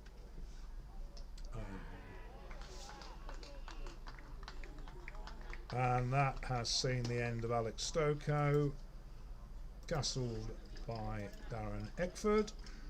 Again, smart move from Daz. To be fair, I imagine he's still doing a little bit off the seam, so difficult to hit, especially as I say with the change up with the red ball. Just doing that little bit more, you don't get the larger margin of error where the orange ball doesn't do as much. So even at this stage of the game, I imagine it's probably got quite a big seam on it. This ball. Oh, that came back though. That Well deserved. That was outside the line of off stump, and it just jagged a little bit back. Yeah, as I say, this is where the run rates differ so greatly in between. Just through the George Duke, yep. Just from the that seat, So- the swing lasts that much longer. It's that much more extravagant, and like I say, you still get the ball nibbling about off the seam at this stage. Whereas usually you'd see it at this stage in the innings in a limited overs game down at the park, you'd think the ball's going to all parts, which is in the nets that the second team, 4 of the second team now remain. I've never seen them practice before. To be fair, I don't see you at nets. I don't see you at nets that often, Wolski. I am no. winding you up. I'm winding you up. Good to see. Very keen. Yeah. Diverse group, it has to be said, with Rahul, our Puerto Rican American wicketkeeper. So single to Duke.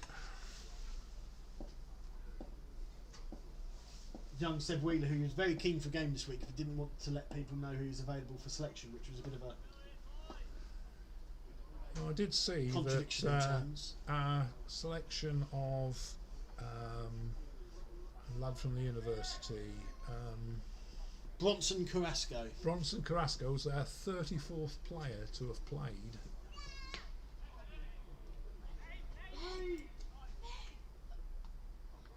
And that is caught by Guy Haynes. It looks like Savile to me, looking at the back of his shirt, Wolski. Yeah, but he's Guy Haynes. So Liam Lannon was caught by Guy Haynes. Batsman, I believe, crossed. So with only one man left, this must be Harris Latif. So did I catch the replay? I think we're almost in sync now, Phil. Yeah, it's strange. It seems to have kicked back into sync, and I don't know why.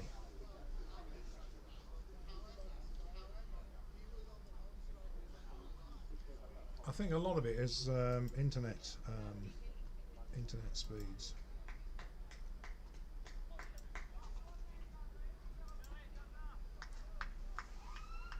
So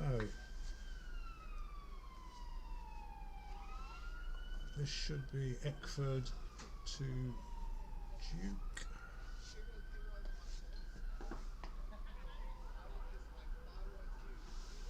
And that too is caught. Again, very smart from Eckford there. Coming on, he's seen the opening. He thought, I've done the hard yards. Now's time to cash in. And there we go. That is the end of the innings. So we'll now have an innings break, during which I will show the match cards, and we'll have a brief break from commentary.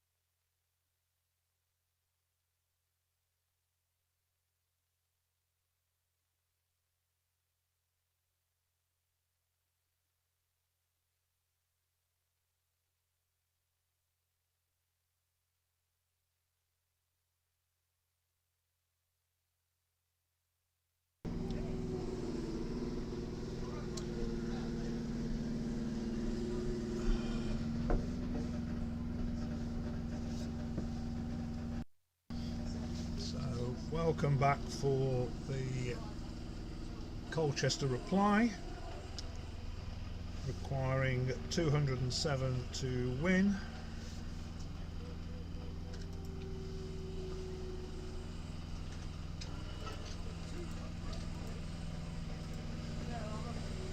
I think it's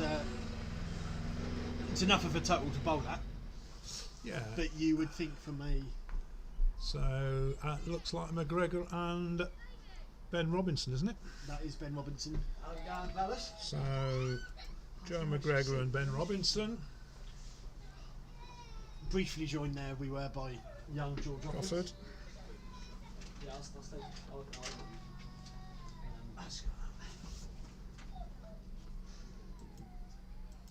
Hi.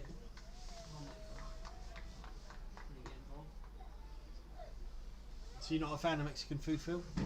I quite like Mexican food. Would you like some? Not at the minute, no. Thank you.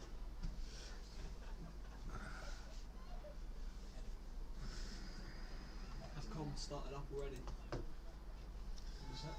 So hopefully this is all working fine. Wicket keeper is heading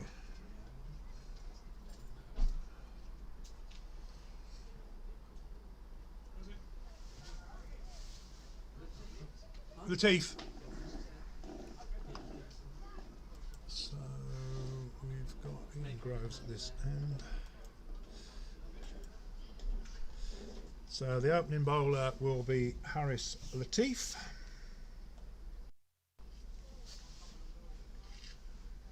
And he will be bowling to Joe McGregor bowling from the River End.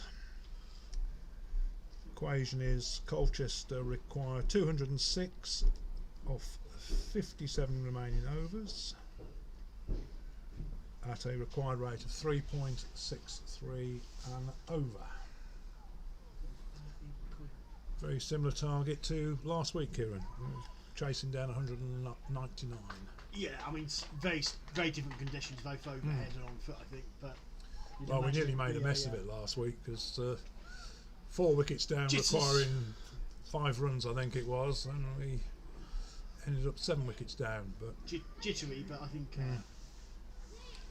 see the pitch play true. Like I say, I think umpire Grove signals, and we're underway with Harris Latif to Joe McGregor. if you think about the limited overs format, McGregor watchfully lets that go through to the keeper. if you think about the limited overs format up here, you'd think in 50 overs you'd want to.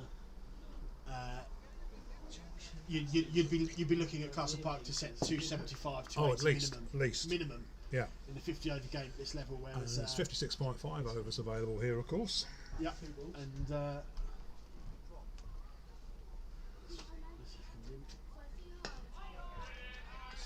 just push solid blocks there from solid block. Yeah.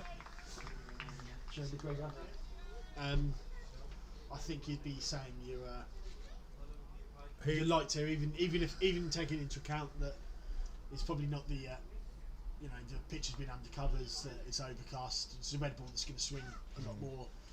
You'd still think that well under 4 and over is very chaseable. And I think Joe McGregor will be very determined this week, having had 2 extremely unfortunate dismissals. Last week, Ben Robinson struck the ball, hit the bowler's finger, hit the stumps, out, backing up, and The week before was a strangle down the leg side. and I it think, was the third delivery, I think it was. 2 very unfortunate dismissals, so I think he'll be very determined here.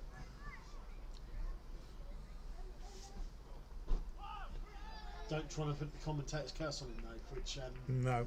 unfortunately did for Alfie Taylor. As I was going around the boundary and professing how good a cricketer he was, and then inevitably was gloved off to Simon Fernandez off Charlie Watts. So I think it was almost off the middle of the bat. He sort of left it, and I think from my extravagantly position, I even- thought it was glove. It was a bit just glove. of a fend. It was a bit of a fend off. Oh, that's solid. Solid by McGregor, yeah. Out through long on, and I don't know who the fielder is, but he's picked up the ball, and the batsmen have taken 2. Well, he's managed to get his whites dirty in this early doors, so that's a good sign. Yeah.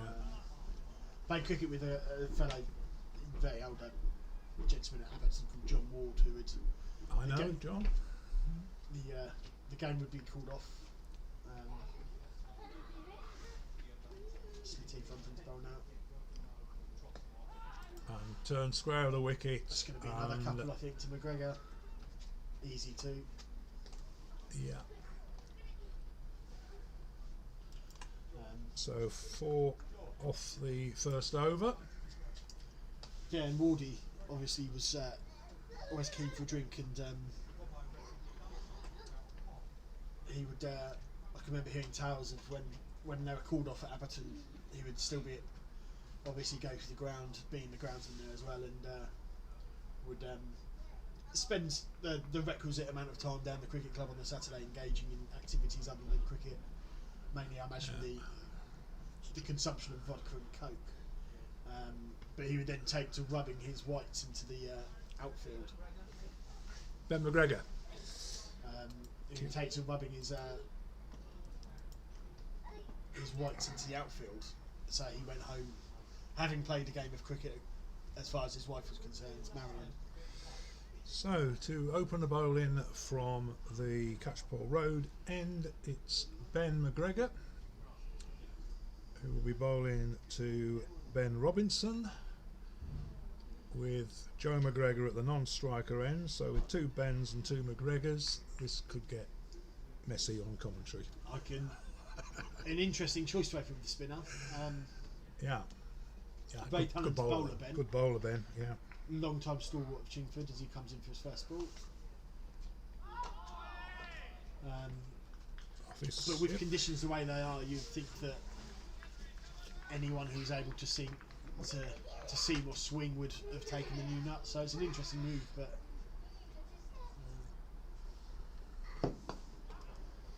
full there to Robinson, who hits it back. Maybe it's a psychological ploy with family v family, McGregor v McGregor, to see. They're not related, are they? To see kind of the to see how things go in that term, whether Joe either goes too much into a shell or tries to hit Ben out the attack as a result of them being related. I don't know. Are they in fact related? No. Just wear the same tartan, eh? I think they went a nice little tickle there from Ben Robinson. I think he'll pick up a Round the couple. corner. And batsmen take 2. I think the one thing they do have in common, they don't like rabbits. The McGregors, not fan of rabbits. And I think Colchester have started well. I think what Chingford might have lacked at the start of the innings, especially when Colchester had a very attacking field set, was just dropping those 1s and 2s. There wasn't a lot of momentum though. And that's Going through again, another couple I think there for Ben Robinson, and I think that was the one takeaway from having watched.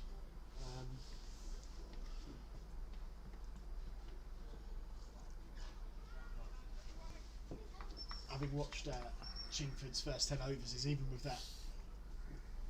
those slips of the gullies that Colchester had in there, was not the drop and run, the energy to start the innings with, and especially in this format with the newer ball, the redder ball you've got. To show intent doesn't necessarily mean plunging. Bowler number 1 was Harris. Bowler number 2, McGregor. First name Ben. Thanks, Keith. I've got somebody helping me, so I'll buzz you if I need help. Good luck. So yeah, I think when you talk about showing intent before you go out, it's not necessarily going out there and blazing boundaries or things. It's just a case of dropping and running a single, dropping a couple of 2s out. So it will be Harris Latif to Joe McGregor.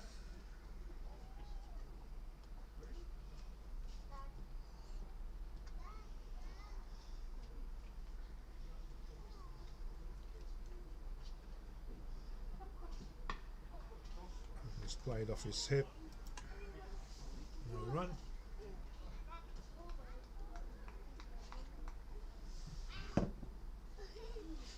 As I say, opening with the spinner of Chingford, I think it'll be interesting to see what follows in terms of. I thought Ollie Hills was excellent following up Charlie Watts from the River End in terms of keeping up the.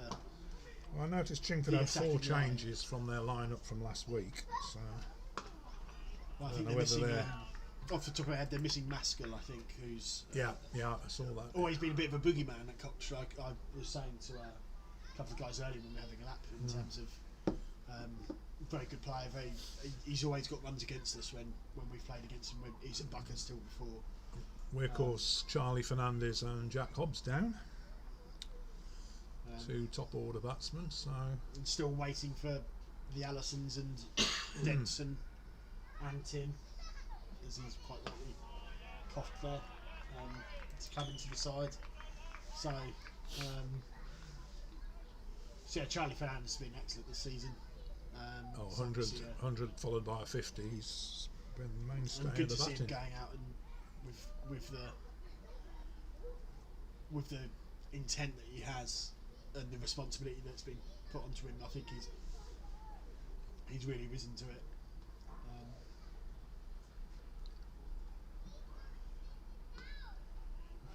Like a quick one.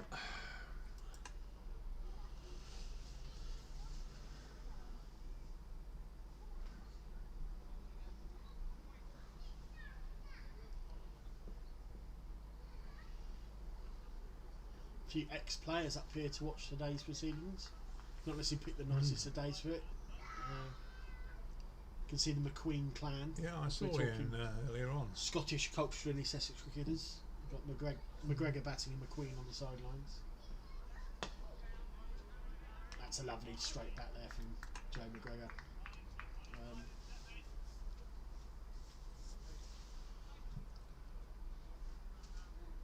So yeah, despite the inclement weather, it's nice to see that there's still quite a few people who've made their way up to have a look. Plenty of animals, Wolski. Plenty of If you're a dogs. dog lover, you'd be having a field today. The Fernandi, Pedro there with the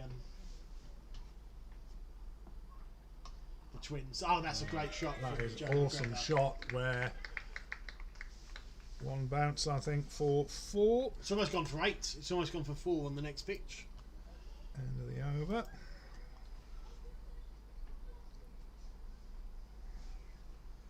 I think you've seen the difference between we saw Charlie Watts bowl and even and Ollie Hills as well bowl some very aggressive short pitch bowling that really kind of came through with carrying the pitch. Yeah. I think that's just it's almost virtually the same length, but it's just sat there. It's been dug in and it's kind of sat there to wait to be pulled. And I don't think Joe McGregor needs a second invitation. So okay. it's Ben McGregor to Ben Robinson.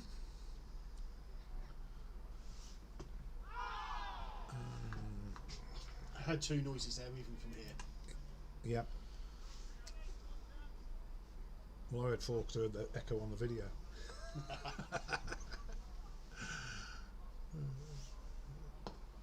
That's just played down the wicket, no run.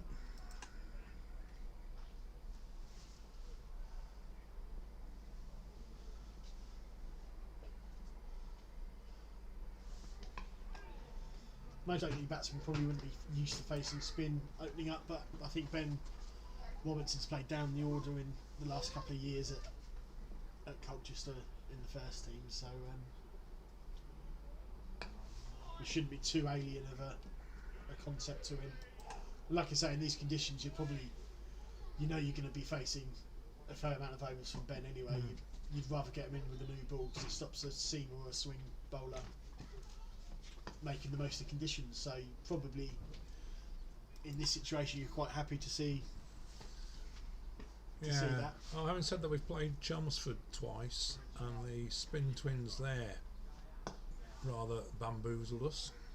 Oh, that's a poor misfield there. And yes, that's gone through for 4 runs. That's bonus runs. And I think Colchester fielded very well as well downfield. Yeah, Ben Robinson possibly not with the catch, tipping it over the bar. I thought it was quite difficult that.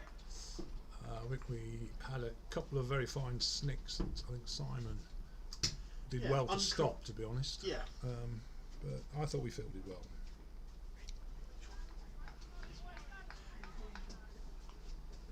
So Colchester have moved on to 16 off 4, well up with the run rate.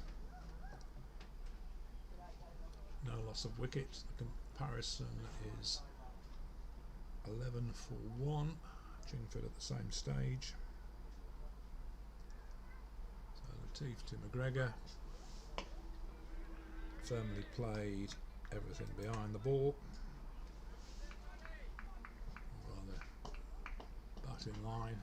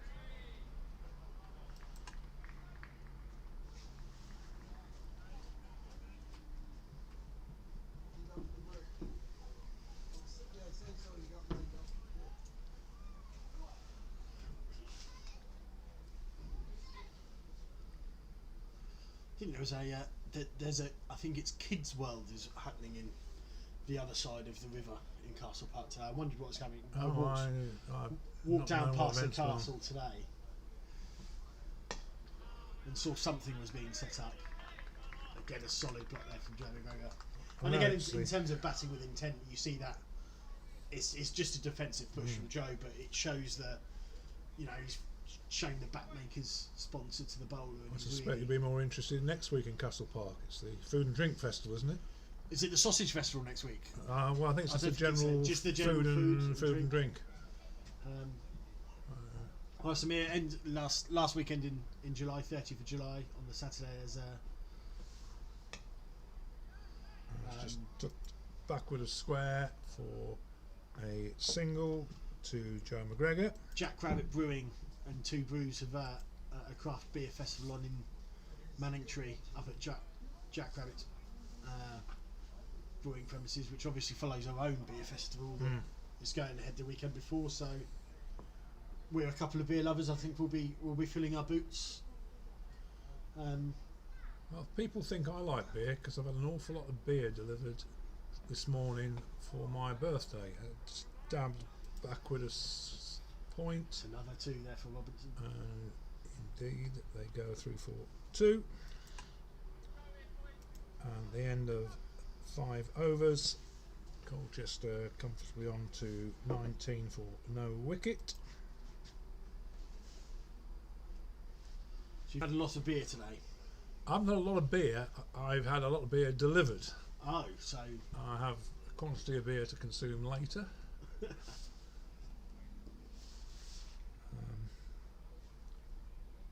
I shall be meeting some friends initially down the Magnet. Another plug for Bob and his fine new pub. Yeah, good to see. There's a lot of establishment in Colchester have shut down. It's good to see some, not necessarily a rebirth for the Norfolk, but that space not going to waste. And it's going to be I think I'm having a Chinese or an Indian on this other half of it. That's the sort of fusion thinking that I can get on board with. What, lager and curry? Good beer and good food go together hand in hand, don't they? So as we'll see soon McGregor, enough with our Mexican en route. Ben McGregor to Joe McGregor, who just pushes it out I can only to imagine short me wicket, no run. the mental game that is on between these two. A game of cat and mouse.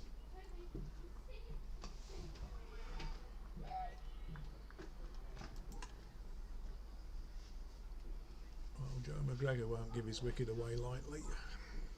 After the last 2 weeks, he'll be very determined.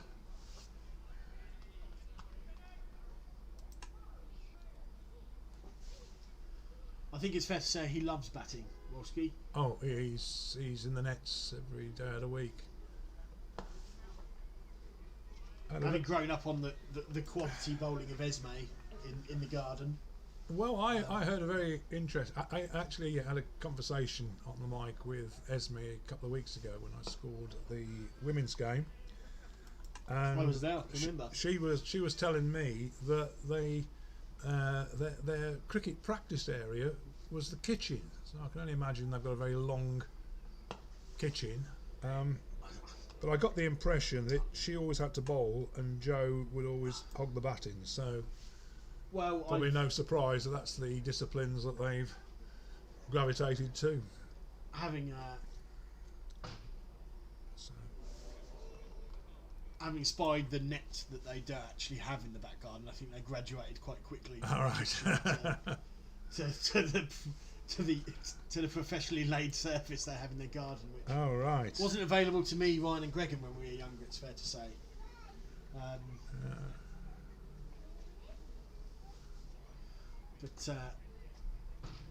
But yeah, we were reduced to I think about a 12-yard strip of mud. But my mum's garden is still trying to recover from 10 years on from the last time it was played on, where you just had a dirt track in the middle that substituted for a pitch. So we have Harris Latif continuing to bowl from the river end to Ben Robinson. A quick sanitation break. It was so quick I didn't even notice it. The little hole out there is it's one of not as quite as good as the tree at Cotford though. I think Ben needs to put that in the locker, that wafty drive for a few overs. I played at Cotford obviously with I know Cotford with the tree in the tree in the middle of the square. You can hide anything behind it. You could have a. Could hide you behind it. You could hide me behind it. It moves quicker than I do. The tree. It's a big tree then. But no, you can. We genuinely you'd have during rather than the wicketkeeper putting the helmet behind them Put it when they behind were the coming tree. from the spinner, they put it behind the tree. It's just played out of point, no run. And everyone will claim that they've seen a catch happen off the tree at Cotford, which actually hasn't happened for years and years. I have had a run out off of there though, where Adam Deller, a very good batsman from Haverhill, was mid-flow, and Ian Catley, a man not much more sprightly than myself in terms of he's again one of the more fuller-figured cricketers you see from Colchester area, and he's bowled it, and Adam has driven it at cover, which is exactly where the tree is, because it's at square leg or cover depending which wicket you've got at. She's obviously run, and the ball's hit the tree and gone to Ian at the non-striker's end, who's bowled it, and he's run him out by about. And just dubbed out to point, no run. And he's run him out by about 4 yards. So not the most dignified of exits when you've. But the amount of people, even at West Burgo, that you see just pick up the ball and throw it directly into the tree. They're not the most inconspicuous of things, it's fair to say. A big tree, with, especially in the summer when they're very much leafed.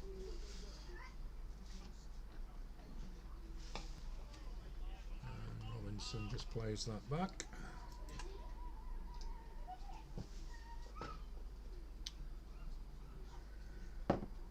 But I can remember there being a legal kerfuffle between Cotford and I think it was Rain Cricket Club, who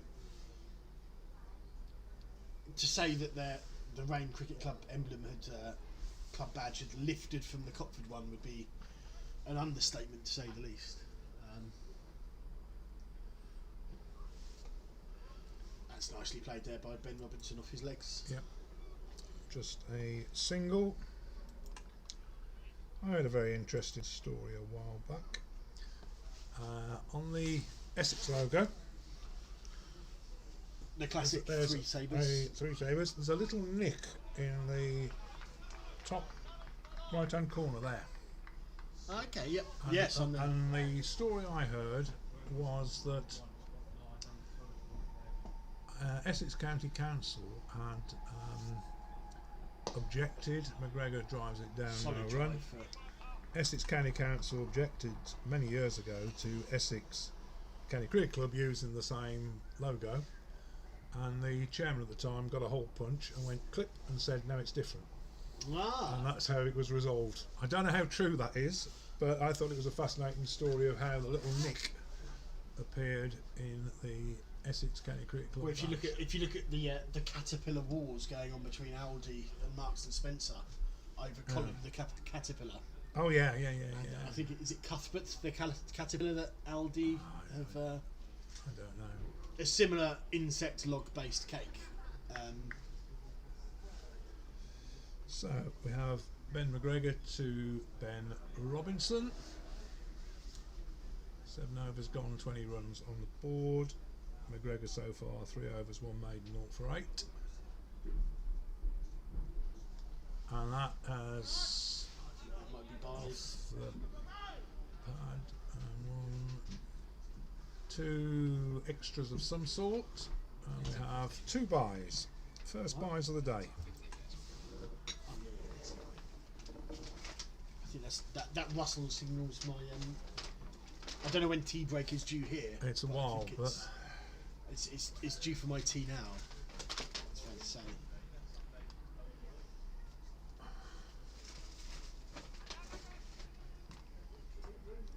my colleague Kieran here, who's been assisting with commentary, has just had a Taco Bell delivered.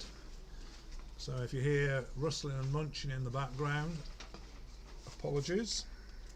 I think today's a Mexican food sort of day. Mexican food. So we got chippy things and tacos things. And Ben Robinson has struck that firmly out into sort of a long on area where it is picked up and retrieved, Not the most and 2 runs. aesthetically pleasing of shots. Yeah, I think it was more cow corner, wasn't it,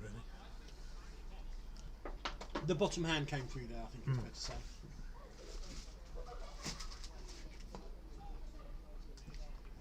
I say this many times, one thing about a 4 in the scorebook, they all look alike. 4 on the video, there is a distinct difference in quality on occasion.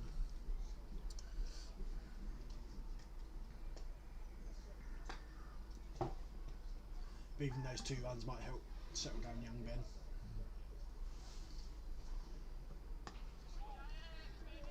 He's doing okay. 4 off the over with the buys. 24 off 8. So run rate of 3, required rate 3.73, but 49 overs remaining. And I think we're seeing here from the field set by Chingford the acknowledgement that they're probably a few runs short, because I think yeah, with Ben bowling that very straight line he is, I think you'd probably usually see a bat pad in there maybe. this looks like a change of bowling. Is this McDermott? McDermott? Thank you. So change of bowling, we have from the river end it will be Peter McDermott to Joe McGregor. So more McSomethings. McDermott It seems to the McGregor. Scottish have brought the weather with them today. Yeah, apparently they had very fine weather yesterday in Glasgow. Just a dot.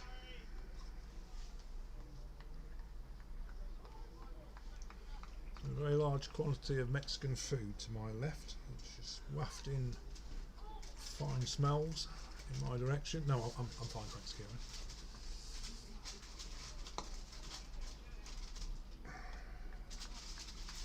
Just the right appropriate amount of carbohydrate versus protein. Lots of vegetables on display. You've got lettuce, tomatoes, peppers, chilies. Doesn't look a lot of lettuce in that. Looks like a lot of carbohydrate to me. It's overflowing with iceberg, can't you see?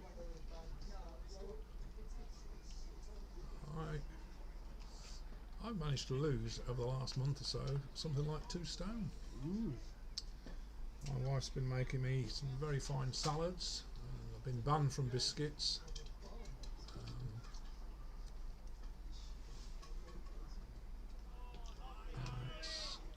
What qualifies as a biscuit in the Wolski household? The bowler come off after 2 balls back to the original bowler. Right, I didn't notice that. Thank you. Right. Got you, thank you. Right, so I didn't notice that. We've got an injury to Peter McDermott, got injured, and Latif has come back to finish off the over. And that's 4 runs to Joe McGregor. Unfortunately, I am scoring on my own, well, assisted by Kieran Saville commentating, but we haven't got an away scorer, so player identification isn't easy. And I think fair to say as well, that's, I say it every week when we're, especially at Colchester Park, fly slip, and exactly where Joe McGregor's driven that will be straight down his throat. And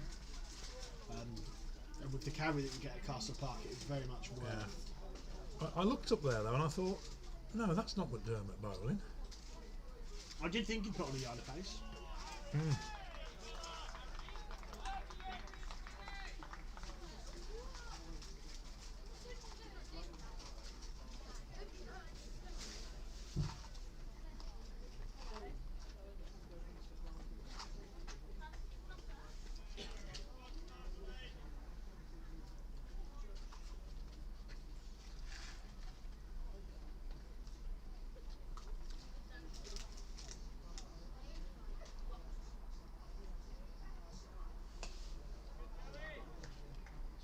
Push square by Joe McGregor for a single.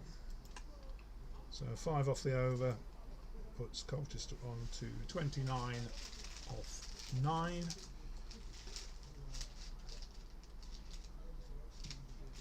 Phil, you okay with that last over? Yeah, I'm now, thanks.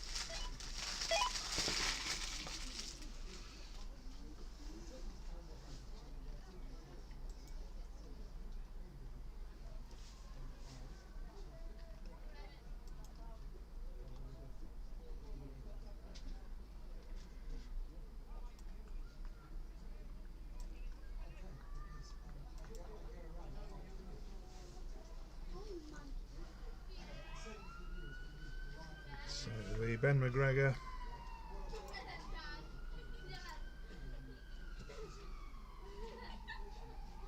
To bowl to Joe McGregor.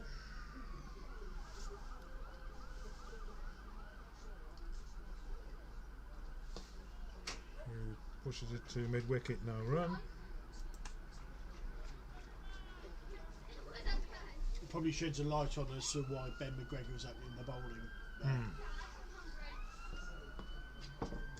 I know Peter's a good medium fast bowler himself, and Yeah. It was, what, an elbow him- injury, was he mentioned? I think it's shoulder. I think Shoulder, elbow. And that's turned round the corner by Joe McGregor, and just a single. but yeah, you'd think if Peter was fully fit, you'd imagine he'd have taken the new ball if anyone. Yeah. If there's no other seam in the sides, I think it sheds light on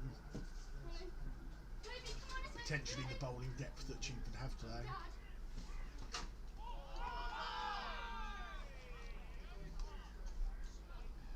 I feel not quite sure what that was for. Oh, stumping perhaps. Groves unmoved.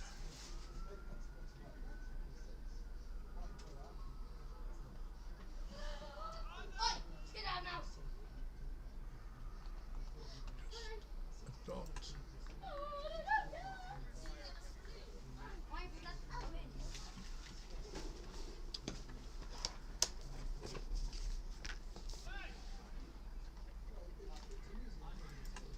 And just one off the over.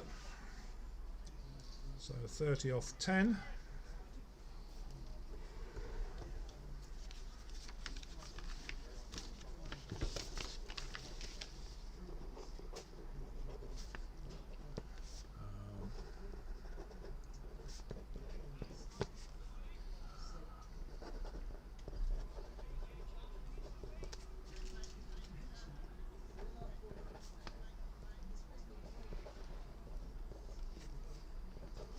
Change up for the make in a while.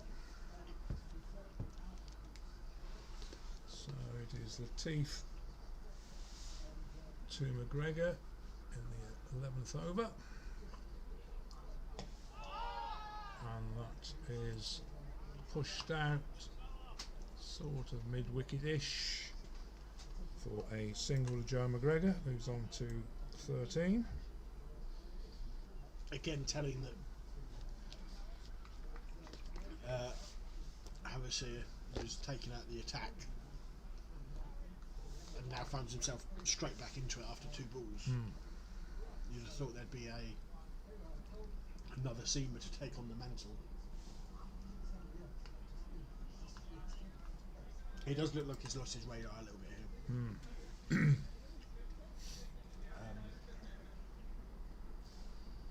And again, an interesting decision, because having played down here for so many years, you usually find the catchball road end is favoured by the seamers. There's usually a fight over who bowls from that end, whereas we've seen Ben McGregor open from that end,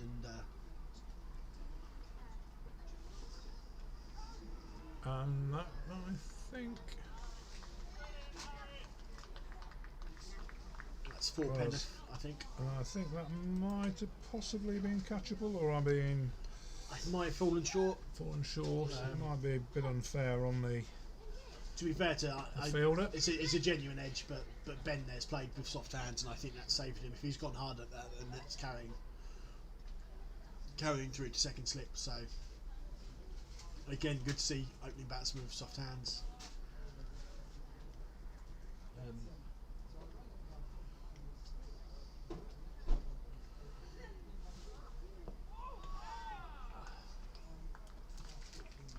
I don't think Ben has any. He shouldn't have any interest playing that. Bit of a nothing shot there outside off. Not looking to garnish any runs, but So there's what, a burrito? it's a burrito.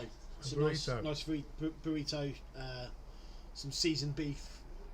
And you got that They call from, it lava sauce. It's called volcano burrito. oh right, you Taco got Bell. that from Taco Bell. Has So to be that's said, somebody else you can find as a sponsor there. well, I have been Just trying hit with the ground. Nando's for quite a while, Phil. Yeah, Because the youngsters love it because they're all very fit and it's very much protein based. And yeah, but you're up against it there because Nando's already sponsor cricket. They sponsor, or they did sponsor the Bunbury's charity team. they do a lot of sponsorship. They sponsor my old Worcester uni team, Oh right. which is why I know they've got Nando's are quite sizable and quite in their sponsorship budgets. Yeah, I'm going back a few years, Mike. And they're usually quite generous. And this is why I said, as I say, I know that they do it. So 5 off the over takes Colchester to 35 off 11. But I imagine they probably see that things are getting ordered from Castle Park anyway. Then what's the point in? Yeah, I suppose we have a fair number of Deliveroos and Uber Eats and whatever other delivery services.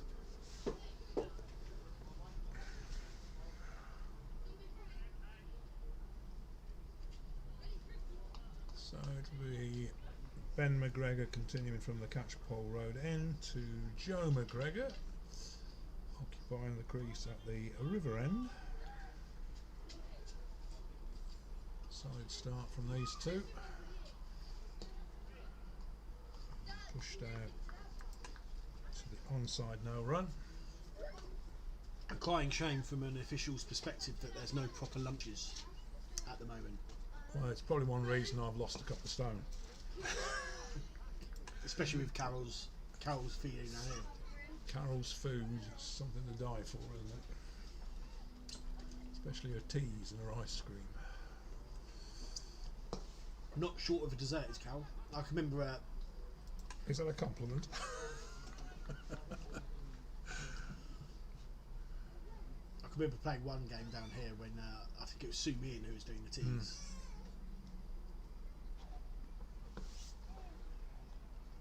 And there's both a really nice meat lasagna and a 5-bean chilli for the vegans.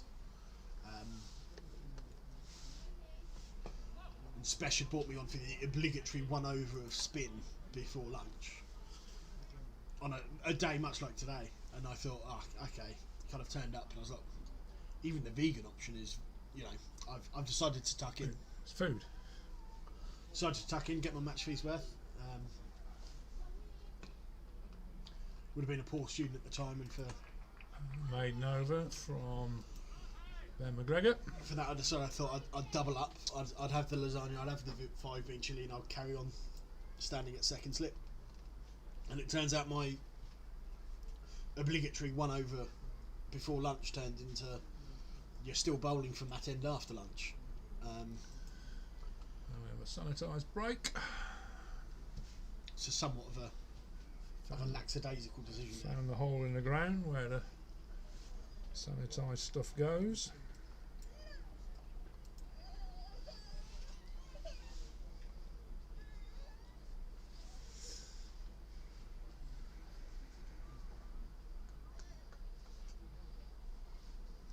So the equation, 45 overs remain, 172 runs required at the rate now of 3.82, and this looks like a change of bowling, which I will identify in a moment.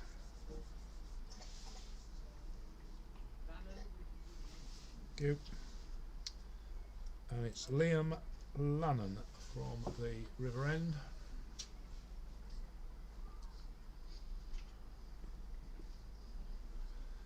And he'll be bowling to Ben Robinson.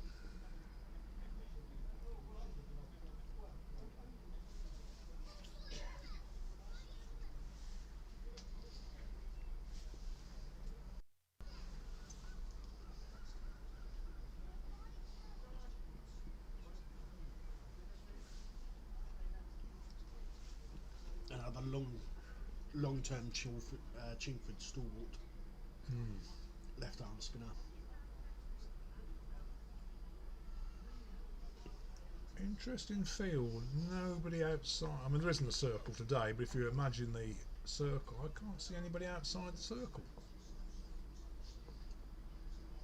So we're inviting them to go over the top.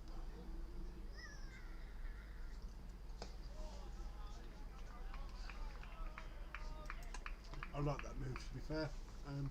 Yeah, it's a tucking move. Unless there's a field, 1, 2, 3, 4, 5, 6, 7, 8, 9, 10, 11. Yeah, all 11 are within what you might call a 30-yard circle. I think if you're going to lead with spin, I think you need to back your spinners and invite that sort of intent from the batsman. Some intent shown by Ben Robinson there. That doesn't bring a run. But again, I think this is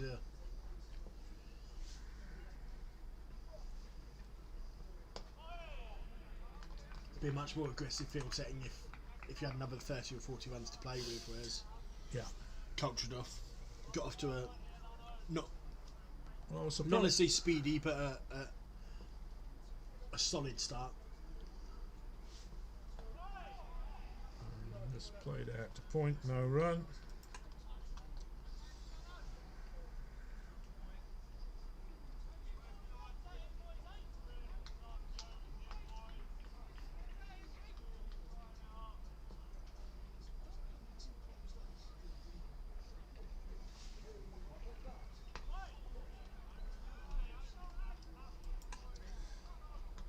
And Liam Lennon starts with a maiden over.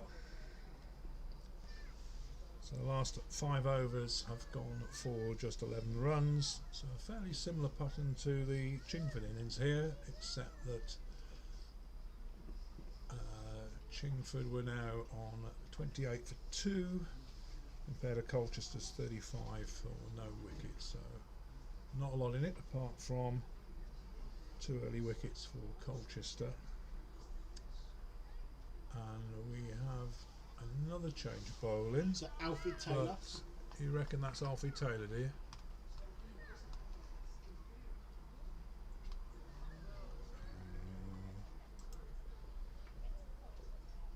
I don't know. I'll double check. I don't think Right, it is. we'll be aware in a minute. I saw right arm off spinner.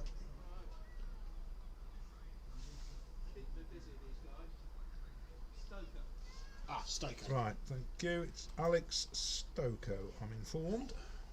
That's me jumping to conclusions there, seeing off spinner from Chingford. Bowling to Joe McGregor.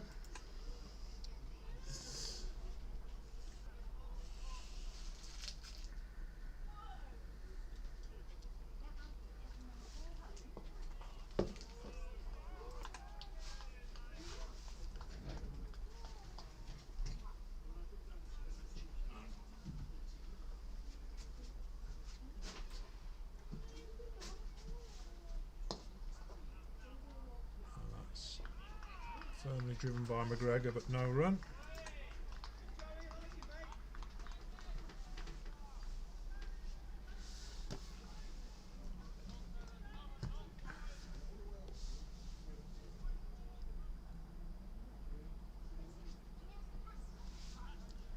That's nicely turned round the corner by Joe McGregor, but only for a single.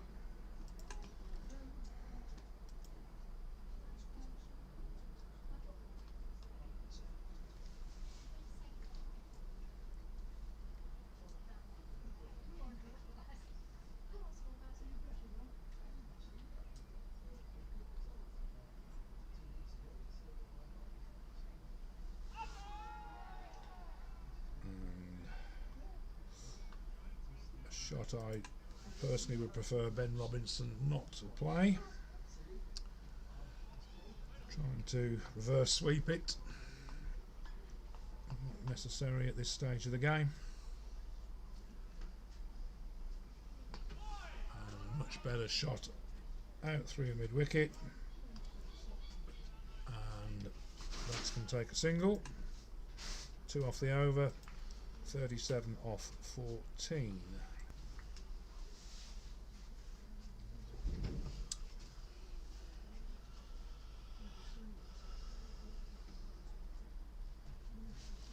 Is that T?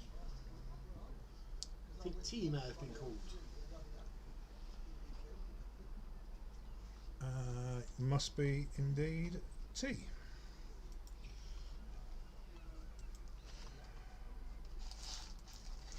Birthday boy, would you like a drink? I'm fine. Sure. Are you muted? So at T we have Colchester 37 off 14. 170 runs required at a rate of 3.95 and over. 43 overs remaining. And I will now put some batting and bowling information cards up while we have a brief break for the tea interval.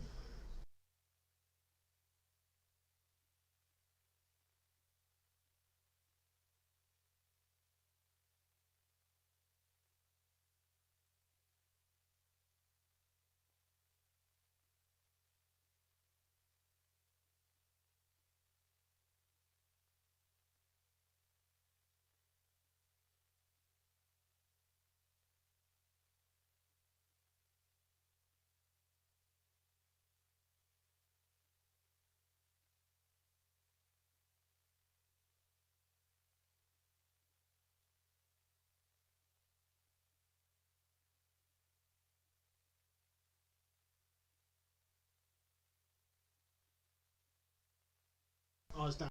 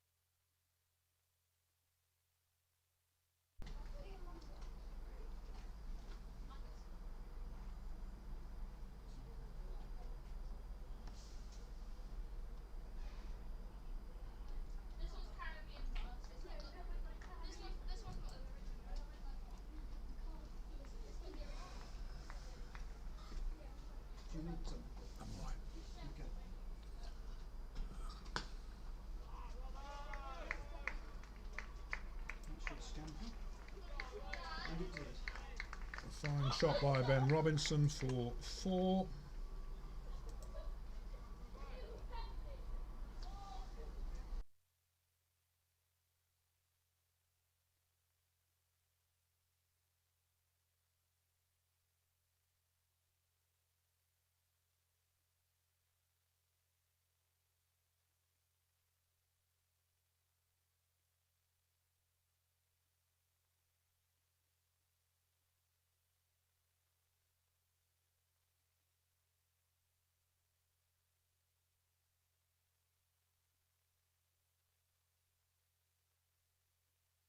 Something.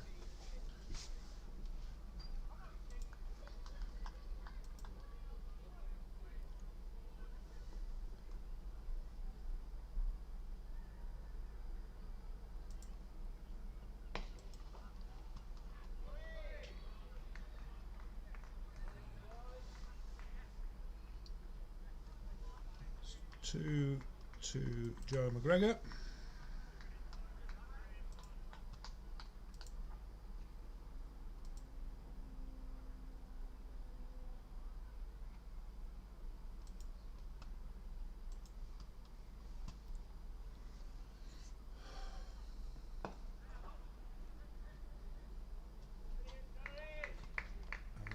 And 1 to Joe McGregor.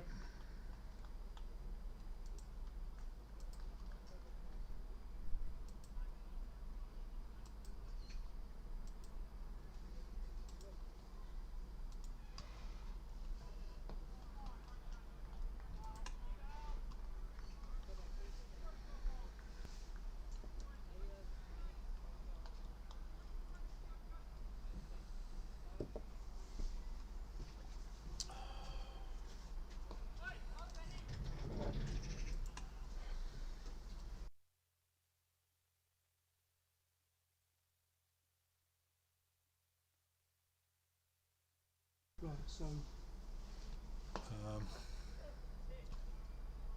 you want me to score pencil wise?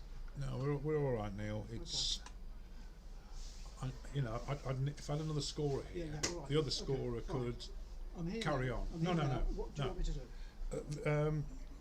Just watch. You just watch basically, Neil.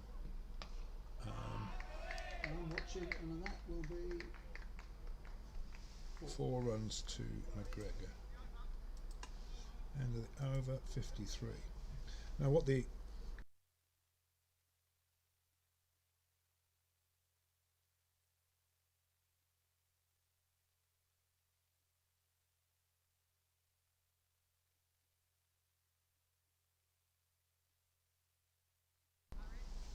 well. If I can run on the back of your sheet here, then I don't know why. I'll do an analog score. What's the bowler's name at the moment? This end is Lannan. Hmm? It's Lannan. Okay, Lauren or whatever it's Lannan, L-A-N-N. If you go inside there, Neil, you'll find some digital linear sheets. That's all right. I'll If do you it. can use I'll one. just do it on here.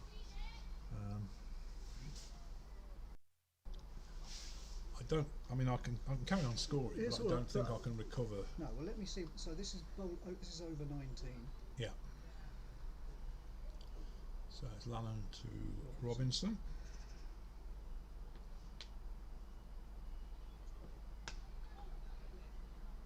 Has knocked that out for 1.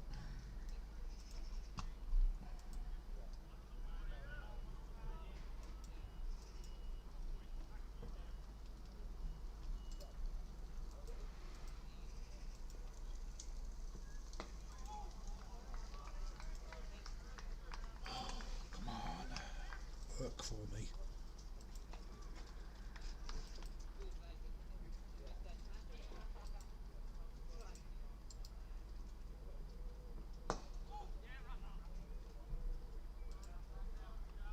Just 1. Is this the same lad who opened at the other end?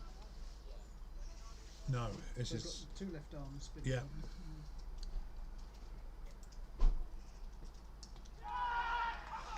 And that is a bold. And I know Ben doesn't like facing spin. No.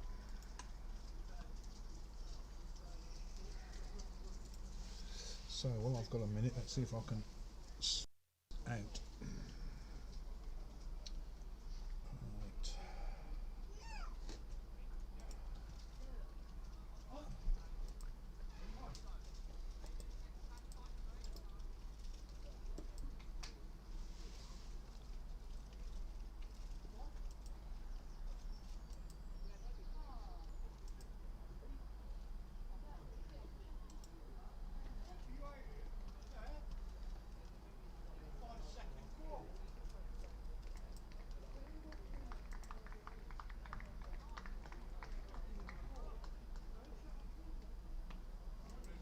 Guy Haynes by the look of it. Yeah.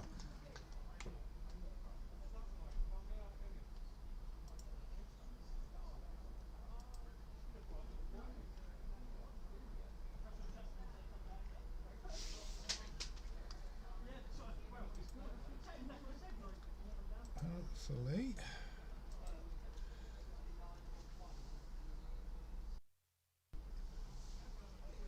Right. Apologise to our viewers for the break in the broadcast there. I'm afraid the internet went down, during which time we've just seen Ben Robinson bowled by Liam Lannon for 32, bringing Guy Haynes to the crease. So we should be back working again. And that's a dot ball to Guy Haynes.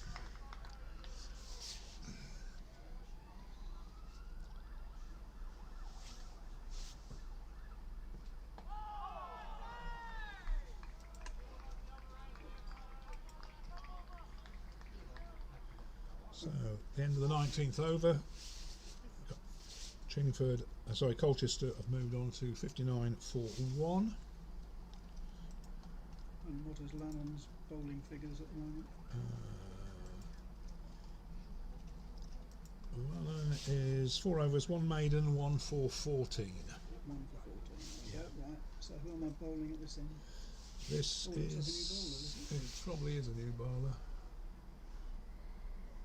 I'm actually fine now, Neil. I've recovered. Okay. Yeah, yeah. Well, I'll just keep this. Yeah, if you going, like, yeah. Just for an over or two. Thank you. This is Stokoe still. No, what it was I'm afraid the internet went down completely, and it meant that I lost connection to the ECB server. And meanwhile, you haven't got a piece of paper to your hand. And without a piece, without a, yeah, I mean,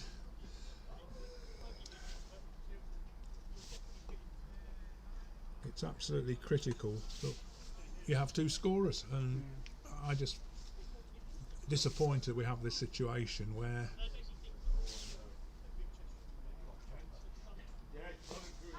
away sides don't have to bring one. So that's 1-2 Joe McGregor. But they also presumably didn't give you notification that they were No, I had no advance warning of. First time it's ever happened at this level.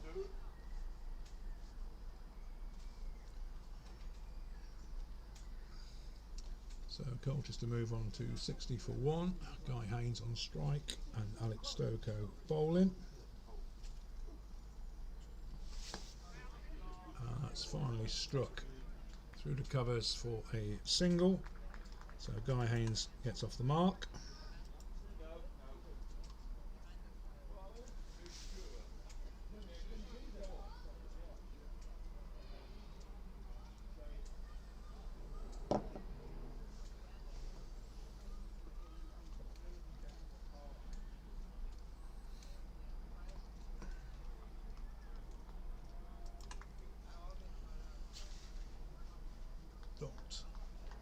Joe McGregor on strike.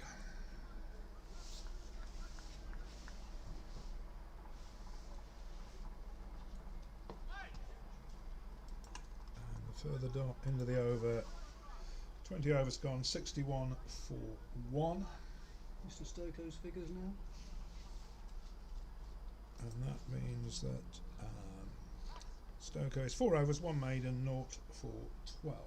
Okay, I can probably huddle on from there.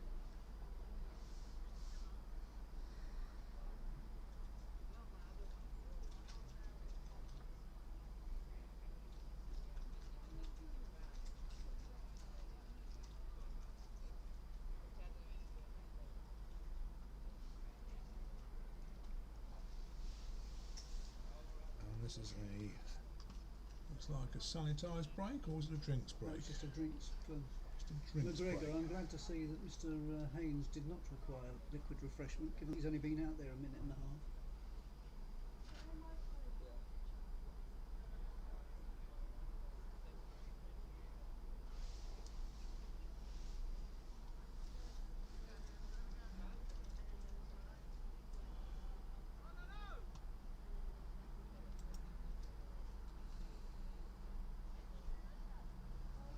Seriously? Well, I don't think he wandered out of his crease, did he?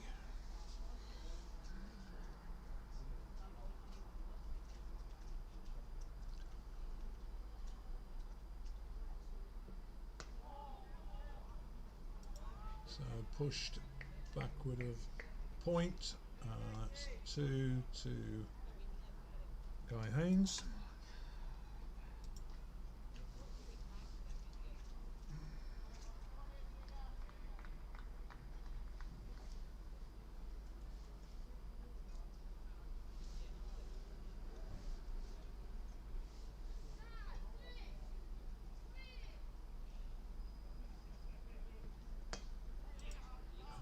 Again, pushed out backward a point where it's beaten 2 fielders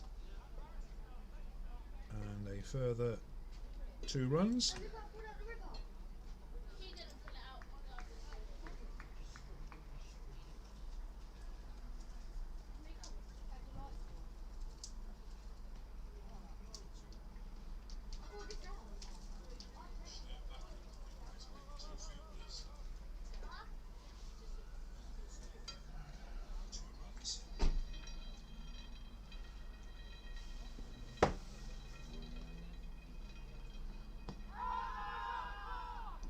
Raps him on the pads, just a dot. And we're all working here again, Neil. I think I lost about an over and a half there. Yeah, you just Which made is, well, we lost a wicket in that period, but I will be able to upload it after the game for anybody who missed it. I it suspect. keeps recording, does it? Yeah. I suspect Ben Robinson would like to have a look at it. I don't think he will. Well,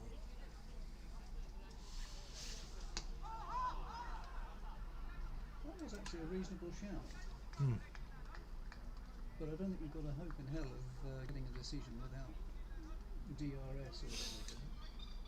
No.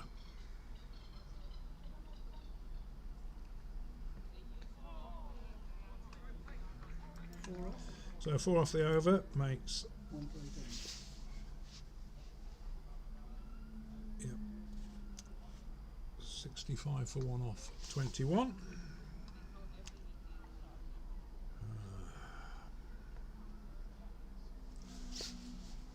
So 36 overs remain, 142 required.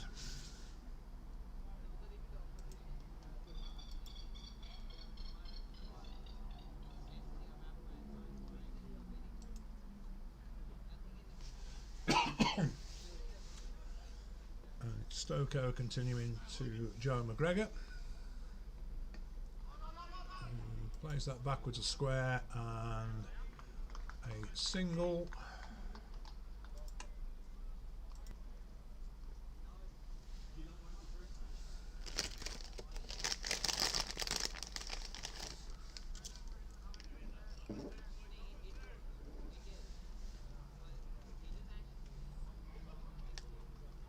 So Stokoe to Haynes.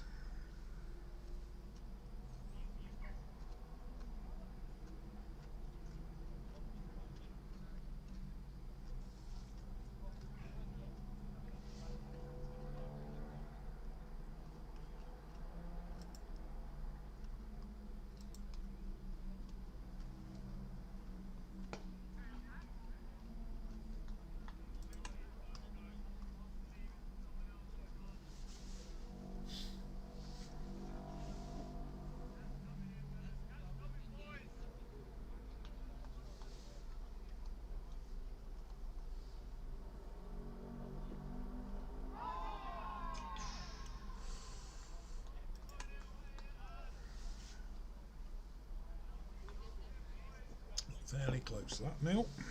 Yeah.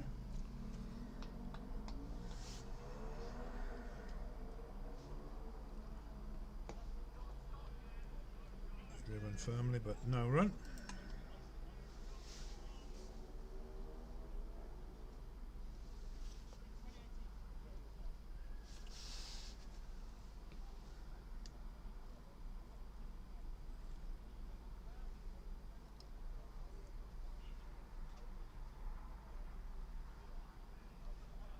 It's interesting. Yeah. Leg slip joins the field. Don't they not have to have a helmet in that position now?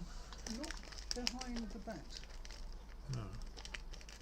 I notice a lot of professional players in that position are now wearing helmets. Well, yes, in short leg, yes, but I would have thought that far back, because the slips don't, do they? No. That's one off the over. Oh, one off the over. 66.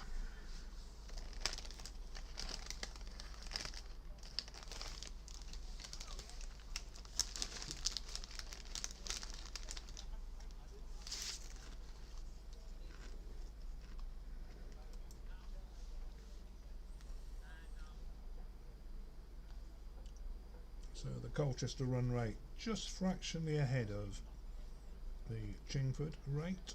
And we've now done enough overs to constitute a game if we have we or not? Well, it's not Duckworth Lewis, of course. It's right. it's So a Duckworth time game, so it's relevant. It won't come in at all. No. No, Fair enough. if it chucked it down the rain now, we'd It's end up with a match- draw. match abandoned. Yeah, match abandoned as a draw. Okay. So we really need to get the runs, and they really need to get the wickets. Light will become an issue, I think, because it's getting fairly dingy now. Well, we can play till 7:10, so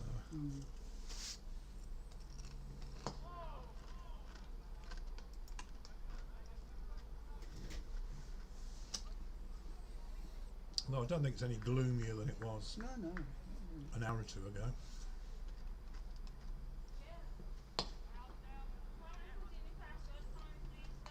Just beats the bowler, and they go through for a single. Joe McGregor moves on to 28. What do you want? What do you need, Donna? It's written on the side of the till. Thank you, sir.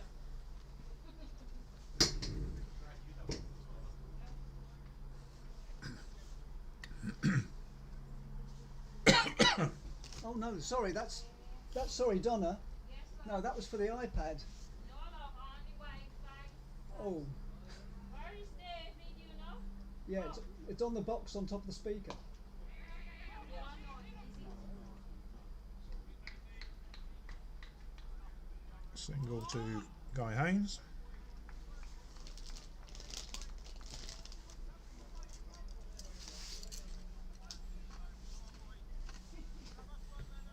Can't do it.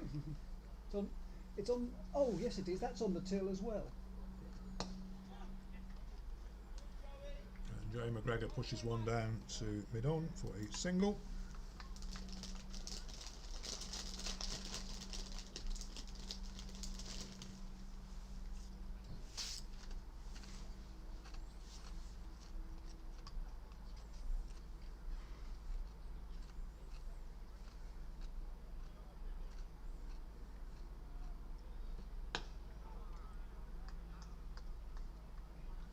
And that's another over 3 off. I make it 3 off the over. 69 for 1. So 34 overs remaining, 138 required. Run rate now pushed up to 4.06, but I don't think that will be of concern. pretty much where they started, about 4 and over, wasn't it? 3 and a bit. Well, the key thing is keeping wickets in hand, isn't it? Slightly more fragile lineup, perhaps, without Hobbs and Charlie Fernandez.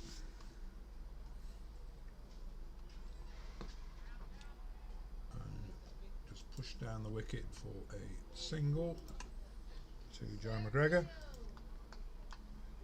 But I've only got to pick up 3 and over steadily, and as long as we've got wickets in hand at the end. Well, you know that, subject to the vagaries of their batting, Keir Young and Ollie Hills will not hang around.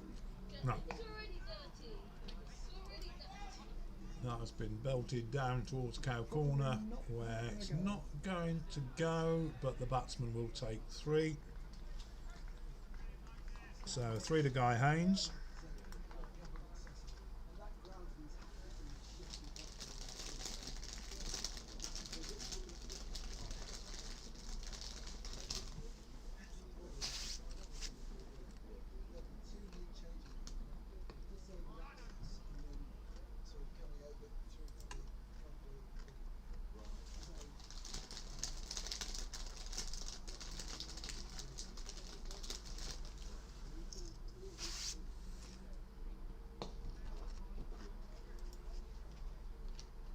Lovely shot from Joe McGregor through mid-on for a single.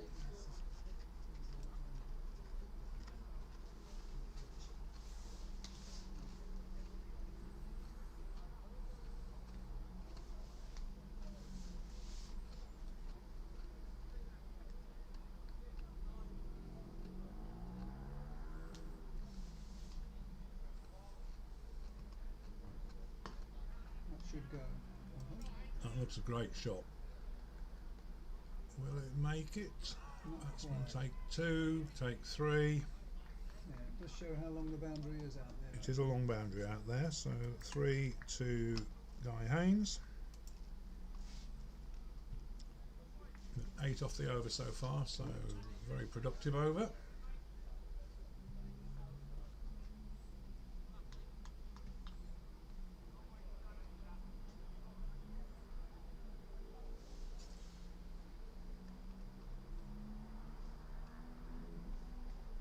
And that is turned round the corner. I think he might have got something on that. Yeah, I think so, with the umpire's not indicating To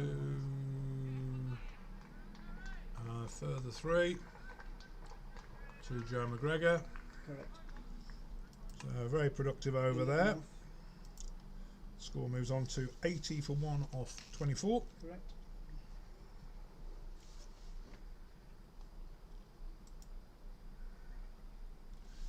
As the partnership moves on to 21 off 32 deliveries.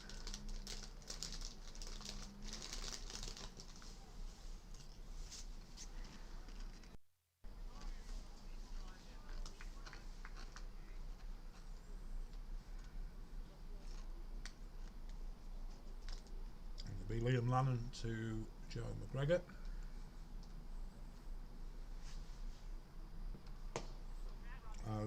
Lovely shot. Man in the deep now. Just a single.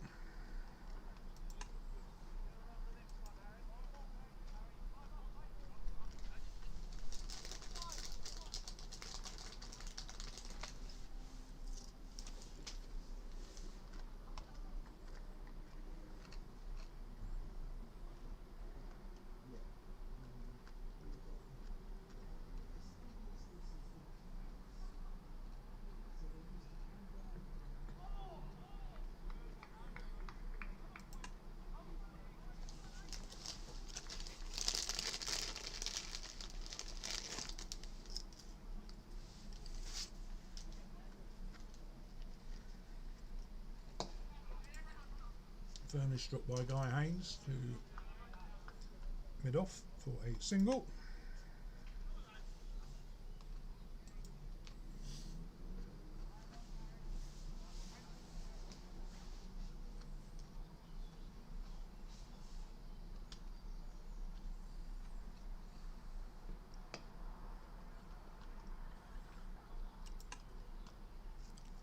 A little bit of wind getting up now, Neil. I can see the camera shaking a bit. Oh yeah.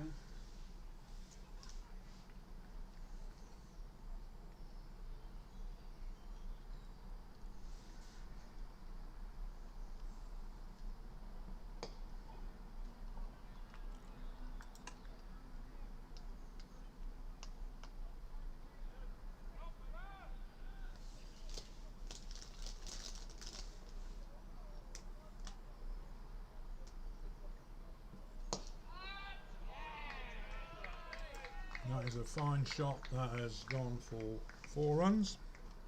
6 off. So 6 off the over. Takes Colchester on to 86 for 1, and Joe McGregor on to 39 off 73.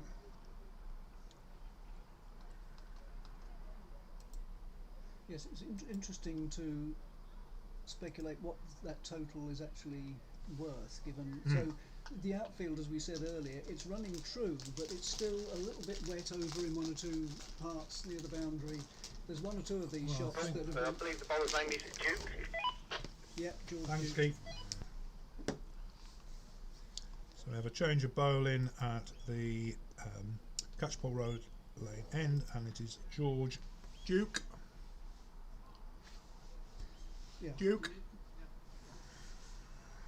Which suggests that actually, you know, the 208 may be worth 220, 225 on a day when, you know, the sun is blazing.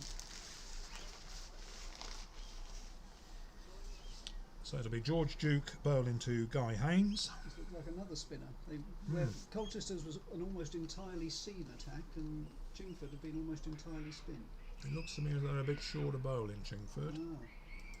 That's played out to mid-wicket, where it's fielded and just a single. Somebody being murdered over there. Lots of screaming from young children. Some people just don't know how to behave in public.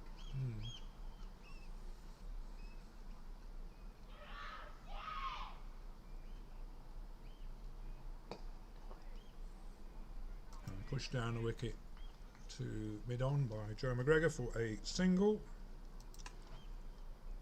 Moves him on to 40.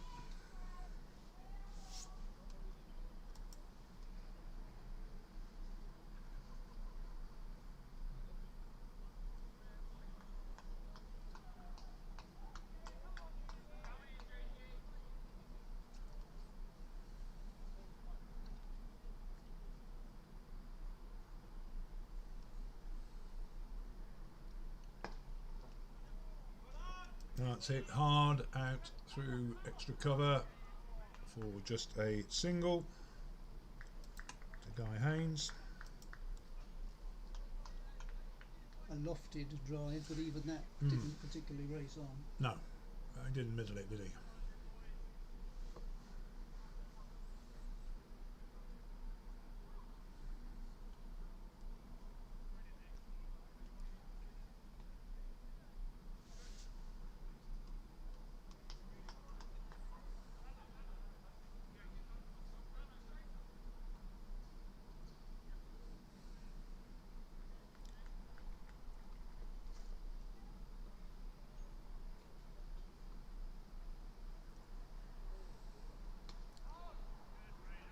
Turn square, but no run.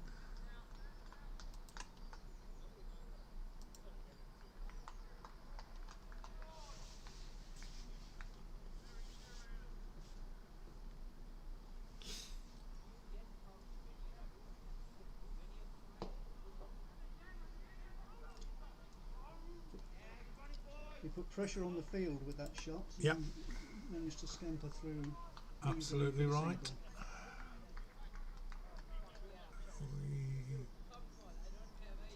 We do tend to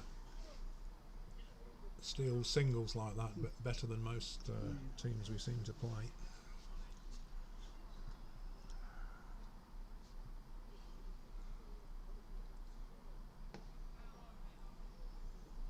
Four off. Indeed. So Colchester have moved on to 90 for 1 off 26. Still requiring 117 off 31 overs at a required rate of 3.77. And this is a sanitised break.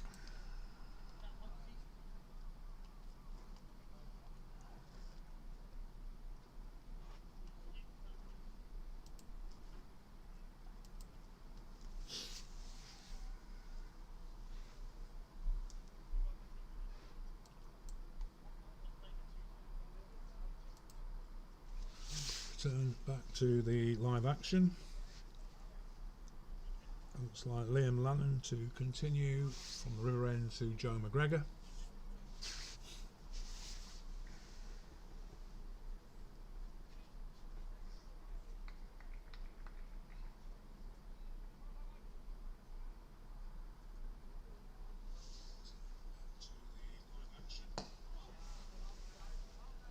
And that's driven down the wickets for a single.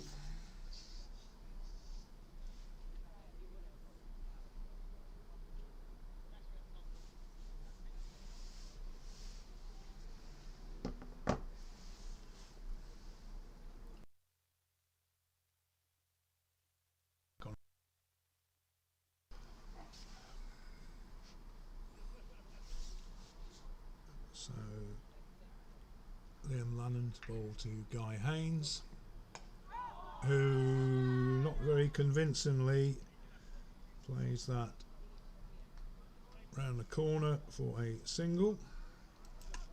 Yes, I'm not sure what the appeal, if it was an appeal, was for there, other No. than the disappointment that he didn't play it onto his leg stump. Yeah, I think that was more a case that a straight ball he dug out and squeeze around the corner for a slightly scratchy single.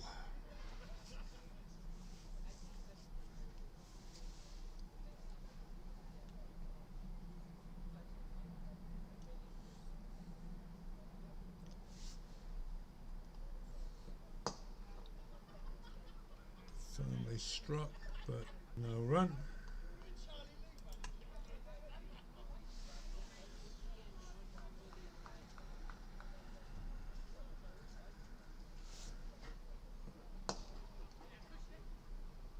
Very firmly struck down to long off by Joe McGregor. It's fielded and just single. Thing is, 3 off the over already, Neil. It's Correct. basically what they need. No need to go silly. That's played back with a point, but no run in shoes. 1 for 30. So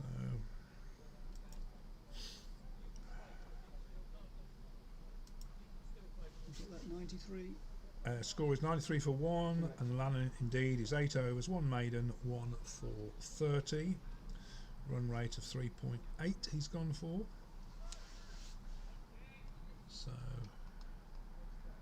it will be George Duke. Yeah. Do you know from from the- previous years whether these are bowlers or batters or anything? I think I think Chingford are depleted of regular bowlers today. I mean, Peter McDermott's a big miss. Okay, well he's playing. Yes, but he bowled 2 balls Oh, I see. and then pulled up, Yeah, fine. and Okay, yeah. Harris Latif had to finish his over off. So Yeah, okay. that's turn around the corner for just a single. By McGregor. Yes, it nearly caught me out because I saw the first 2 balls, Yes, and then you and then I asked- looked up, yeah. and it just.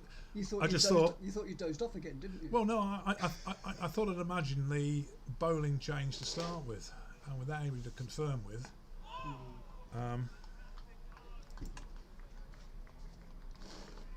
Always the difficulty if scoring alone. You just always need an extra pair of eyes, and particularly player identification. That's Is well McDermott struck. an overseas player? Do you know? I thought I detected a South African accent down there, or an Aussie accent or I've something. got a funny feeling it might be New Zealand. Might be, yeah, New Zealand possibly. I think he's been around a long time. Oh, that's a good shot. Round the corner. Probably not going to go though. No, it's not gone, but they have taken 2. A sort of slog sweep round the corner. Yeah, slog sweep. I haven't just used that descriptor Well, for. that's the root shot, isn't it? Hmm. And that was very. It was a hot. From the coach's perspective, he played high to low. The bat came through and made sure the ball stayed down. And Not a shot in my own repertoire, so that's hit firmly down the wicket. There's multiple fielders having a go at stopping it, and they succeed in stopping the run.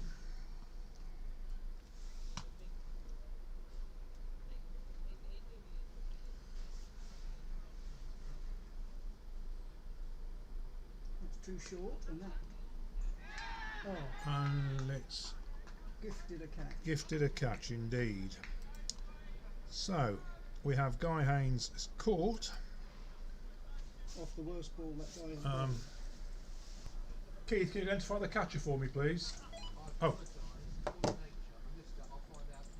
Catcher is Harris, the opening bowler. thank you. Harris. That's it. Harris Latif. So caught Harris Latif. Yeah.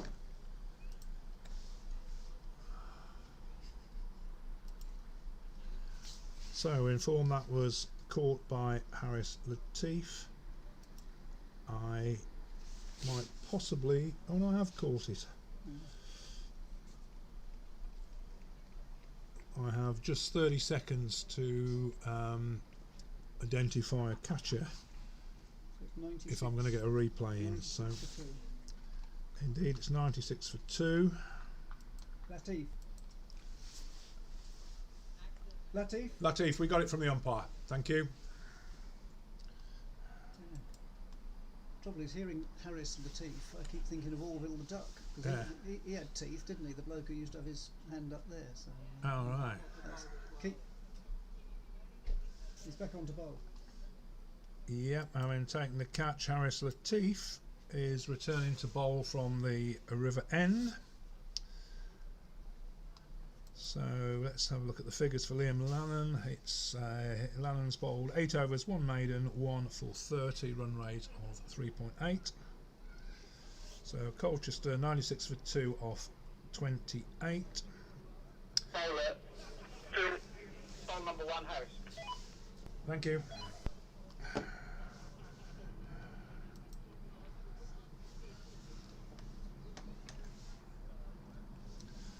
So it'll be Harris Latif to Joe McGregor. Runs required 111. Nelson. 29 overs remaining. Run rate required 3.83. So no alarm there. So as long as Colchester keep wickets in hand. And the new batsman, I presume, is Simon Fernandez. Yes, it is indeed Simon Fernandez on striker's end. And no run.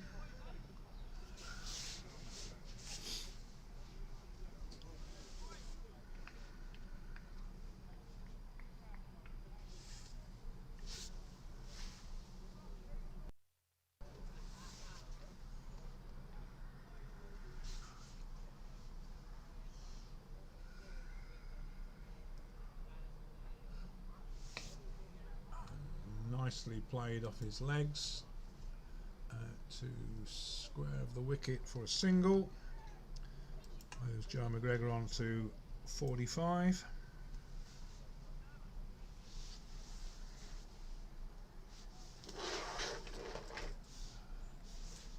$120 overs is a long day, isn't it?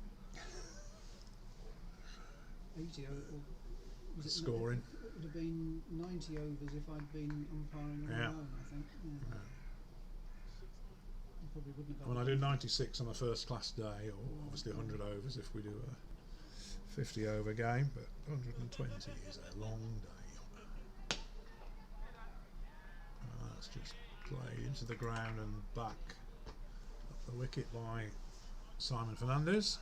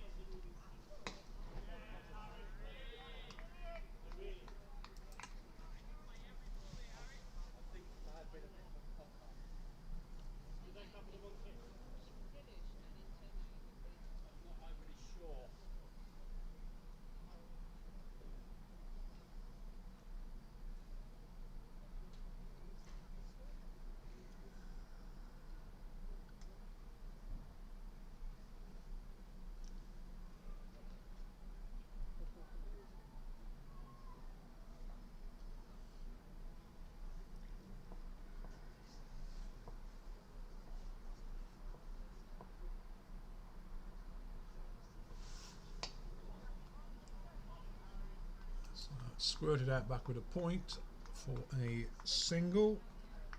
So Simon Fernandez gets off the mark.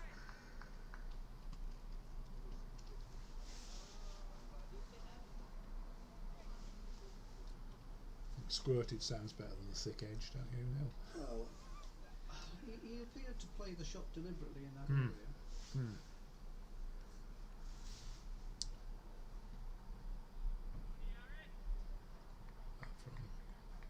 We must be close on 250 yards, I would think, from here to the wicket, so not that easy to see. Are you prone to exaggeration? Because it's not that far. 2 off. 2 off the over.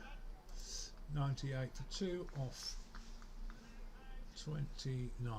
It must be 250 yards, I would have thought. Well, from the far end, no. Well, you've got 25 yards roughly at the length of the strip from there. Yeah. And then the boundary is about 60.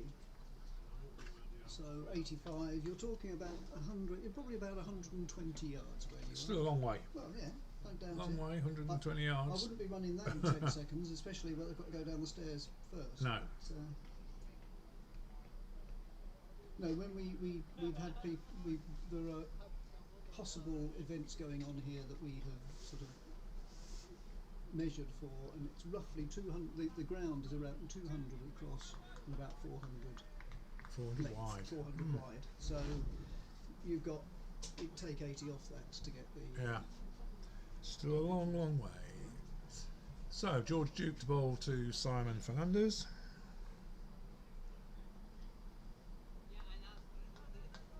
All I know, it's we could do with being 30 yards closer to the yeah, well, unlucky, to the mate. pitch from here, which is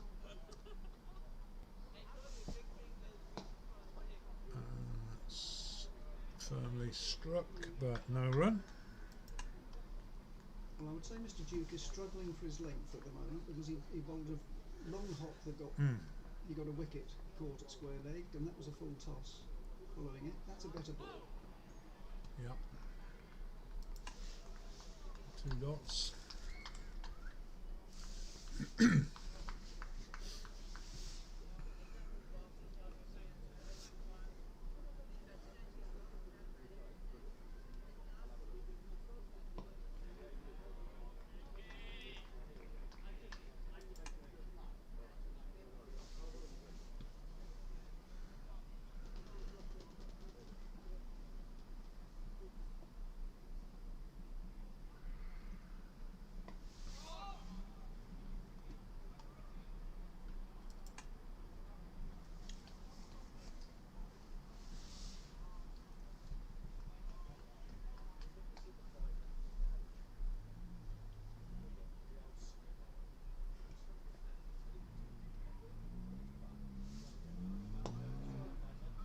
It's firmly struck and it's beaten the fielder.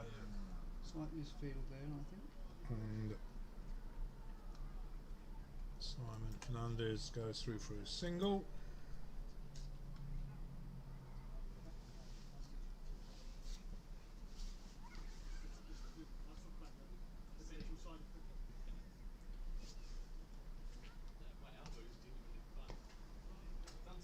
One off the over. Indeed. That must be 99 off 30. Well, I mustn't lose that bit of paper to the correction I've got to make. Oh, okay. Yeah, So we I'm had- sorry, I'm scribbling on it. No, not a problem. There's some more paper inside if you need it. I mean, I think you're back on track now. Anyway. Oh, I'm completely on track now. No, I mean, all that happened, Neil, was that Yeah, the but internet that's went right. down, Well, which meant that might be why Donna was asking for the internet code, the Wi-Fi code. it could be. It could be. In fact, I've Except I was using 5G. right, okay. So, I think I might have lost it as well. yeah, I mean, I have got the club no, I'm code. back on. Yeah, no, I'm connected to 5G. The most cricket club Wi-Fi just isn't fast enough to. So Harris Latif to Simon Fernandez.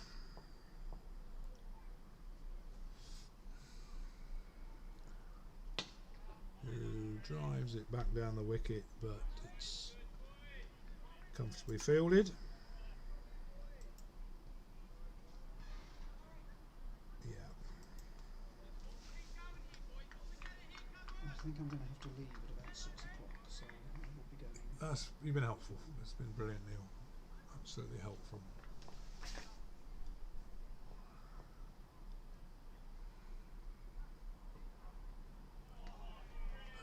Good leave. It was very similar to the shot the opening batsman played. Yes, Alfie Taylor, to but yeah. Charlie Watts, but the ball just followed the bat a little bit more. Yeah, I think there's a bit more lift as well. It's not sure whether Alfie Taylor gloved it or whether it was out of his bat, think it was a but glove, it was. just didn't get. It certainly followed him, It didn't and get it things was out the way. completely involuntary. No attempt to play at it.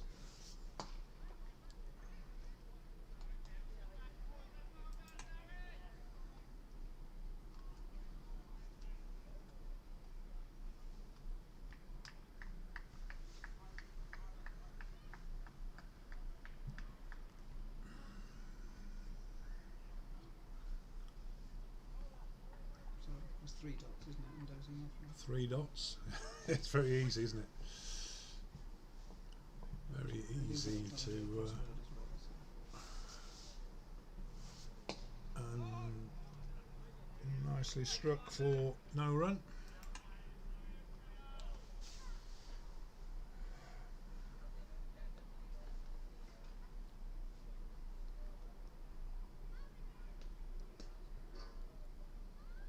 Hoping we don't fall into a trap here, Neil. Of 108 off 26. We've in previous games We've not scored at such a sluggish rate. rate. Thinking particularly of Harold Wood, Yes. where from an incredibly comfortable position we left ourselves needing 28 off 2 overs, Right, yes, and we lost by 1 run. yes. And it's this However- period where we seem to get bogged down a It little is. bit. However, you can realistically only play as well as the bowlers allow you to Yeah. to a large degree. The bowling has been fairly tight. That's nicely played round the corner, And it's beaten the fielder. and yeah, a few of those. So 4 to Simon Fernandez. Moves Colchester on to 103 for 2 off 31. 103, did I miss a single in that one? 93. That over. Sorry, 99. No, you're right, it is 103. Yeah. So I'm looking at the wrong one. Yes. Yeah.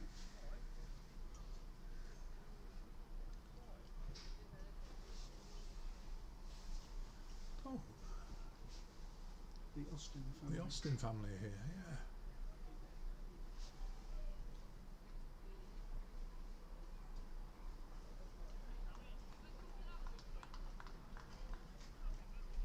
So George Duke to continue to Joe McGregor. Almost 100 runs up. And McGregor just plays it back down the wicket.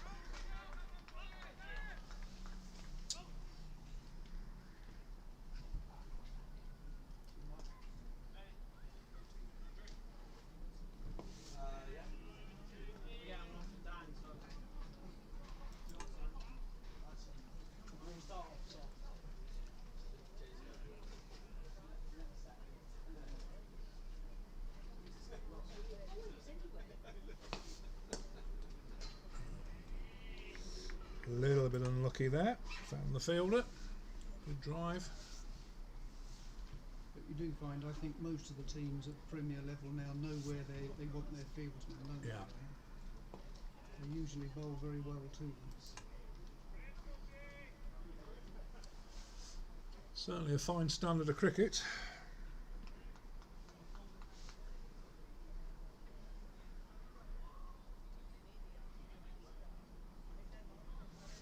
And that one might have found the gap. No, found the fielder again, but just a single. So moves Joe McGregor within one shot of a 50.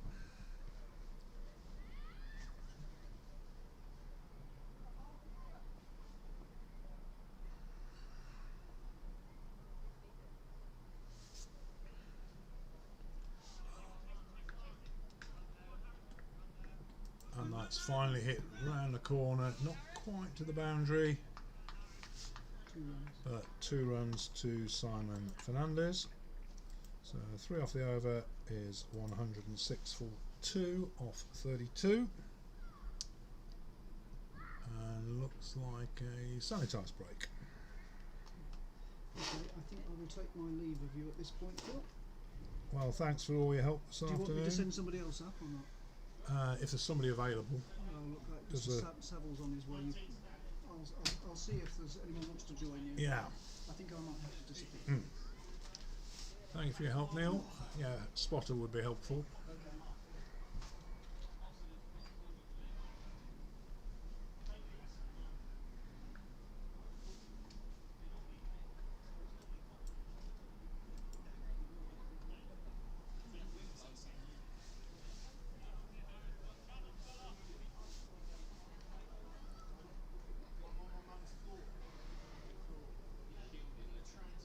So 25 overs remaining, 101 runs required. So a run rate of 4.04. Certainly no alarm for Colchester at this stage. But Chingford clearly, in my view, needing wickets if they're going to get a result out of this game. And Latif to McGregor, who plays that backward of point and takes a run.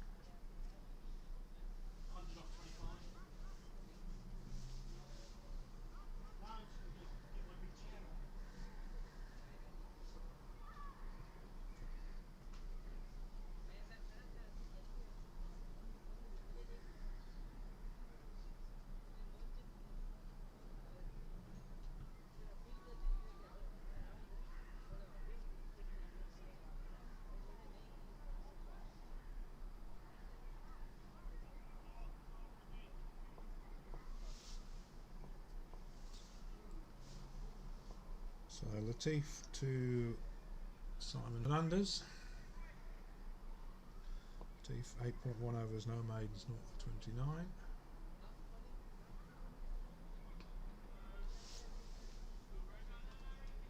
And we have a wide ball.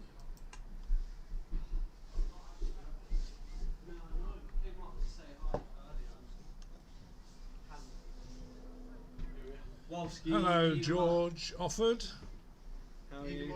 Hiya, Hitch.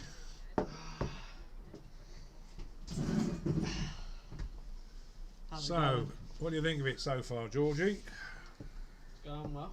Just need to stay positive. That's a good shot, driven firmly through the covers. And the batsmen have taken 2, and in fact they're going to take a comfortable 3 in the finish. It's got a run, So, that. was indeed well run.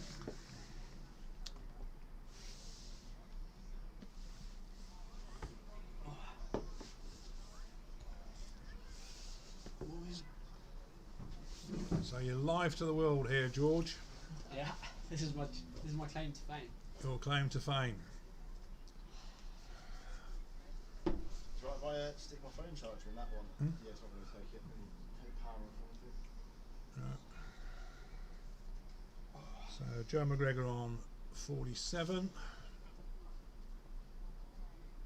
And a slower ball, and he just leaves that. I'm not quite sure what. No messing with that. It was distinctly slower ball, George. That slower ball, but that wasn't going to fool Joe McGregor. Not when it was that wide. It's getting a bit nippy out. It's been very cold up here. I've got 3 layers on, which is more like April, I think. So Latif bought his run up. Compared to last week was lovely, wasn't it? Although we at tea, Pat Stevenson and I was scoring for Bellis, and I both went for sweaters. Yeah. It was so fielded and a dot ball.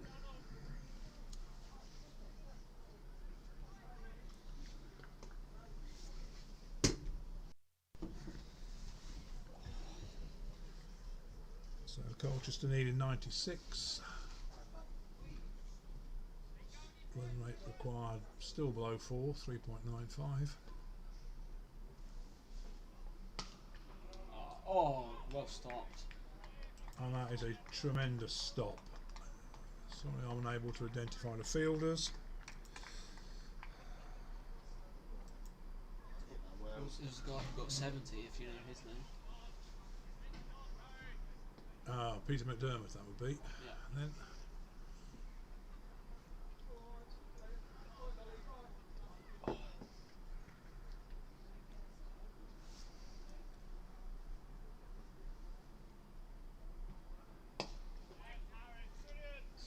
firmly driven down the wicket again, no run.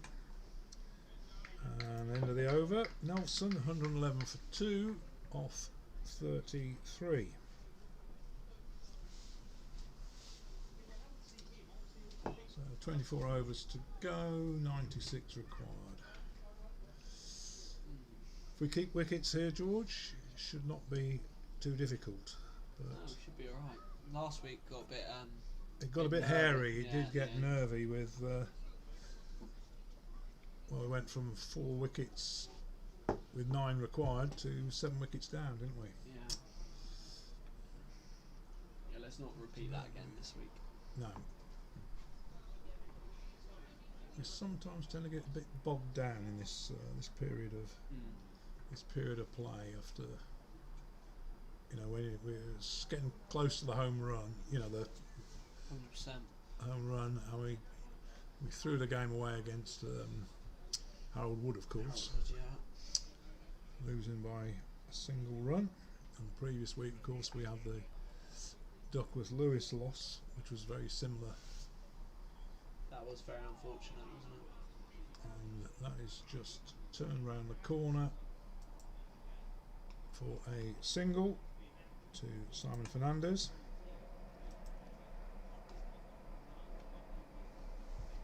How's the camera been in the wind today? No problem with the wind shake. I had a internet crash just after tea, which meant I lost an over and a half of the stream.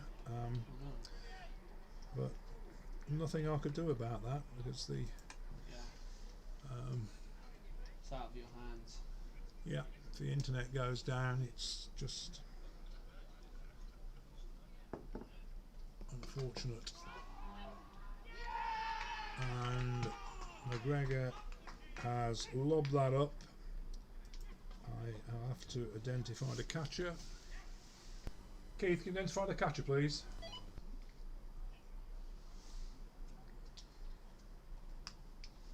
Catcher Liam Lannon. Thank you. So that was caught by Liam Lannon.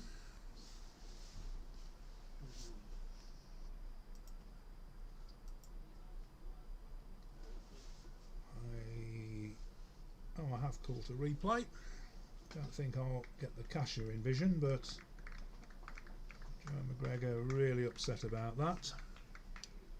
How many did he This depart for? he was 47, I think it was. Joe McGregor Yep, 47 off 97 balls, 115 minutes with 4 fours. And the incoming batsman is Dan Wolf.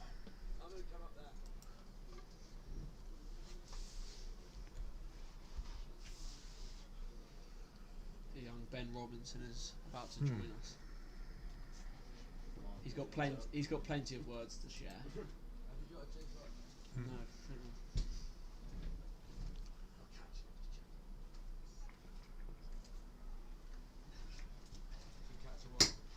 That was Ben's first catch of the day.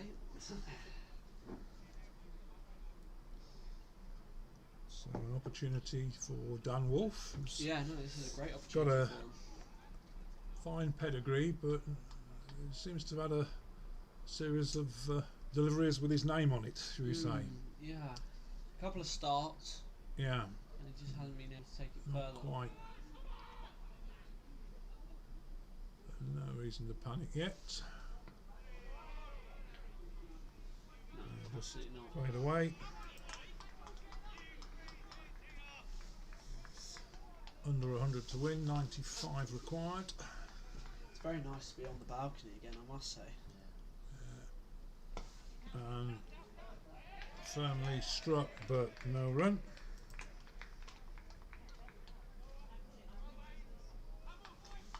Their spirits have definitely lifted in the field now.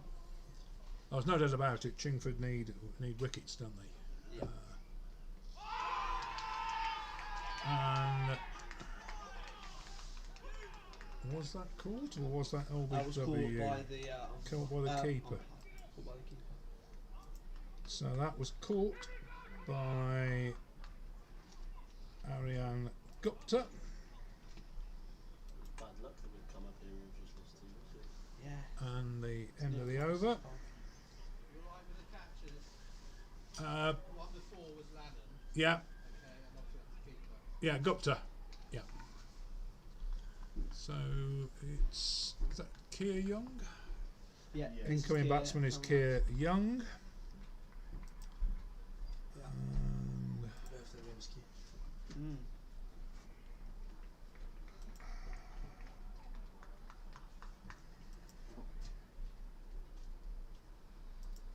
"32 back-to-back weeks for Mr. Robinson." Really? Yeah. Average.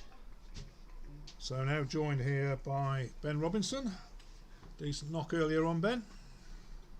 Yeah, it was good to be out there. Quite chilly actually, quite cold. Yeah, it's not as cold as up here. The feet I've were a now bit- got 3 layers on. Yeah, the feet were a bit sticky Mm. after the football last night, but got there in the end. But it looks like we could be in a bit of trouble here. Got to rebuild. So Yeah. Colchester on 112 for 4. And we appear to have Liam Lannon. Change your bowler. Bowler's now Ben McGregor. Bowler number 2, I believe. Thank you. Thank you. So change of bowling is Ben McGregor. We could have had McGregor to McGregor. Left arm round the whistle. He's going to look to just slide one on here. Yeah. Bowl a decent spell Bowling outdoors. to Simon Fernandez, who is on 12 off 17. But he looked bloody good. And he comes, coils it. Nice full ball. And dabs that out. No run. Good spinners, Yorkers. I don't think I've ever heard of no. It's now the J-Mac. No, but yeah, different.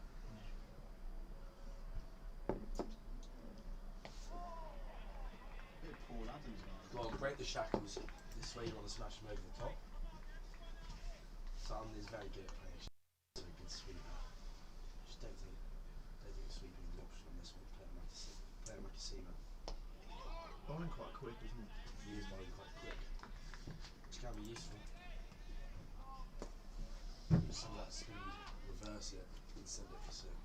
Did you watch the Euros last night, Wolski? Sadly, yes. I know. It was a stressful time for us all. As Just a rubbish. I'm a Colchester United fan, but my second club, being a Midlander, is Aston Villa, and I was just so disappointed that Grealish didn't appear. Shot, boy! Fernandez rocks Let's back. turn around the corner for 4 runs. Good sight.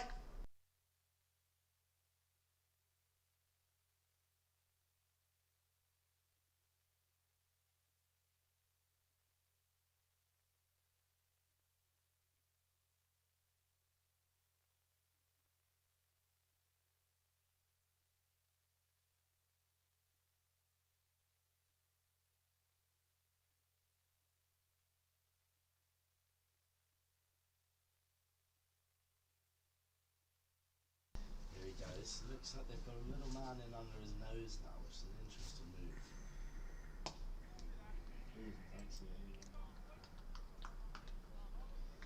Yeah, I think the one in under the nose is the one he bowled a really. And end of the over. No, that's not him. Colchester have moved on to 116 for 4 off 35. Right, the other shoes is the 91 required off 22. I bowled one over is. That was a funny spell. What are your opinions on Gareth Southgate as a manager? Ex-Aston Villa man, what can I say? Didn't do very much yesterday, did I he? think he lacks. I would like to have seen Grealish come on earlier. Somebody with genuine flair. Yeah. So, Keir Young to face George Duke. Yeah. Keir Young to face his first ball. Here he goes. Nervous. Up and down for the ones and twos this year. Played a couple of times under one and twos. Quality player when he needs it. Clean ball control. Often, mate, you have to save the day here, boy. No such thing. This is your moment, mate. You may have only bowled 2 overs in the last 120 overs that we've been in the field. 3, but There if you want to kick me down, I'll throw you down. you go. There's out, mate. We should have bowled more, mate. Go on, Keir. Just loft him over the top, but don't get caught. Oh, what's going on out there? We need some calm. Yeah, that turned a bit.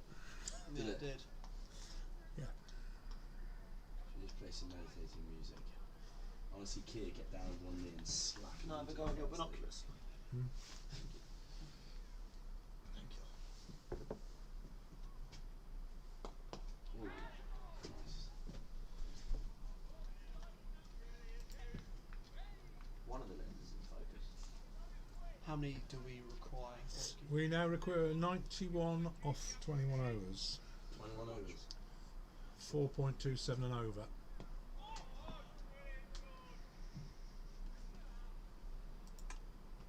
I was going to play an MCC game and the scorer said hello. I've forgotten his name.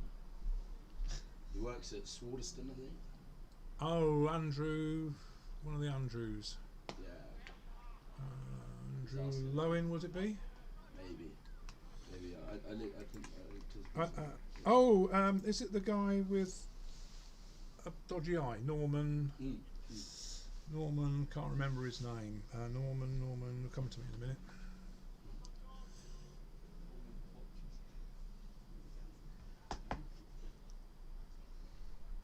So, yeah, Norman.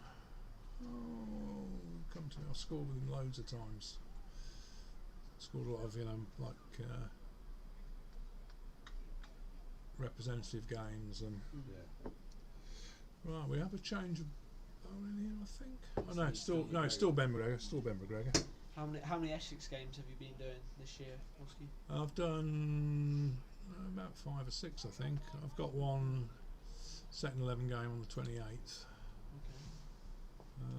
So it's Ben McGregor to Simon Fernandez, who just pushes that out, no run. So when scoring for the county, are there still 2 scorers, one from each county, or is just? There are now. Okay. Until last season there were no away scorers travelling, so Yeah, that's what I I did a lot of first 11 games with Tony Choate. yeah.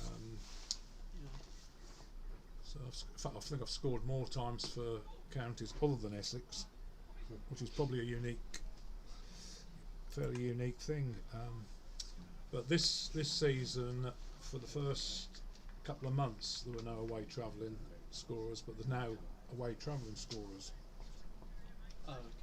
I hope we go for it. We're down to 4, 5.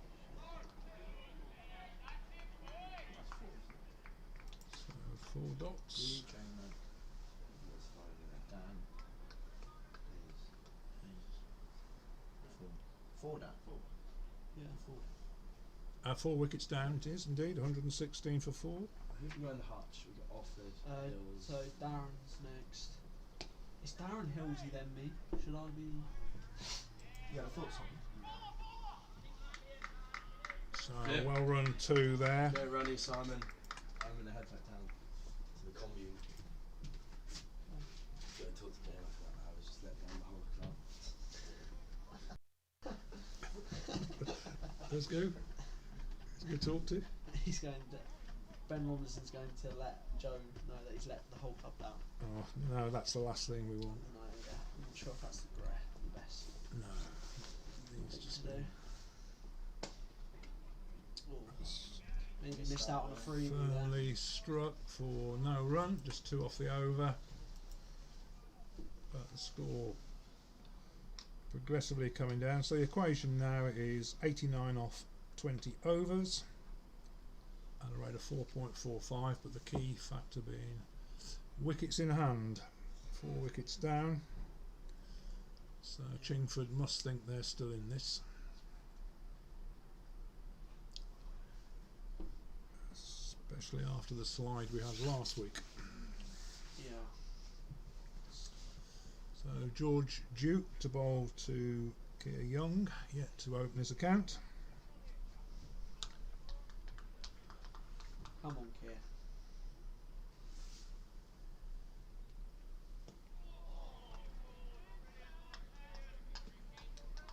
It's nicely bowled. Managed to kept it out.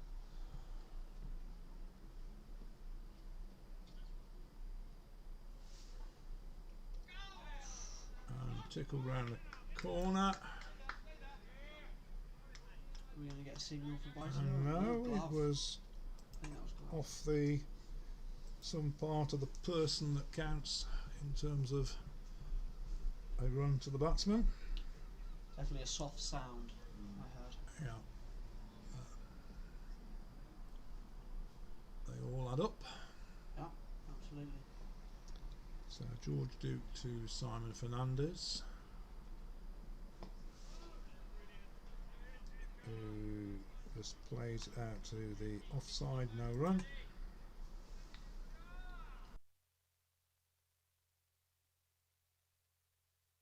Yeah, okay. I'm not a fan of lag. Again played out to the offside, no run.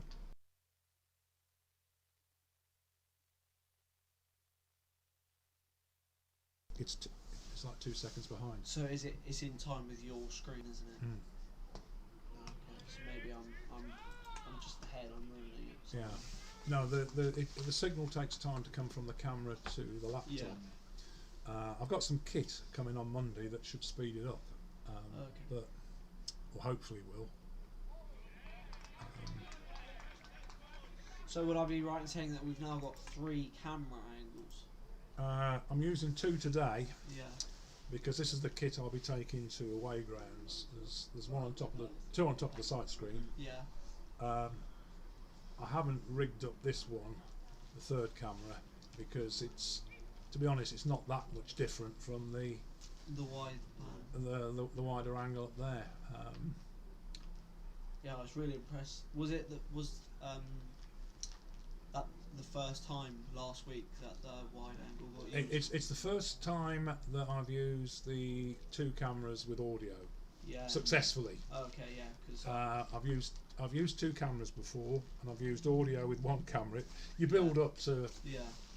you know, I mean, it is fairly challenging. So But I thought the camera quality last Oh, it was awesome last week. Yeah, really I good think the stream. weather definitely played a big part. Yeah. Made it look a lot nicer as well. Well, it's a combination of factors. It requires a really good internet connection.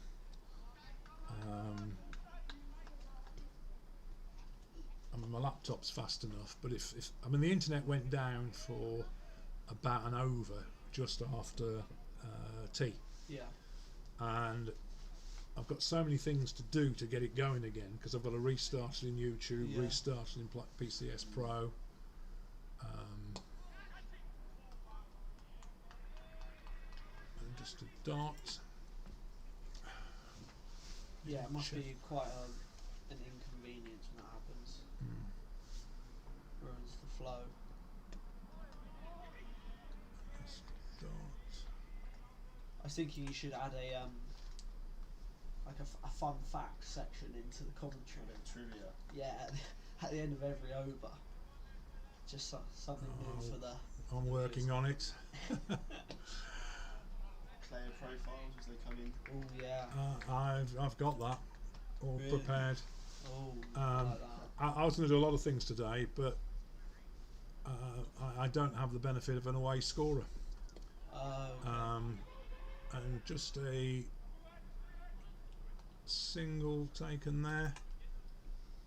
Yeah, Chingford haven't brought a scorer, and with COVID rules, it's within, it's legitimate within the I was league gonna say, rules. sure.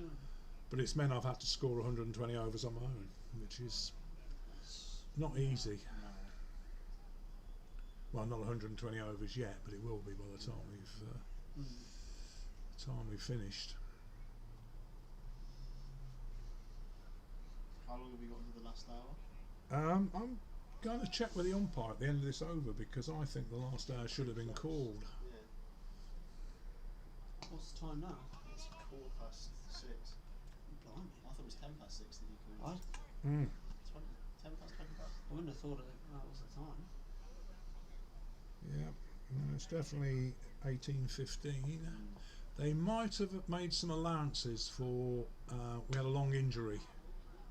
Or was it through? Or no, that's right. Just a single. So 2 off the over. I'll just check with the umpire.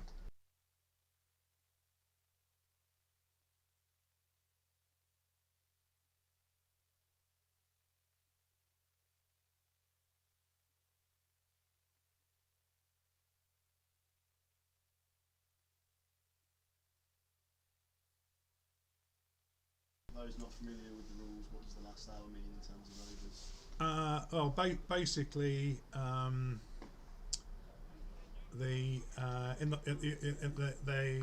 the last hour, you have to bowl a minimum of 17 overs. Yeah. Because that is the required run rate Yeah. per hour, Yeah. over rate per hour. Okay. But if there's time, if they're ahead of the rate, they're allowed to bowl more to that hour. Is that Yeah. Right. Okay. But in this case, it probably will benefit. No, It's a there's a tight- lot it's of a tight one, some actually, spin, so Yeah, if you get another couple of wickets, then yeah. Yeah, it's an hour or 17 overs. Of course, Well, after this one, yeah. yeah. It's a nice lunge from Simon. He gets out to the ball. big lovely. front stride.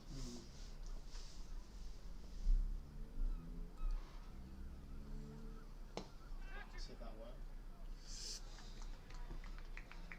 He's looking nice at the moment, so he's had some success at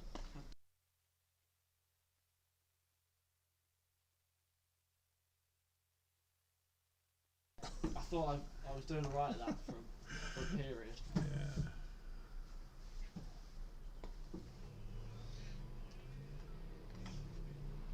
So just play back again.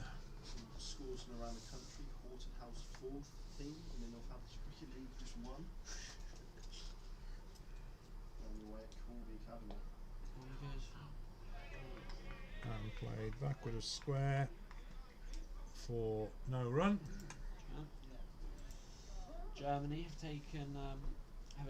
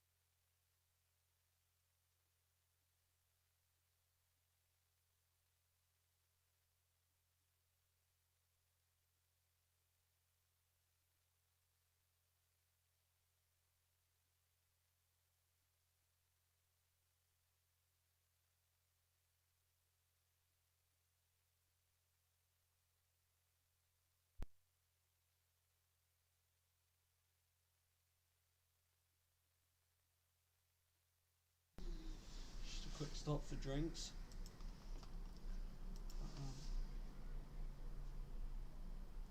Is the commentary always on there? Mm. Yeah, I was going to say we just had a little football section, just a little update on the football. No, I'll actually reboot. Right. So we're back live again, and we're into the last hour. No, I muted that briefly. Oh, you did? Yeah. The world missed the home football. Yeah, I'm Oh, afraid so they missed your football chat there. Ah. We were just speaking for that whole break at football. I'm sure there'll be another time where you can hear that. Though. So Ben McGregor bowling to Keir Young. 17 overs remaining, run rate of 5.06, 86 runs required. Quite aggressive field this. Yeah. And Keir Young has belted that down the park Sorry, for that was early. That was early for me. 4 runs. It's a great cricket shot, that. Kept his shape. Hit into out a little bit as well. Just Yeah. a bit wide. Yeah. Beautiful cricket Wide shot. No, I took the opportunity there to reboot the computer because that gets rid of the lag problem Oh, I've got. Yeah. Yeah, every interval I restart it. It's just a build-up of, you know, if there's a Yeah, few. once- if it's That's running well the hit whole again. time, it can be. That's gone out to mid-wicket and 2 runs to Keir Young. Don't worry, I'm late, guys. The return of the Robinson. Yeah, Ben Robinson returning. He's back. Just got a little No, the issue is the lag between the camera and here is so many milliseconds. I don't know how Yeah. many milliseconds it is, and over an hour it'll just build up and build up and build up, and then after an hour I can be something like 2 seconds behind. So I have to Yeah. do any verbal commentary in line with what's on screen, which is 2 seconds behind. That's very Shot. well hit. Straight down the ground for 4. Keir Young taking on Ben McGregor. So having just come out of the team talk, I think that what we're going to look to do is put ourselves in a position where we can't lose, we can only win or draw. So Very sensible. Yeah. Yeah. I've heard from the change rooms that if Keir Young falls to the next wicket, Ollie Hills will be moving ahead of Darren Eckford in the batting order. All right. Okay. So you just told the whole world our tactics. I find it very amusing that Any Chingford ultras? look, football coaches now seem to talk behind the hand in case there's a lip reader in the opposition coaching camp, and Ben, you've just managed to announce to the whole of Chingford and North London exactly the Colchester tactics. Or it's the notes, don't they? They pass the notes out now. Yeah. They just run out with notes. Elsewhere in the Essex League, there have been some low scores. Anybody seen that? Low scores today? Howard Wood got bowled up for 48 Really? Lord. against Billericay, and Billericay chased it 50 for 1 wicket. So a win for Billericay. That means everybody in the league has now won at least one. That's fine. It must be tight. Must be And then tight in the Brentwood league. versus Wanstead was looking quite close. So Colchester 131 for 4. George Duke to continue bowling to Simon Fernandez. 76 required off 16.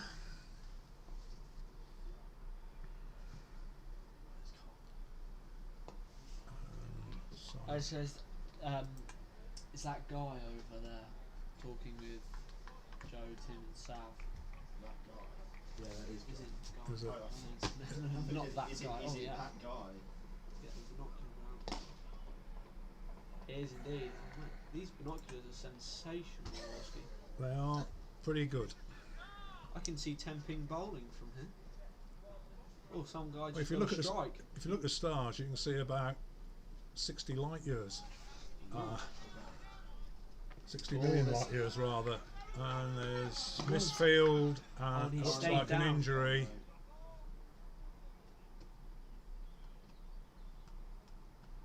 nice to see his we framed round do pass for the ball have- before realising that they weren't running. He's dislocated his knee, hasn't 2 runs scored. Yeah, concur. So just 2 runs, and we have an unfortunate injury. I think that might be Peter McDermott down there. The opening batsman, number 1. He's already suffered an injury today. Or number 2. he? No, this is the guy who got hit on the head, was he? James Bridge, Yeah. yeah. Number 2. I can't see here because he's obscured behind a net, but he looks in a lot of discomfort. Yeah. Things you really don't like to see. No, we certainly don't like to see injuries in recreational cricket, or any level of cricket for that matter, but Absolutely. particularly guys who have to get up on a Monday morning and go to work. So, I mean, this guy's had a bit of a horrid time because he got hit in the helmet Yeah. earlier today, batting, so maybe not a good day in the office for James.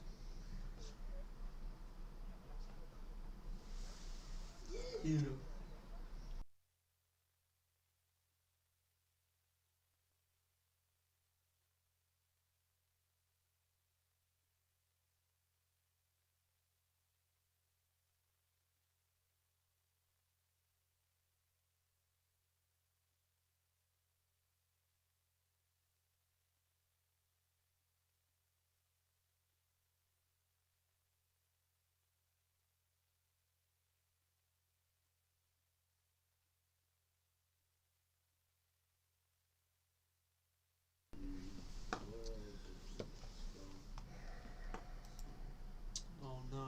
So he's up. He's over the. He's getting some guidance. There's a bit of. We have to send a fielder up a shotgun. No, it's bloody cold. So James Bridge is back on his feet, but he looks as though he's going to be carried off. That, to me, I suspect could be something like an Achilles injury, because I remember. Ankle? Well, I mean, it could be just a twisted ankle, but I pushed off once going for a run, and I felt as though I'd been shot in the back of my Achilles, and I'd snapped it. Oh. I was going back 20 odd years ago, and I was taken off like that, and yeah, sad to see. Certainly not going to help Chingford losing a fielder.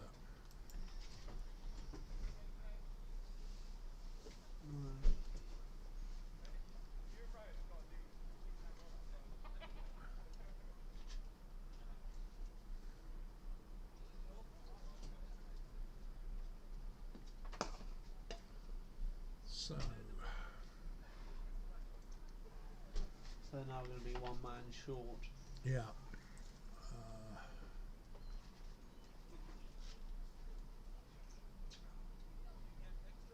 I suspect that may be an Achilles tendon injury, looking the way he's carrying himself, or rather being carried by 2 spectators. Sounds like these kind of. Seriously painful injury though. It's not about cricket, you just think about everything. Look at his knee. Well, his knee, yeah, it looks as though looking at his knee. Maybe he just got stuck in the pitch when he went down. Yeah, Dislocated knees, pretty honestly. yeah. Oh, any knee twist. Oh, I didn't mind playing table tennis a couple of years ago, and it was pretty awful with rusty old legs. So it'll be George Duke, 3 balls of the over still to come, bowling to Simon Fernandez, who's 21 off 44. Colchester requiring 74 off 15 overs. And aggressively pushed out to the covers where it's fielded. I've just heard twisted knee, so and that's No, it's well drilled through. hit, and it's beaten the fielder and that has gone all the way for 4. Relieve some pressure. Yeah. 70 required.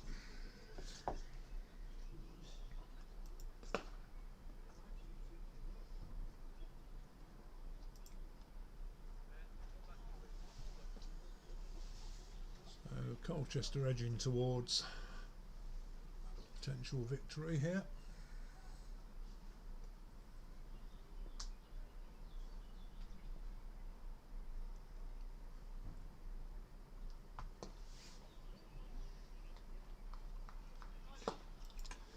So end of the over, 137 for 4 off 42.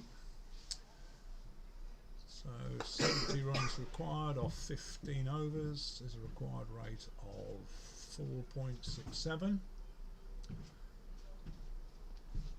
Colchester 137 for 4. The comparison at the same juncture with Chingford were 111 for 4. So we can have a look at the worm and All up bowlers number 4, Liam Lannon. thank you. It's a good order because of the 4 minutes injury delay. Last hour's 4 minutes has been added to it. Last hour now commits according to averages. He's finishing at 7:24. Thank you, Keith.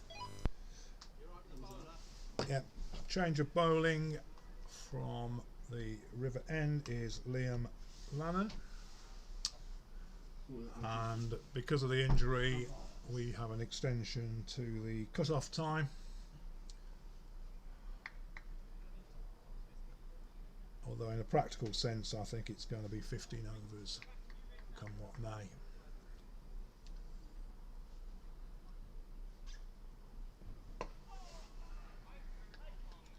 It's played back by Keir Young,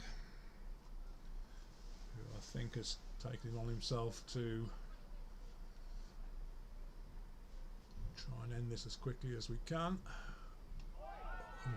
And that looked a tremendous delivery. It was a good ball, quicker and it turned. Yeah. What were your thoughts on the pitch? And Yeah, I thought it was pretty good to be honest. I mean, there's always a good pitch. It wasn't your usual Colchester pitch, and that's obviously because we haven't had dry conditions. You know? So there was a bit more in it, which actually I quite enjoyed. I thought it was good.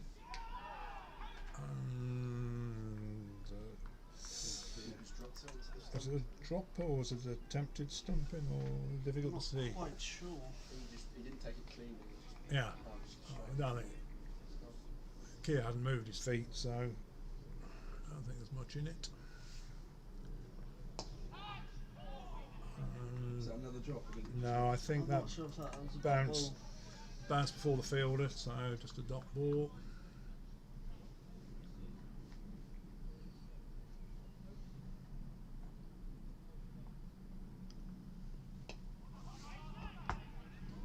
And it's played out for no run.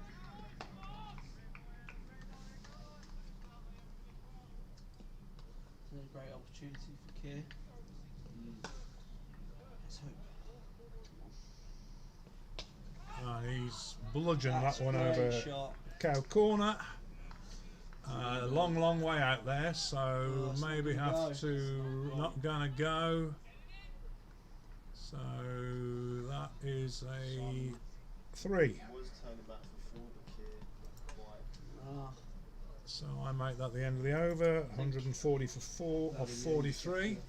I think Keir left his handbrake on there. Yeah, I think. I think he thought it might have gone. Second team captain. Yeah. Got to. Just stuck in that mud on that wicket to the right there, where there's just a little bit of wet. And good. Just like change of bowling, we have Ben McGregor coming back on by the end. It does look like McGregor. Oh, yeah, he's coming for the.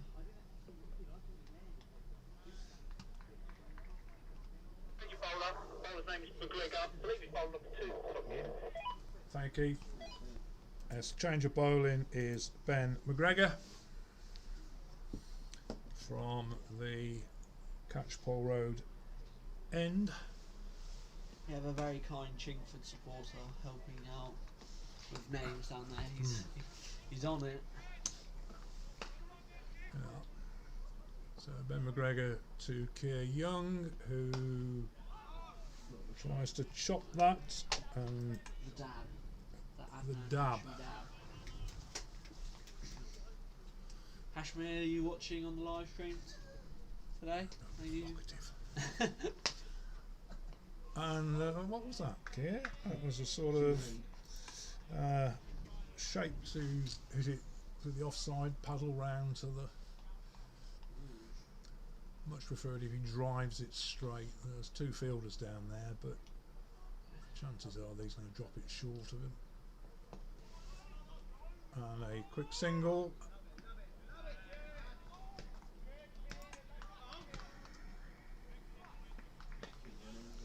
Here come the four after their lap.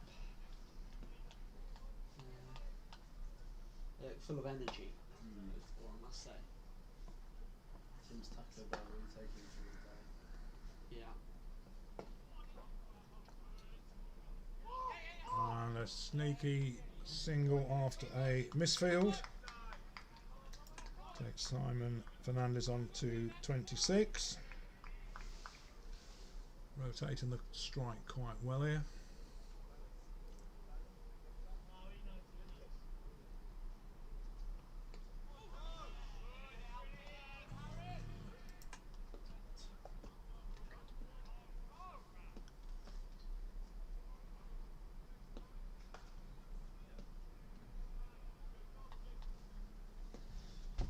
Field has definitely They've spread a bit now. yeah. I think they're now starting to think that they can defend this rather than dot ball. How many is required, may I ask? Well, just 2 off the over there takes Colchester 142 for 4, 44. So the equation is 65 off 13, which is exactly 5 and over. I think Chingford are starting to think they can actually defend this. Last 5 overs have gone for 21, so not quite up with the rate. It's dried up a bit. Yeah.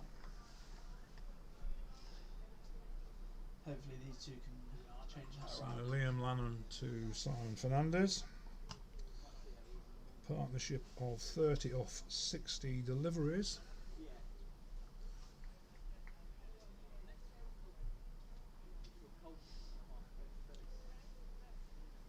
So long on, long off, man sweeping in the deep covers. Mid on, mid off, fairly short cover, point and square leg. Nobody backward of the wicket. And that's just played back to the bowler, no run.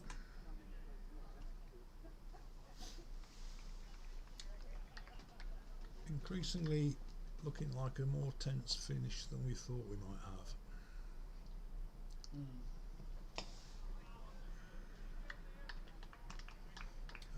But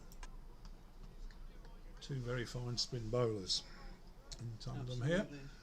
Bowling tidy spell. Inappropriate. And that's cut Pressure to from the point, groundsman. no Hopefully run. That will be a deduction of some points towards his main flank. Mr. Robinson on our left is slowly starting to catch and fly. And that's well struck out to long on, but it is merely the single. A long day for Mr. Robinson. Now occupying a bench. Heavy night last night, was it, with the football? Yeah. I think you could say he was a keen England supporter last night. So, Lone to Keir Young, who drives that firmly down the ground to long off for a single. So 5 balls gone, just 2 off the over so far. It will soon be up towards the runner ball at this rate. And firmly driven down the wicket again for a single.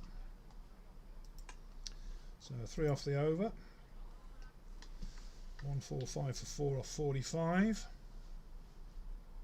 Could I please ask how many balls Fernandez has faced and what he Simon is on? Fernandez is 28 off 53 deliveries. Very much. He could be a crucial part in this run chase. That's for sure. Well, no need to panic because at the same stage, Colchester 145 for 4, Chingford were 123 for 4.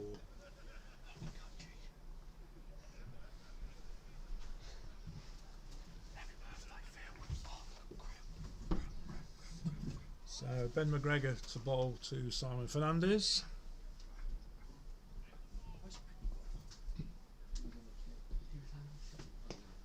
who drives it to cover no run. That's on. You need it on for tomorrow, mate. No, massive. Who's our captain? Sorry, Tomorrow. language. Mr. McGregor. That's a joke. Well, that's what I thought. I thought George It's Roberts. driven The Albanian down shoots. to mid-on for a single. Decent. Yeah, so good. Who's in those? They're Wolski's binoculars and they are Brings very high Kitty Young quality. on to strike. Oh, a tremendous amount of bounce. Yeah, Over there in one of the houses.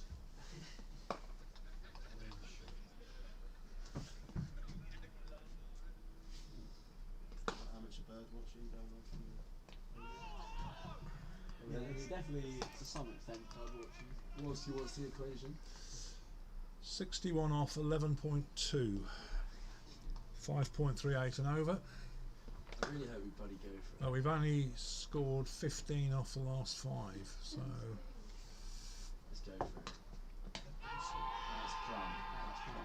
plum. and that is given out LBW. Right, and I will be departing Really? Well, where are you going, George? because He's going to is- say his name. He's going to let me know.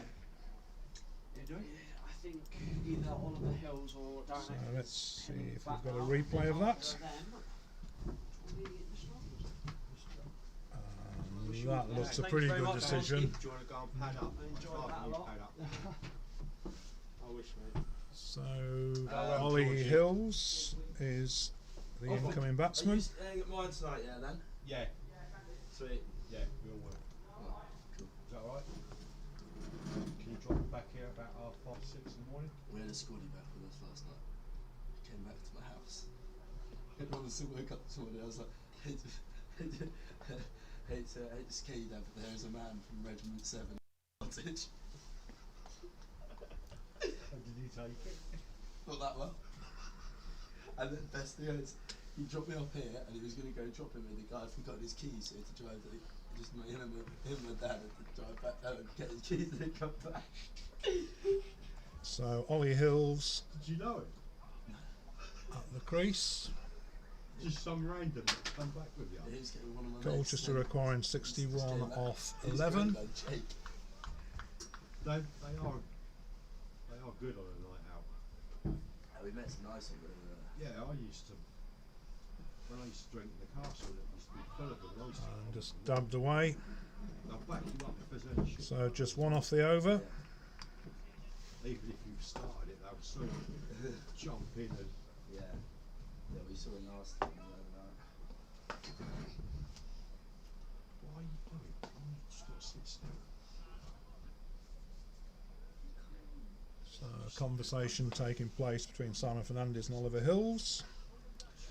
61 off 11. 5.55 and over. 5 wickets required. So game still finely balanced. The next 3 or 4 overs will be key to determining where the game's going. I think you're right there. Next 3 or 4 overs.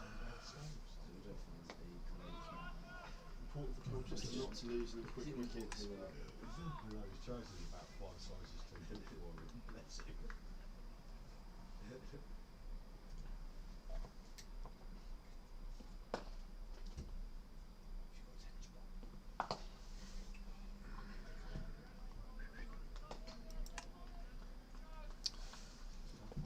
Two spinners somewhat strangling the run rate here.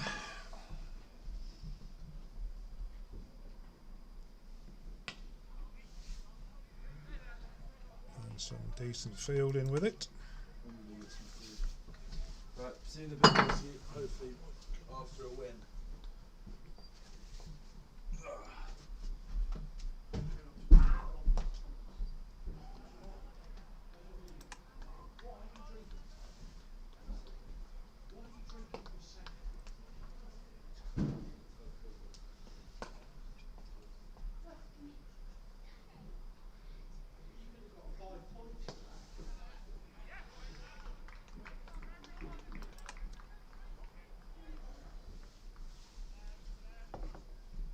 Liam Lannon bowling extremely tightly here, 5 dots so far in this over.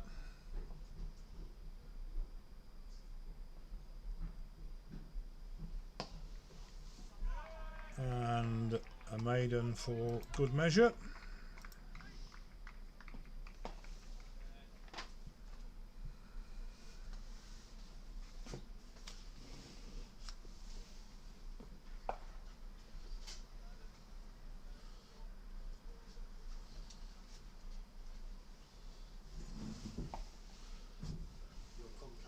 Yeah. So Colchester requiring 61 off 10 overs.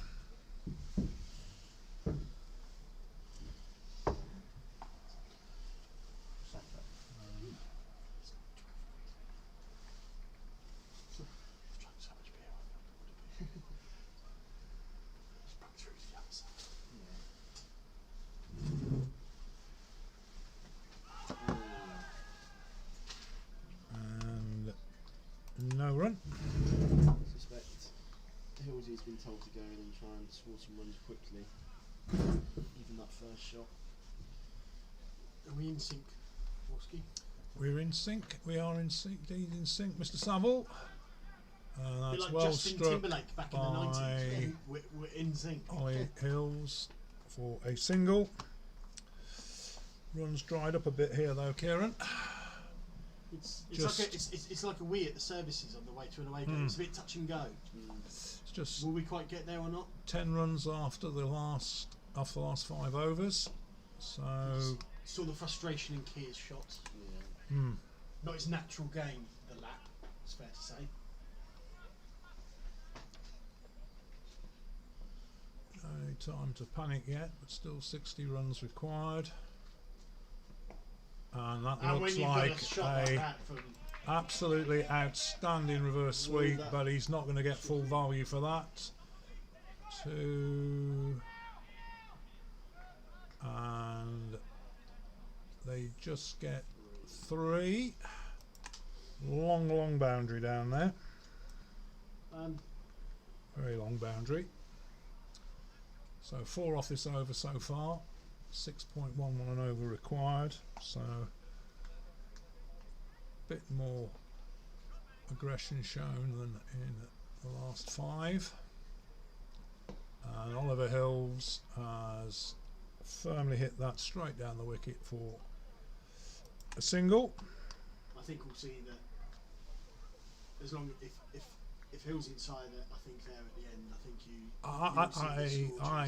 my opinion, Kieran, is that if we are still batting at the end of this, i.e. we have 2 men at the crease, we will win. It's a question of wickets. 152 for 5 off 48. So the equation is 55 off 9, 6.11 an over. correct me if I'm wrong, there's a relatively risk-free 6 taken off that over. That was indeed a 6 off that over. So it comes to stick or twist time for Chingford, I think.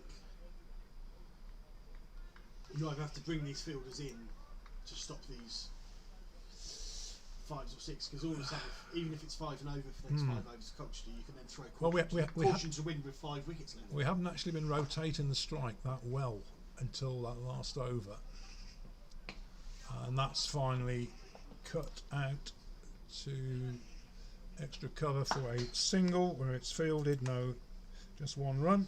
Chingford obviously at a disadvantage, only having 10 on the field as well. That is true. Chingford down to 10 men.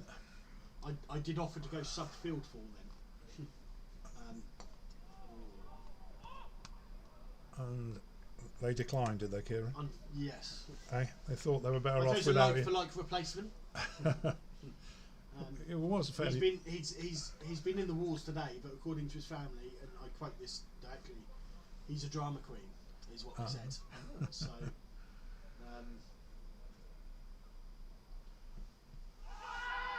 And that is given out, leg before wicket, Olive Hills.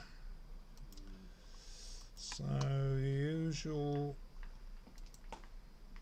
Colchester crisis here, wickets falling as we reach the death. Not much doubt about that one, looking at the replay.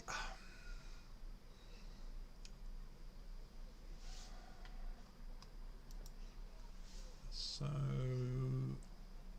I think that's skipper Darren Eckford coming from behind the nets. Yep. So the incoming batsman will be Darren Eckford.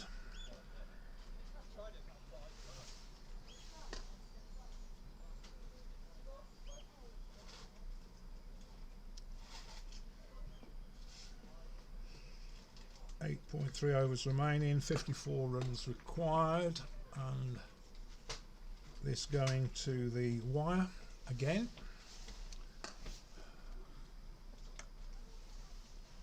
You seem to feature in many very close games, Kieran.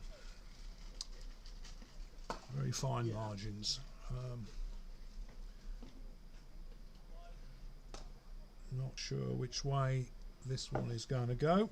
To be fair, the informed Darren Eckford going up to that, having scored. Yeah, he's at the top of the order. But let's not have a commentator's curse. Yes, he has performed very well at the top of the order.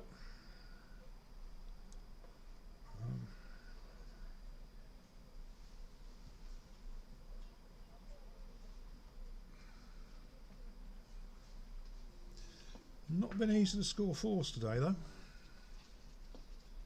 Plugging if it's in the air, and it's been a very long, slow outfield.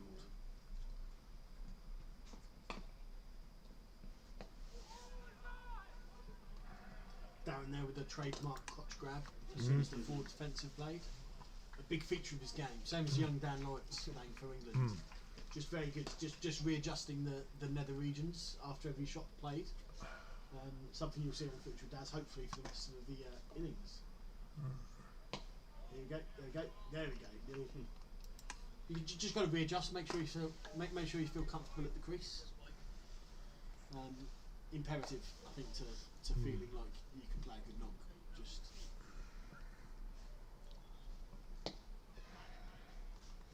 especially. So 1 off the over. 54 required off 8. So the run rate now is 6.75. How many points would Colchester get in this sort of position? I can't remember what it is for a draw, because we haven't drawn one this year. 4 points for draw? It's not 8 for a draw. Can you mute it quickly, please?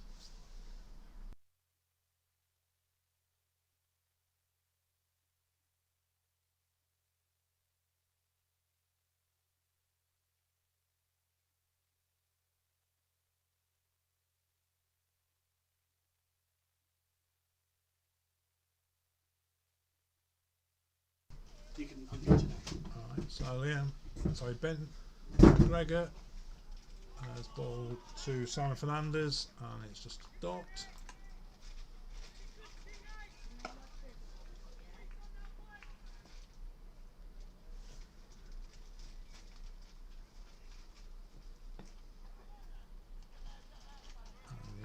just a dot. Really well off his own bowling. Yeah, this is. It's a weird field because it's set to stop the single, but he's saved the single. They're trying to give him one, but the bowler has saved one there for the first 3 balls. So 3 dots. So yet again, this seems to be slipping away from us. From a good position. That's firmly driven out. Just run now. And just a single to Simon Fernandez brings skipper Eckford back on strike, who I fear is going to have to take some responsibility here to One shot.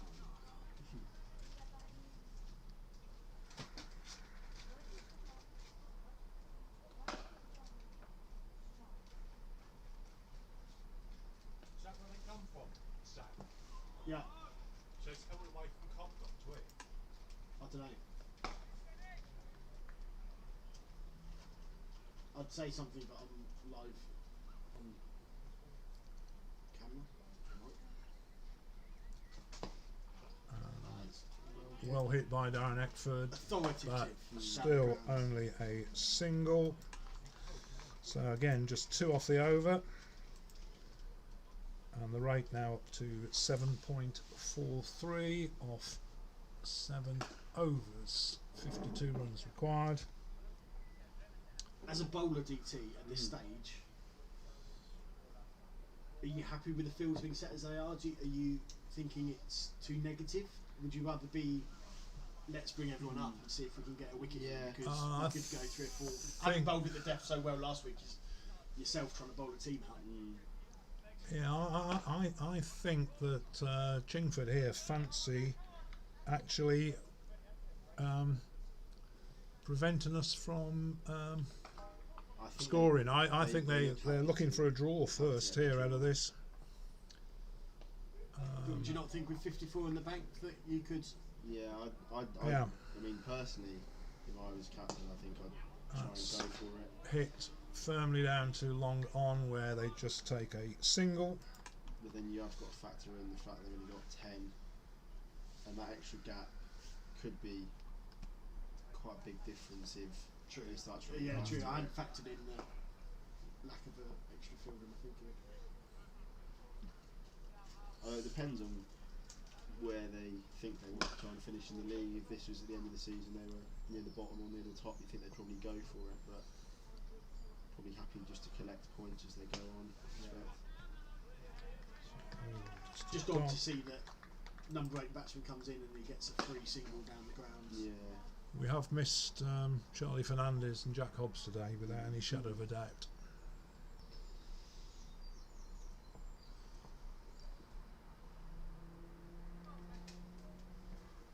Particularly if you sort of think of them as coming in at 5 and 6 and being able to up the scoring rate quite quickly. Well, that's right. Charlie's given us great momentum, hasn't he? We've in the middle order we got a bit bogged down today.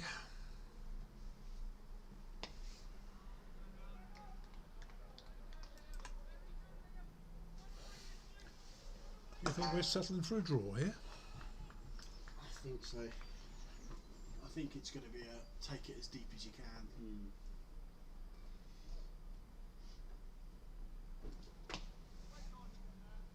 the advantage of having Darren out there at the minute is that he can direct proceedings. Yeah. I don't think a draw. I think a draw would be a fair result. Yeah, and Chingford have really fought back hard here. Yeah. And there have been some interesting results, I gather, today. Just one off the over. I believe that Harold Wood, I think, were bowled out for 49, and Billericay got them. So Billericay have won their first game of the season. Possibly then Harold Wood. Harold Wood, they beat us, were below us last time I looked. I think you look at Colchester today, they probably take away 4 bowling points, 2 or 3 batting points plus 4 from the draw. I think it is. You probably. So So let's see if we can have a look at some results so far. And Ben McGregor to ball to Darren Eckford. Matches, fixtures and results.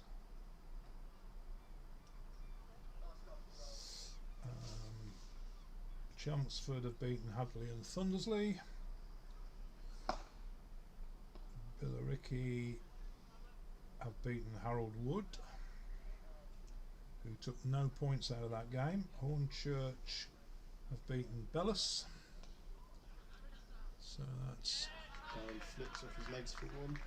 one round the corner Fielding, I thought I was going to beat him. to Eckford. Wanstead are chasing 186 with plenty of overs left, so Wanstead look as though they may be beating Brentwood. Plenty of overs left, it's about 7 o'clock. Yeah, it's play cricket can be a little bit behind if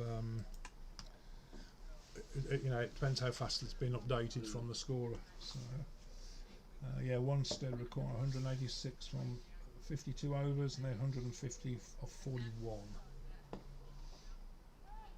So push down the wicket and a single to Eckford.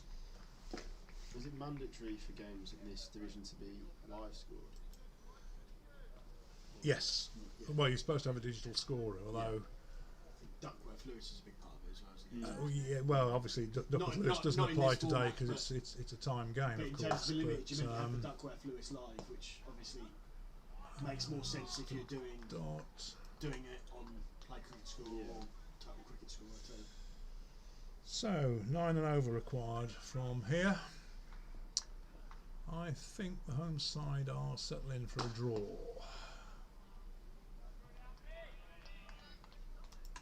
Which is probably no less than Chingford deserve, actually. Not a high scoring game, but they've certainly fought hard in the bowling stakes. I don't know, I think you might see an effort for Colchester to potentially go for Just the 4 off the over there, 160 off 52. So 47 off 5, 9.4 and over.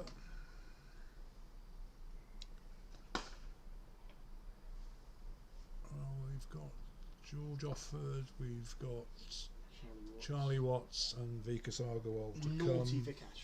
Having a fitness update on Vikash is he's feeling very stiff after his 21 overs straight through. He had a few choice words to say about the inclement weather we've had today. But I think we're going for the last sanitation break of the. We are indeed. Just 5 overs remaining, assuming there's no further time allowances.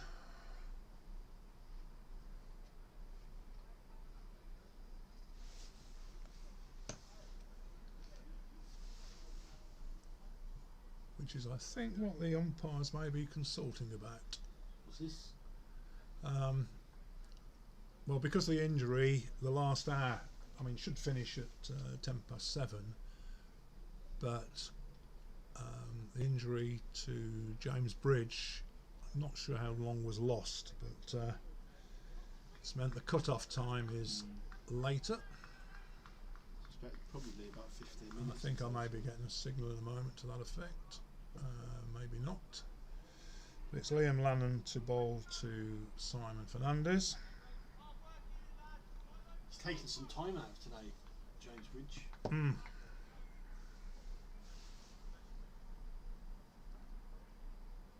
So what do we do here, chaps? I think they're saying we'll take the points for the draw, which, given the way other results have gone, I think could be not a bad decision. Yeah, I think they may give it. It's 57 off 5. 47 off I 5. think they might give a couple of overs, see if you can push 6 singles in the next 2, and then you can, with 4 wickets and 3 overs left. They So might give it Lannon that. to Simon Fernandez, and just push behind square for a single. See a bit of cat and mouse with the field. Just See, if I was Chingford at this stage, I'd be bringing mid on and mid off up. Yeah, definitely. I'd be asking the question of Daz to say, do you want to have a go? Yeah. And it doesn't look like they want to play ball. no. I think both sides are going to take solace out of a draw here, and Certainly livens things up. yep, I'm afraid Darren Eckford is bold. It looks like he's just darted that in that middle stump. Daz has probably looked to be a little bit positive in trying to hit it through cover, but I think this is where you see probably Colchester shut up shop. Yep, I think that could be it as far as Colchester's ambitions of winning this. I mean, he was certainly looking to drive that through the gap down here. Missed it. So incoming batsman is George Offord. Young George Offord. So 4.4 overs, 46 runs. I think it's now all about Colchester not losing these last 3 wickets.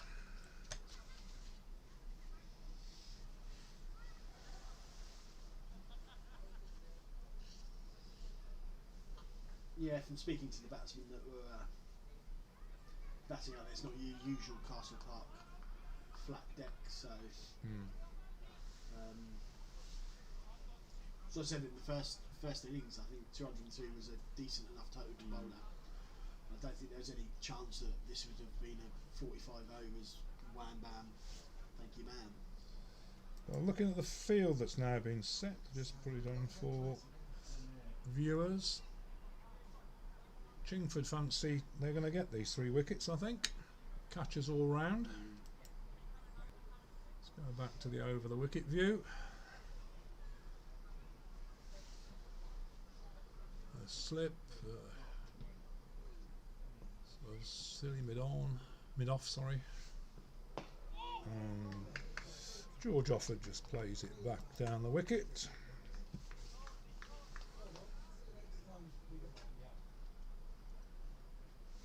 George Offord will be looking to emulate his great hero Joe McGregor. And just pushed out High to elbow and straight onside. No run. 3 dot ball count in here for both sides, in fact. Lots of oohs and ahs, but George Offord solidly behind that.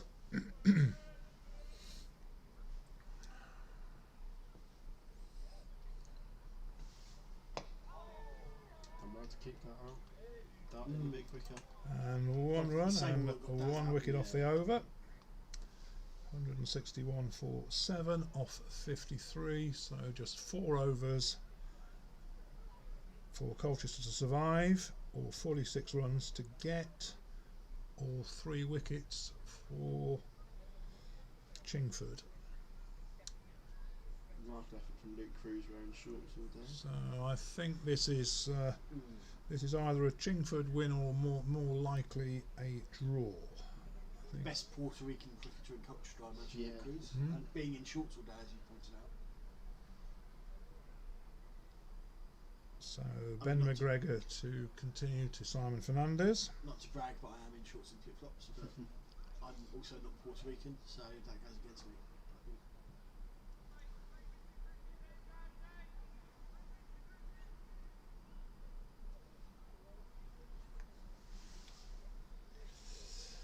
So tense last 4 overs to come.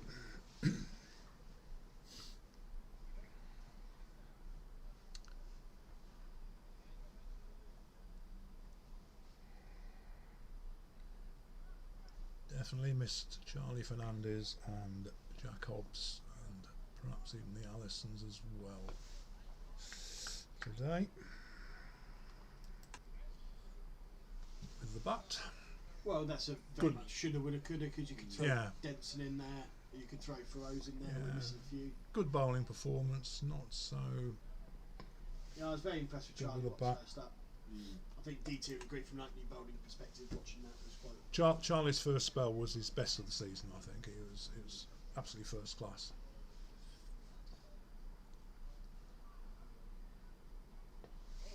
Also, something to look out for. Smothered by Simon Fernandez.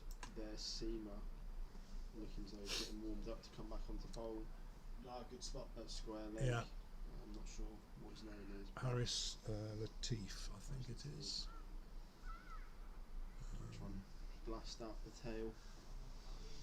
I think that's a smart move because they've probably seen from those 3-4 balls that George looks though he can defend. He looks like he's, spin. and he's going to have to defend spin from one end anyway. So why not ask a couple of different questions at the same time? But again, this field, Sai's never going to take a single here. So why they've left it out, I don't know. Why not? Put I pressure think he might take a single off the 5th or the 6th I delivery. know, and they'll obviously bring it in now. Accordingly.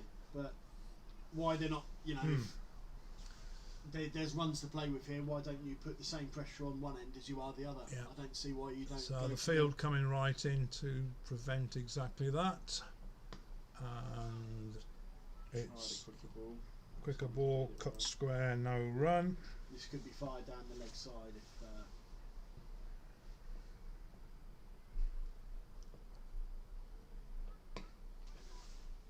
And that's beaten the fielder, and they will go through for the single,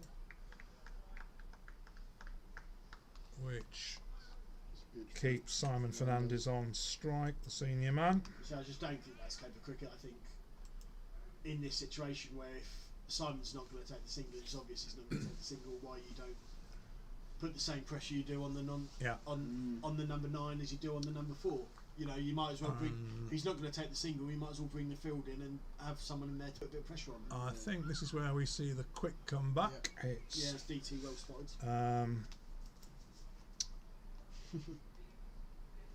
Harris Latif. Will we see some short stuff? We try and go full. Bowler number 1, Harris. Thank you, Keith. Confirmed by There has been some unconventional Umpire fielding positions Keith points Oram. today. Leg Yeah. slips, silly points. Could see a short I leg. quite like the silly point to the left arm spin. I think that's a good position. Yeah. So just 3 overs to survive for Colchester, 3 wickets required for Chingford. Runs required now academic, 15 and over, so Colchester are not going to pursue a win.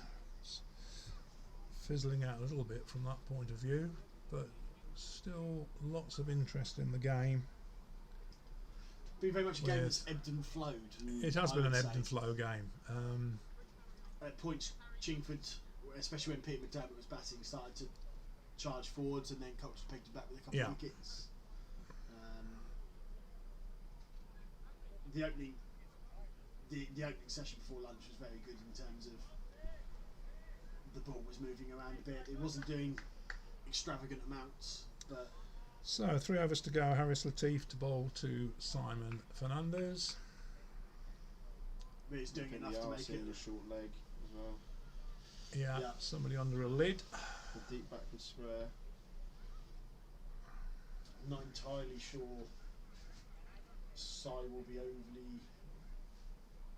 2 slips, is it, or a slip and a gully? 2 slips, I think. Plussed about. Trying to play the hook. No, I think it's no man mid-wicket cow corner area, so but I can't see him looking to score at 15 and over from here. So solidly behind that, no run, and 1 more ball used up. I think Simon's someone who can very much put the ego in the locker for this. I mean, I think we're seeing a drop in speed to what we saw in the first innings. Even obviously Charlie Watts with a couple of fiery spells. But I think even compared to, we saw Ollie Hills earlier who bowls just an awkward length for a bumper, whereas I think for That's played round a corner, fielded by the short leg. I think for Latifi to get the ball up to the height to bring short leg into play, it's probably going to stick in the wicket and be a bit tennis bally. So 16 deliveries for a draw, 45 runs for a Colchester win, so that's not on. 3 wickets required by Chingford. I think in context of other results, a draw could be a good result for both sides.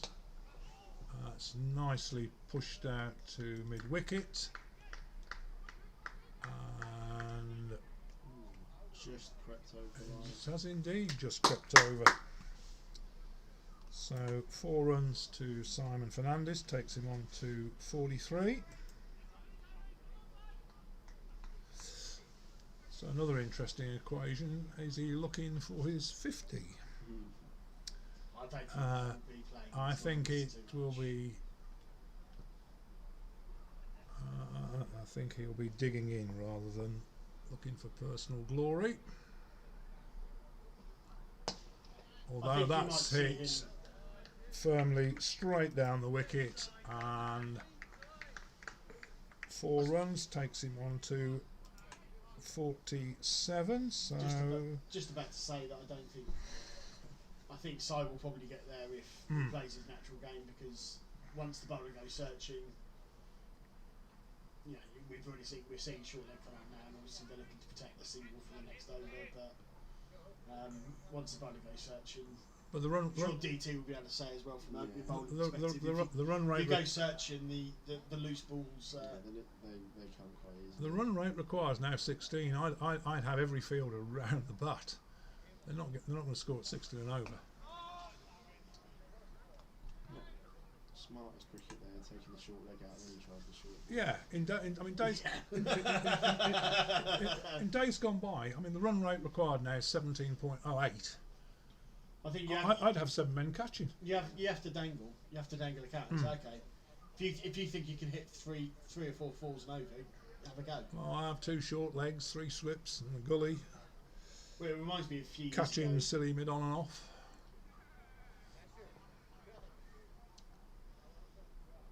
I mean, we're Remember a few 13 balls remaining. few years ago playing Hudley and Thundersley up here, and when we were looking to get promoted to Prem, and we knew in a draw would basically see us promoted because we were denying Hadley the win over us that would see him potentially overtake us on the last day. And they had 3 men on the drive, which to me just begged belief, because we're not just going to suddenly start hitting it into their hands. And that has been belted square of the wicket, and I think He's that let it through has his legs. been let through, and That's 50. just waiting for a signal for 4 runs, which takes Simon Fernandez onto a very fine 51. 91 balls, 103 minutes, 6 fours, and a strike rate of 56. I don't think I've ever seen that. Someone deliberately let the ball through their legs. I mean, if they showed the same intent in terms of letting the ball go for 4 as they did in their field settings and their actual aggression into trying to win the game, they might have actually won the game. Chingford, but instead So did the they've let it New drift. bowler, Alfie Taylor. Thank you. So change of bowler from the Catchpool Road end, Alfie Taylor coming on to see what he can do. Opening bat. Off spin, I think. Was Yeah. it. So He's done quite tall. did the fielder let the ball go through his legs? Yeah, a deep back So and that straight. it's quite clever actually, He's going to because medium pace, is he? no, he's going to, well, that's Well, quite keeper says medium pace. yeah. I mean that's quite clever on the basis that it means George Offord's on strike. Yeah, I mean that's obviously why they've done it. But Yeah. if they're willing to go that far in terms of keeping the batsman on strike, then maybe if they were a bit more aggressive in their bowling and field placement earlier, they might actually have Yeah. stoked out more of a chance to win rather than being as conservative as they have been. So Alfie Taylor coming off only a few paces, but with the keeper stood back. Interesting that they've still got So 2 overs to go.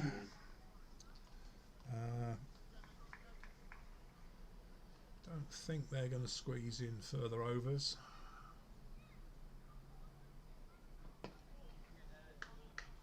And George offered firmly behind that, no run. I see some encouragement from best mate Joe McGregor on the sidelines. Yeah, usually.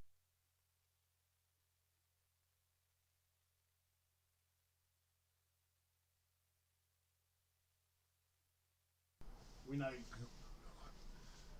So Alfie Taylor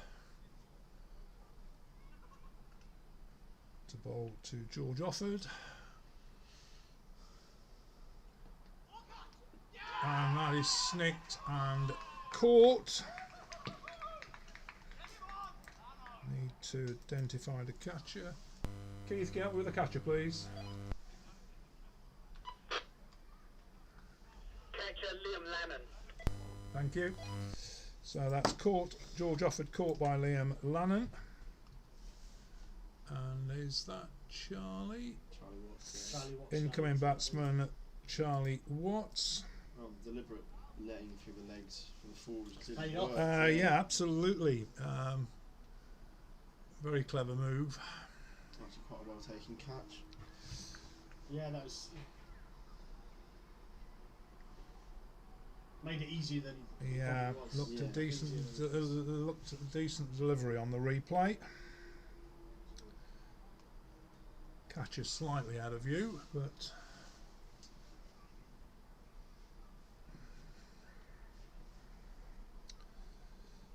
I think that this is almost a game where this becomes the final over in terms of. well, it's 10 balls Well, touch remaining, balls, 2 don't wickets. I'm going to curse it. So we get the full over back, don't we? Oh no, we didn't. No, That's not no. really I mean, correct. I'm getting I confused. can't remember what time.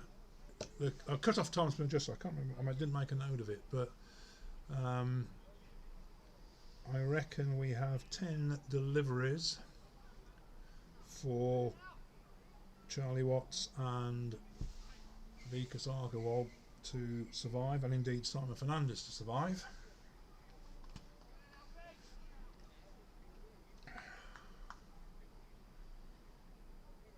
Charlie Watts there batting with number 2 on his back in tribute to his hero Gary Neville. He's idolised for quite a long time. And Charlie has stroked that out. I would have taken a single there, to be perfectly honest. I don't know. I think it's a. He's obviously feeling very confident. To Mind be you, fair, three overs, 3 balls to come. If he backs himself to see out the next Yeah. couple of deliveries, the next 3 deliveries. So 2 slips and now a gully. I think the last thing you want for the last over is for one of the tail enders to be on strike. And a Good leave. good leave. The lesser spotted leave from Charlie Watts, if you've ever seen him in the nets. Yeah. Very aggressive. He doesn't very leave. He No. doesn't leave very much. It's fair to say. So 2 more deliveries this over to come.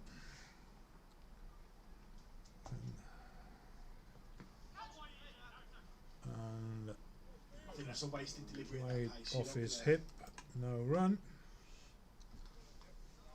Even with a short leg there, you're not going to find anything from bowling at this pace, I don't think, even against the tail ender.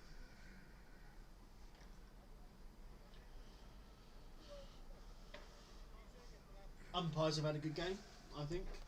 Very good game. Yeah, well officiated.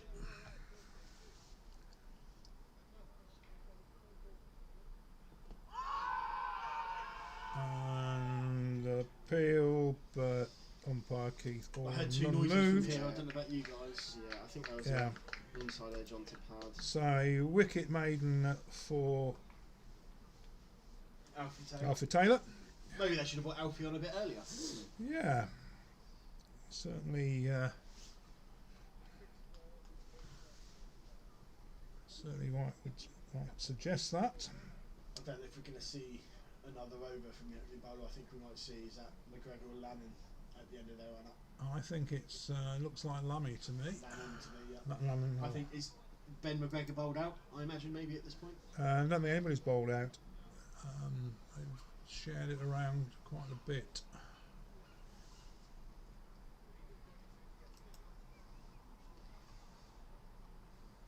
So wicket went into half it. I think this is Lannon.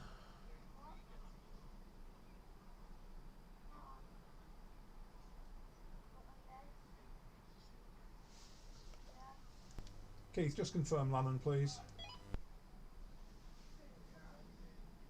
So change of bowler, Liam Lemon. Thank you. Yeah, it is Liam Lannon. Keith there, prompt as always. Yeah. Oh.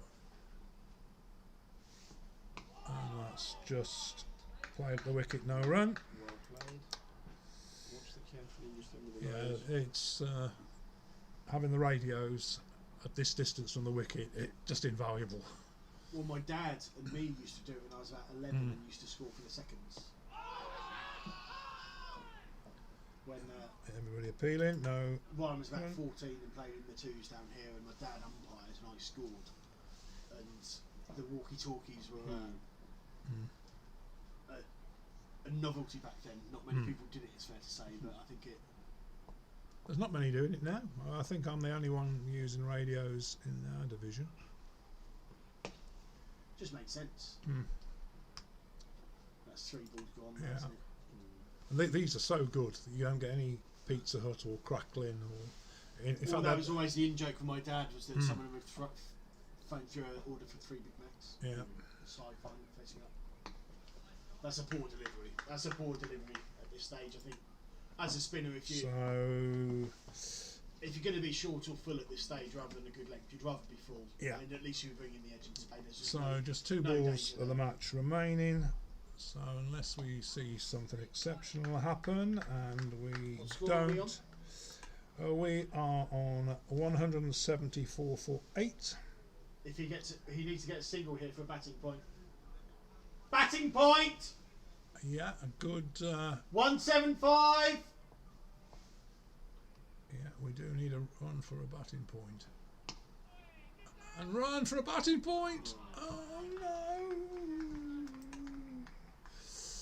So end of the over. I think that was a freebie there, knowing it's the last ball as well. Yeah. A good game. Excellent game, and I think a draw is a. I think that's a fair result. What's going on here? It's trying to tell me that Chingford won. That's actually a draw. Have you got it on limited overs, Phil? No. It's.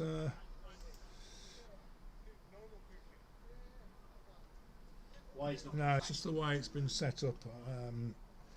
But I have correctly indicated a draw. Just check with the umpires we agree the score.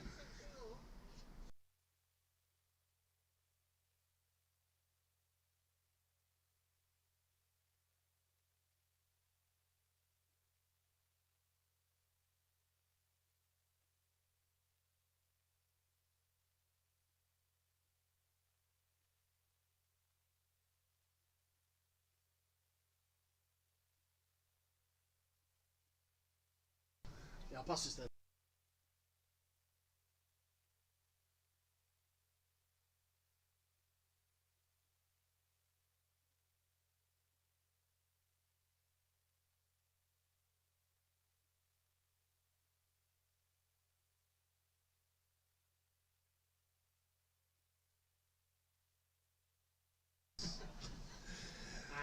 So we conclude the game with a draw there.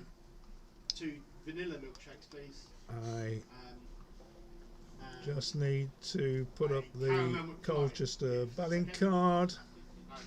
You got to have a cheeseburger, but not Big Mac meal, strawberry milkshake, extra fries, and a little cheeseburger on the side, please. You got to have a McFlurry, Keith. You look like a bloody ice cream van. From here.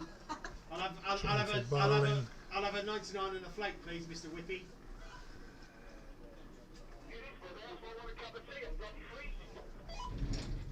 And I think, Electricity's gone. There's no kettle, I'm afraid. I think that's a fair result at the end of the day.